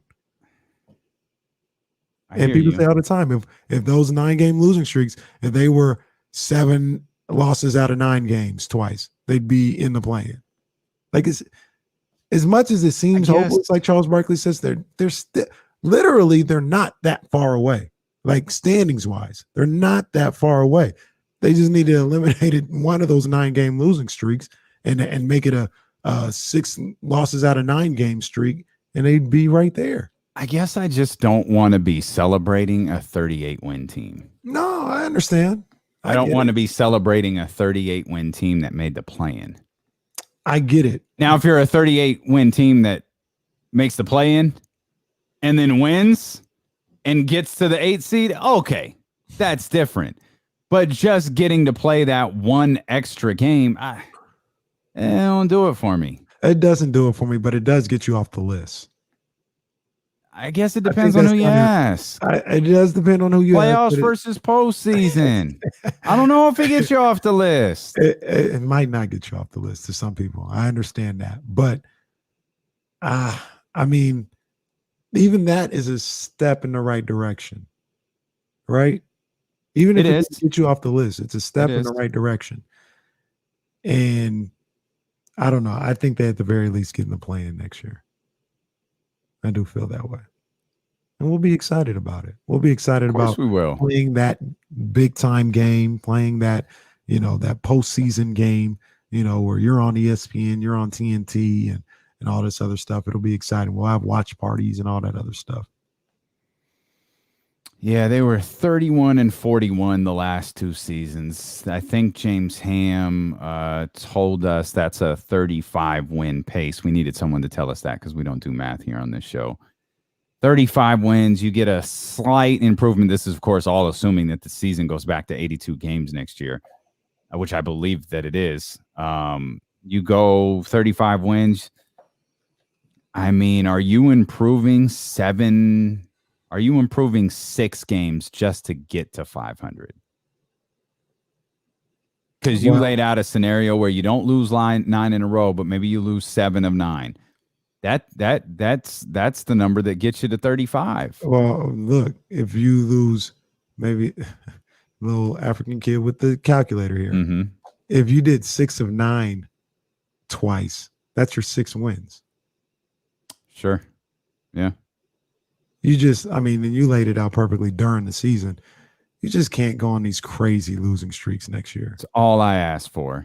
That was the only thing I asked for. Don't lose 4 or 5 games in a row to where you start getting that feeling of hopelessness where it feels like this team's never going to win again. Right. And they were like, we got you, D-Lo. We won't. We'll just lose 9.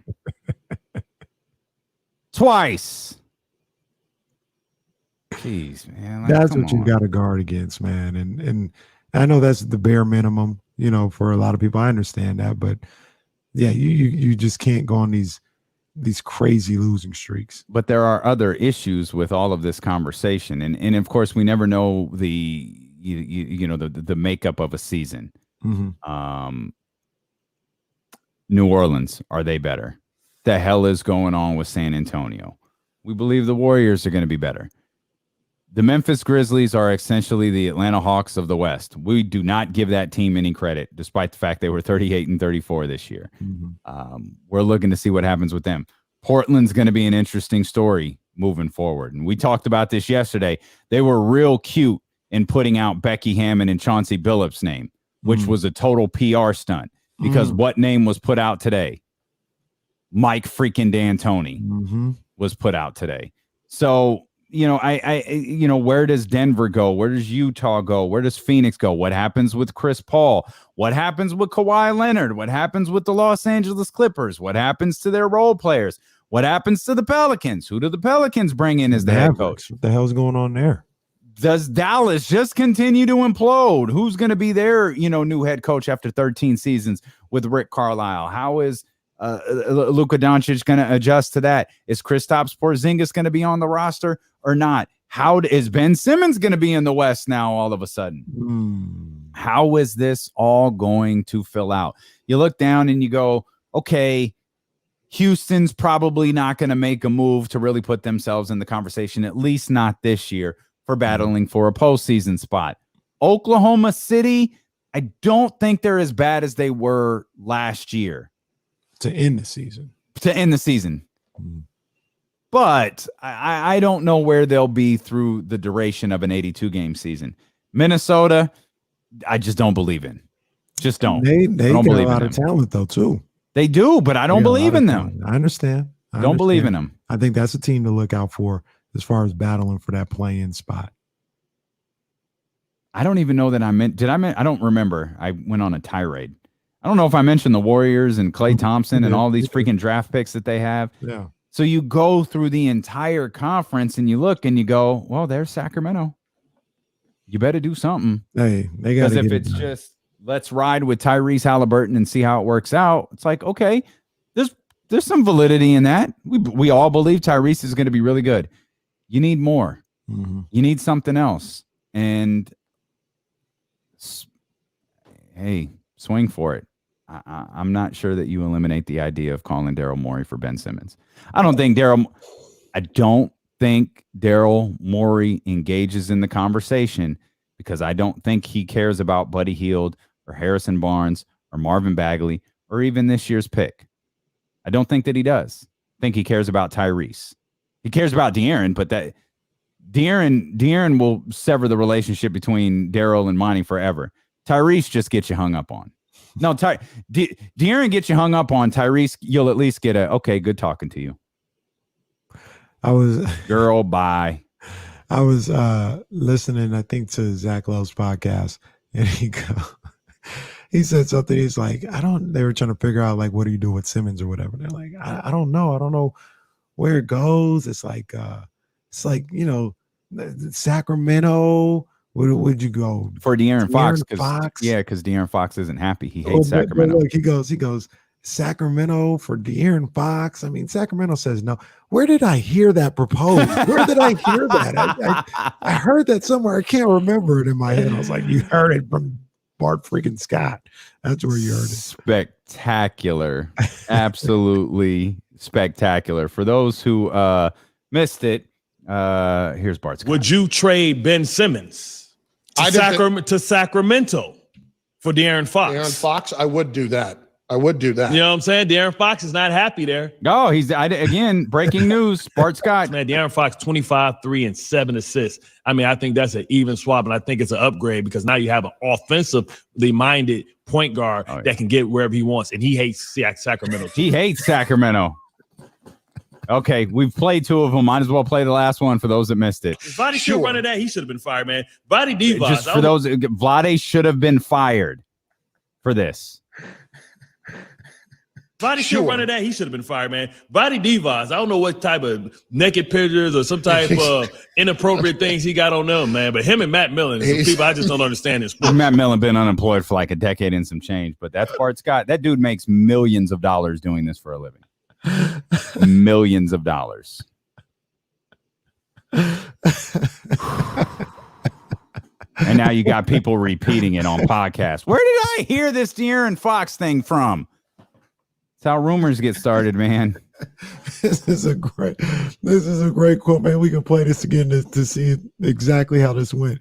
That John Bull quote, I think it's an even swap, but it's an upgrade. It's an even swap. Oh man, it's both. And he hates Sacramento. You ain't heard? Fox 25, 3, and 7 assists. I mean, I think that's an even swap, and I think it's an upgrade because now you have an offensively minded point guard that can get wherever he wants, and he hates Sacramento too. Boy, that was a rough sentence. Like, he really had a hard time with that sentence. 25, 3, and 7 assists. I mean, I think that's an even swap, and I think it's an upgrade because now you have an offensively minded point guard that can get wherever he wants, and he hates Sacramento too. See, he didn't know if he wanted to go Seattle, Siakam, Sacramento. He didn't know what to do there.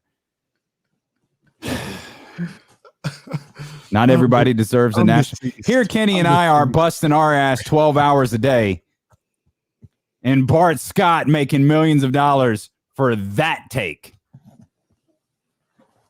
Can't wait. I'm at the car. John Bull says I'm going to a car dealership and telling them I think my car isn't even squat, but it's an upgrade. Oh man, bruh, that can't deal with this. That's crazy. Miss P says he talks like no one ever lets him finish his point. Oh man, that Bart Scott is getting mileage. True story. True story. Jesse created a new segment that we're gonna unveil out of that Bart Scott stuff. Oh my goodness. Oh, that's I hate Come this. on, man. I hate this. And you know why? This is all because they stink. Yeah. Ain't nobody talking about anything like the Kings good. Ain't nobody talking about that. You can if someone on a national radio show like we just heard says De'Aaron Fox hates Sacramento, no one questions that because Sacramento stinks and De'Aaron doesn't. Right. And so you naturally go, oh yeah, no, he hates it there. That's easy. Come on, man. Like I say all the time, man, you say the same thing. Anything anybody says about you is true until you change it with winning on the court. That's it. They can make whatever jokes. They can say there's no reason to be hopeful, excited. They can call you the laughing stock of the league, embarrassment. My cousin texted me today out in New York, said he was in the gym. Somebody was talking about Dame Lillard. They mentioned the Kings, and they're like, nobody wants to go to no bum team like that. That's what it is. That's what it is. If I was sitting there, what would I say? I wouldn't say. What can I say? Can't say nothing. It's difficult to retort that stuff. At a certain point, you just and Kings fans, we're battle tested. 15 years. We've been through all of the battles. We just like you just are at the point where it's like, yep, it's got to take it. Yep, you got to take the Marvin stuff. You got to take the Luka stuff. You got to take the Purvis Ellison stuff. You got to take the LA, Virginia Beach, Anaheim, Seattle, Las Vegas, all of it. And all we asking for, it's a damn shame. All we're asking for is the play-in. That's it. A freaking play-in game. How do you feel? How do you feel about like because I know Marshall would tell us like that's the problem. You guys just asking for the playoffs. Yep. Like, should we say like no, next year we want to contend for a championship? I want them to be better. That's what I want. I want them to be better. Not 35 wins to 36 wins. That's a rounding error. That's not better. I want them to be 35 wins. I want them to be over 500. I want them to be at 500 for God's sakes. Yes. That's it. Yes. Start to show signs of building something competent for the future. That's what I want. Would I love for them to be the Phoenix Suns next year? Yeah, of course. Do I think they're going to be the Phoenix Suns next year? No. Very much not. But I'd love for them to be. Trying to manage expectations here. And that's another thing that you have to do. Manage expectations as a Kings fan. Yeah, you do. But at the same time, it's time to put some heat. It's time to put some heat on them. Like it is unacceptable not to be in the postseason, play-in, playoff, whatever you want to say. It's unacceptable for their season to end when the schedule ends next year. Yeah. It's 100% unacceptable. And if it happens that way, A lot of people need to go. Not some people. A lot of people need to move on. Players, coaches, front office people. Jobs need to be on the line this year. Mm-hmm. Everybody's in a contract year. Run it like that. Everyone's in a contract year. Absolutely. But Damian, it all starts tonight. Yeah. It all starts tonight. Tonight is the day where things change. Now, before we go into our final simulation. Mm-hmm. Sorry.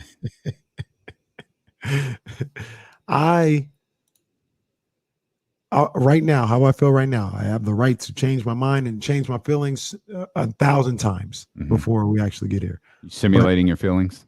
Yeah. I would want to keep a pick in the top 5. I wouldn't want to trade it unless I'm getting a certified all-star back. And that would take away, I don't know, some of the guys they've been linked to. I've seen like a Marcus Smart. Now, I'm not trading that for a Marcus Smart. I need a bona fide certified all-star to even engage in discussions if I have a top 4 pick. Okay. You get into you stay at 9, you drop to 10, things of that nature. Is that Marcus Smart territory? Yeah, but look, I kind of like your idea of if I'm at 10, I kind of like your idea of trading back. Okay, well, to be clear, I didn't have an idea of trading back. You were talking about players that you liked who were later in the draft, and I was like, "Is that even a? Can you do you really do that? Like, can you jump back in the draft?" And I'm not even sure what that would look like. I feel like the Kings did it with. Did they do it with Jimmer? Did they do it with Harry Giles? Yeah, that was the second. I can't remember. They did. They went from 10. I've tried to 15 and 20. Okay, I tried to erase Friday from my brain, so I can't remember. They had 5 and 10 and traded that to go to 15 and 20. Okay. So just off the top of my head here, say they ended up with 10 and they traded with Washington to go to 15. Wouldn't be mad at that. And they got a Russell Westbrook back. I take that. Hell yeah. Hell yeah. Shout out to Russ. You see he remodeled that YMCA in Crenshaw. That was dope. Yeah. Oh my gosh, that was clean. Russ. Yeah. Yeah.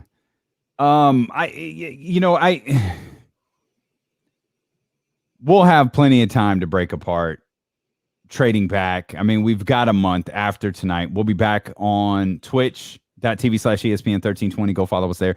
YouTube.com/ESPN1320. If that's more your vibe, hit the subscribe button, hit the thumbs up button. We'll be on just before the lottery starts, around 5:30 or so. We'll be on. We'll react to the lottery. We'll have the results here for you. We'll have everything for you. And we'll talk Kings basketball there. If they're called at 13, I'm just leaving. Stream's ending and it's over. You better get in. Because if they fall that far back, and I think I don't even know that that's actually possible that they can fall that far back. I know the percentages. That would be sick if they sick in a bad way. There's a less than 0% chance that they fall to 13. There is a 0.1% chance that they fall to 12. A 3.9% chance that they fall to 11. 29.4 that they hit 10. 46.4 that they hit 9, and then of course you've heard all the top 4 numbers. So if they don't get 9, and then I think we answered this yesterday, they're automatically going. So like 5, 6, 7 is there's no option for those. No, that's weird to me, but okay. No, they have a 4 and no option for 8. It's 9. We're riding 9. Crazy. We're riding 9, baby. So if there's they're no option for that, but there isn't. There's technically an option for 13 and 12. Well, 13, like it's less than 0. If the Kings land at 13, we just might fold up shop and just be like, look, it ain't happening for us. This just ain't it. Hell, even Even 12 is 0 point. They have a better chance at getting the number 1 pick than they do the number 12 pick. So if they land at 12, oh gosh, there's some problems. There are very much some problems. But let's fix it because we know exactly where the Kings are going to draft. Let's go. We've got our final. Ooh, I'm nervous right now. I'm nervous. You know what it is? It's there it is. There it is. Actually, if they play this on the draft coverage, Johnny Carson. All right. Look, then people are in here right now because they know that this is it right here. This is it. This is the real. This is the real lottery simulation here. We've landed at 2, or I'm sorry, we landed at 4, we landed at 9, and we landed at 10. Here we go. The Sacramento Kings will draft at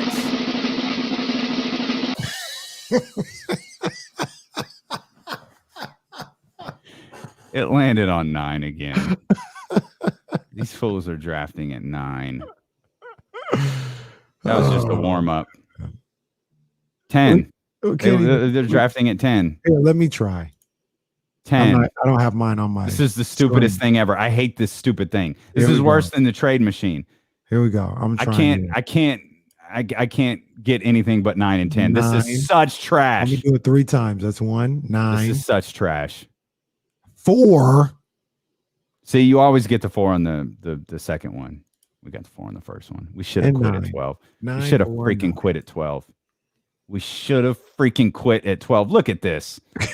Look at this. 11. This is absurd. We actually got to 11, which is harder than getting to 1. We can't move up. 4. We quit. This is awful.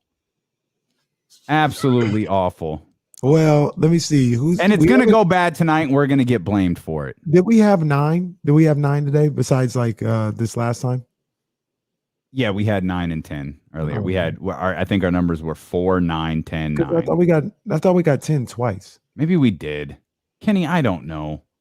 Maybe not. This is trash. No, yeah, because 1 has us getting Franz Wagner. Oh, you know what 9. I didn't even notice? You know what I didn't even notice? And this is what I'm on guard for. This is what I'm on guard for right here. Look who's number 2. The New Orleans Pelicans. Hey, why are they always moving up? Dude, I'm telling you, man, I smell a rat. Time. Something's happening today. And it's happening with those stupid Pelicans. I feel it. The Pelicans, they about to be on Maverick status for me. You know how I feel about them. Oh, Mavericks. You said Maverick. For some reason, I thought Maverick Carter. Maverick like Top Gun. Like, no, I need them to be more like Goose, which is a horrible thing to say. I don't know who Goose is. Never seen Top Gun? I had like a long time. Like when it came out. I was probably 3. I don't know. Spoiler alert for those who may be waiting to see Top Gun. Goose doesn't make it. I went on Top Gun at Great America a lot though. Okay. That was I don't think that was double. And I don't like roller coasters. So yeah. You know who I blame? This. I blame this. This is the reason we lost the lottery. For the record, a couple of mocks here have Franz Wagner at 9. No. The next one has Franz Wagner at 9. And this last one has oh, Scotty Barnes. It's the last one, Scotty Barnes. Scotty Barnes, small forward, power forward out of Florida State. Scotty doesn't know. Scotty doesn't know. I love David Jackson, who's just picking up on what's happening now. This is trash, but you fellas stayed with the bit all damn show. You damn right we did. We are committed to our craft here, David.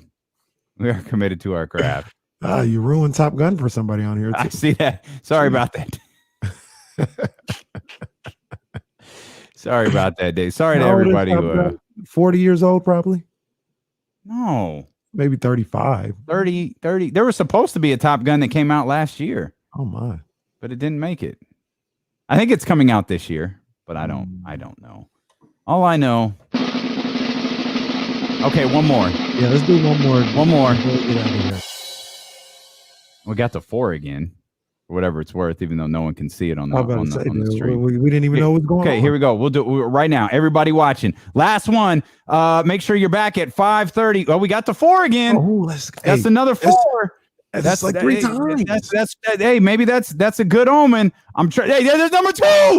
Kings get to number 2. That's the official selection right there. And if they get Evan Mobley, I will not be that happy. Call Adam. Tell him we're good with 2. We'll keep it right here. And by the way, look who's number 3. Something fishy's happening tonight, dude. I'm telling you. Be back on the Twitch. Set your alerts on YouTube. Hit the little bell that alerts you when we go live, because we'll be back at 5:30 to cover the NBA draft. And if you missed that, no worries. We'll be back tomorrow at noon on Sacramento's #1 sports station. It's D'Lo and KC here on ESPN 1320. Go Kings.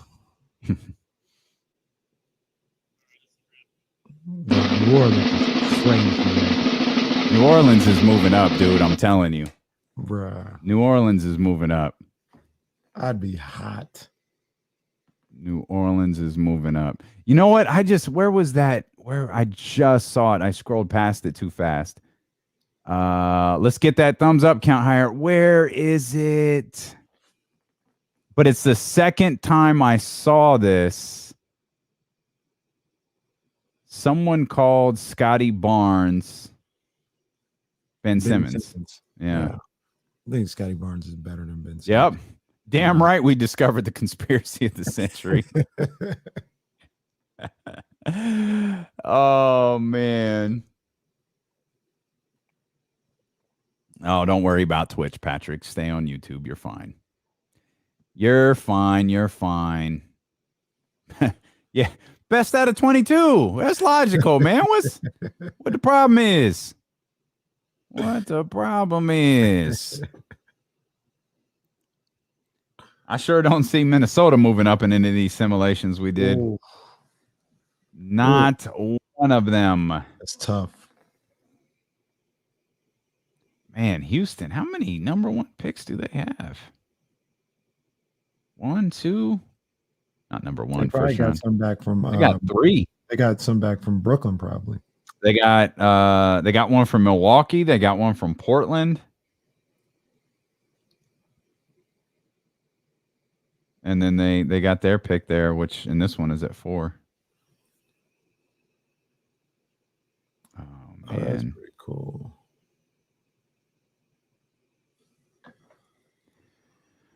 What a day. What a day. I'm going to put this up here for people to see, because this is pretty cool. I don't think I'm going to get one. But whatchamacallit? What's the little people's name? Instagram. They had something on here. Hey, I can't. Now it's not coming up. No, well, forget it. Oh, there we go. I'm not really a bobblehead guy, but they had a slam cover of Jason Williams, white chocolate. That was pretty cool. Now I can't find it. Might be sold out. Hoop Studio says, I'm exhausted from the lottery already. Same, bro. Oh, look at this. Oh, what is happening here? What is going on? Are we coddling the Twitch users today? Is that what's going on? Cole and Bryce need to be coddled. That's all right. We love it. We love everyone. And the 0 people watching on Twitter. Yeah, it's been that kind of couple of days. But remember, like we said, if the Kings get in the top 4, a bottle will be popped. If they get #1, a blue bottle will be popped. Yep. I'll have them ready right here. Cold ones. Yeah. Bam. You know I'm fresh out. Bam. Now ignore this side that says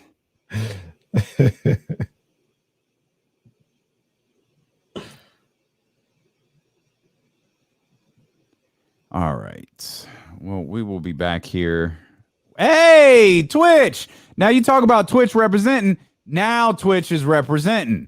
Oh, shout out Twitch. Twitch always jumps in at the end of the show, so we get switched over from Chicago or DC or one of our other Odyssey fams, and they always jump in at the end of the show. So Twitch, they getting some love right now. Yes, we're absolutely popping blue bottles if the Kings get number 1. 100%. We're popping blue. Peyton, I can promise you it wasn't Fire Wings. Absolutely was not Fire Wings. And somebody said Huckleberries earlier. It's not Huckleberries either. I've never been there. I want to go. I want to try that out. So it's not Huckleberries and it's not Fire Wings. That's a fact. I love Fire Wings. Fire Wings. I think Fire Wings need some love, as a matter of fact. I think we should show Fire Wings some love. Hey, y'all who are checking in from another station, where you from? follow. Yeah, follow. I want to know. Y'all never talk. Y'all like just pop in, and then I don't really like what Roblox. Did you come from ESPN Houston? Like, where you coming from? Yeah, where y'all at? Y'all just jump in. I'd love for y'all to jump in like during the show, but I get why that's probably not possible given that you're watching your other market. See, you see us just kind of chilling and talking. It's because the show's over. It's like the end of Ferris Bueller. Like what are you still doing here? Bueller. That's us. Have you never seen Ferris Bueller? Okay, you have. Vaguely, and I vaguely remember it, but I remember that particular scene. I remember there's a big old thing about how they. Now the lottery's 5:30. Lottery's 5:30. Sorry, go ahead. They were talking about how he did all that in one day. Just can't be done. Oh, Ferris Bueller can do the impossible. Not Kiki's either, man. See, you got everybody guessing. You got everybody I guessing. do want to go to Huckleberries, though. Manny, where are you from again? Manny? Yeah. Oh, stop it. What? What you mean? What you mean? All right, forget it. Somebody picked up on the fire, though. I saw that. Yeah, I saw that. Oh, that's right. That's right. I forgot, Manny. Thank you, bro. I forgot. That's my bad. That's me. That's me. That's my bad. That's my bad. That's my bad. My bad. We good. Y'all should definitely be able to get it now. Well, no, I forgot where Manny was from. I couldn't remember. I was just asking questions. I'm a broadcast journalist. Come on, man. Hey, we're almost at 300 subscribers on Twitch, by the way. If y'all want to hit that heart button, that'd be pretty dope. I'm gonna just tell y'all right now. I'll say this. Bring back TGI Fridays. He's Manny's from the state of Chicago.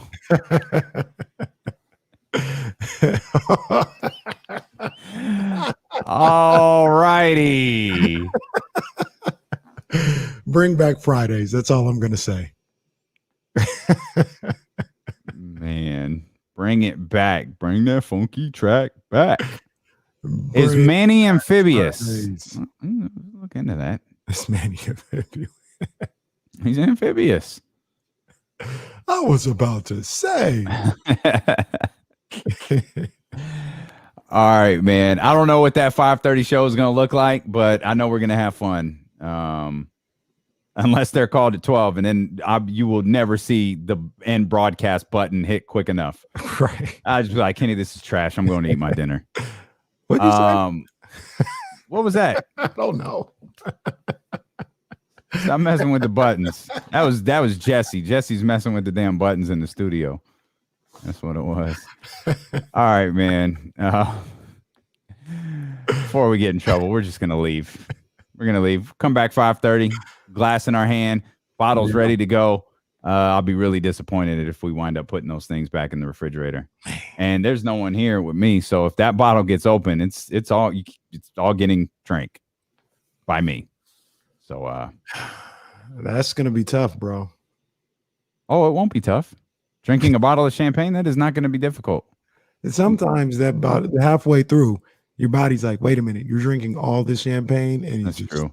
Yeah. For me, like I don't eat a lot of sugar, so the sugariness of the sweetness, if you will. But I'll take one for the team. Tell you that right now. If they get number one, it'll be worth it. It'll be worth it. 5:30. Make sure y'all back with us. We'll pop in a little bit early so everybody gets settled and all that, and we'll see y'all in a bit. See you.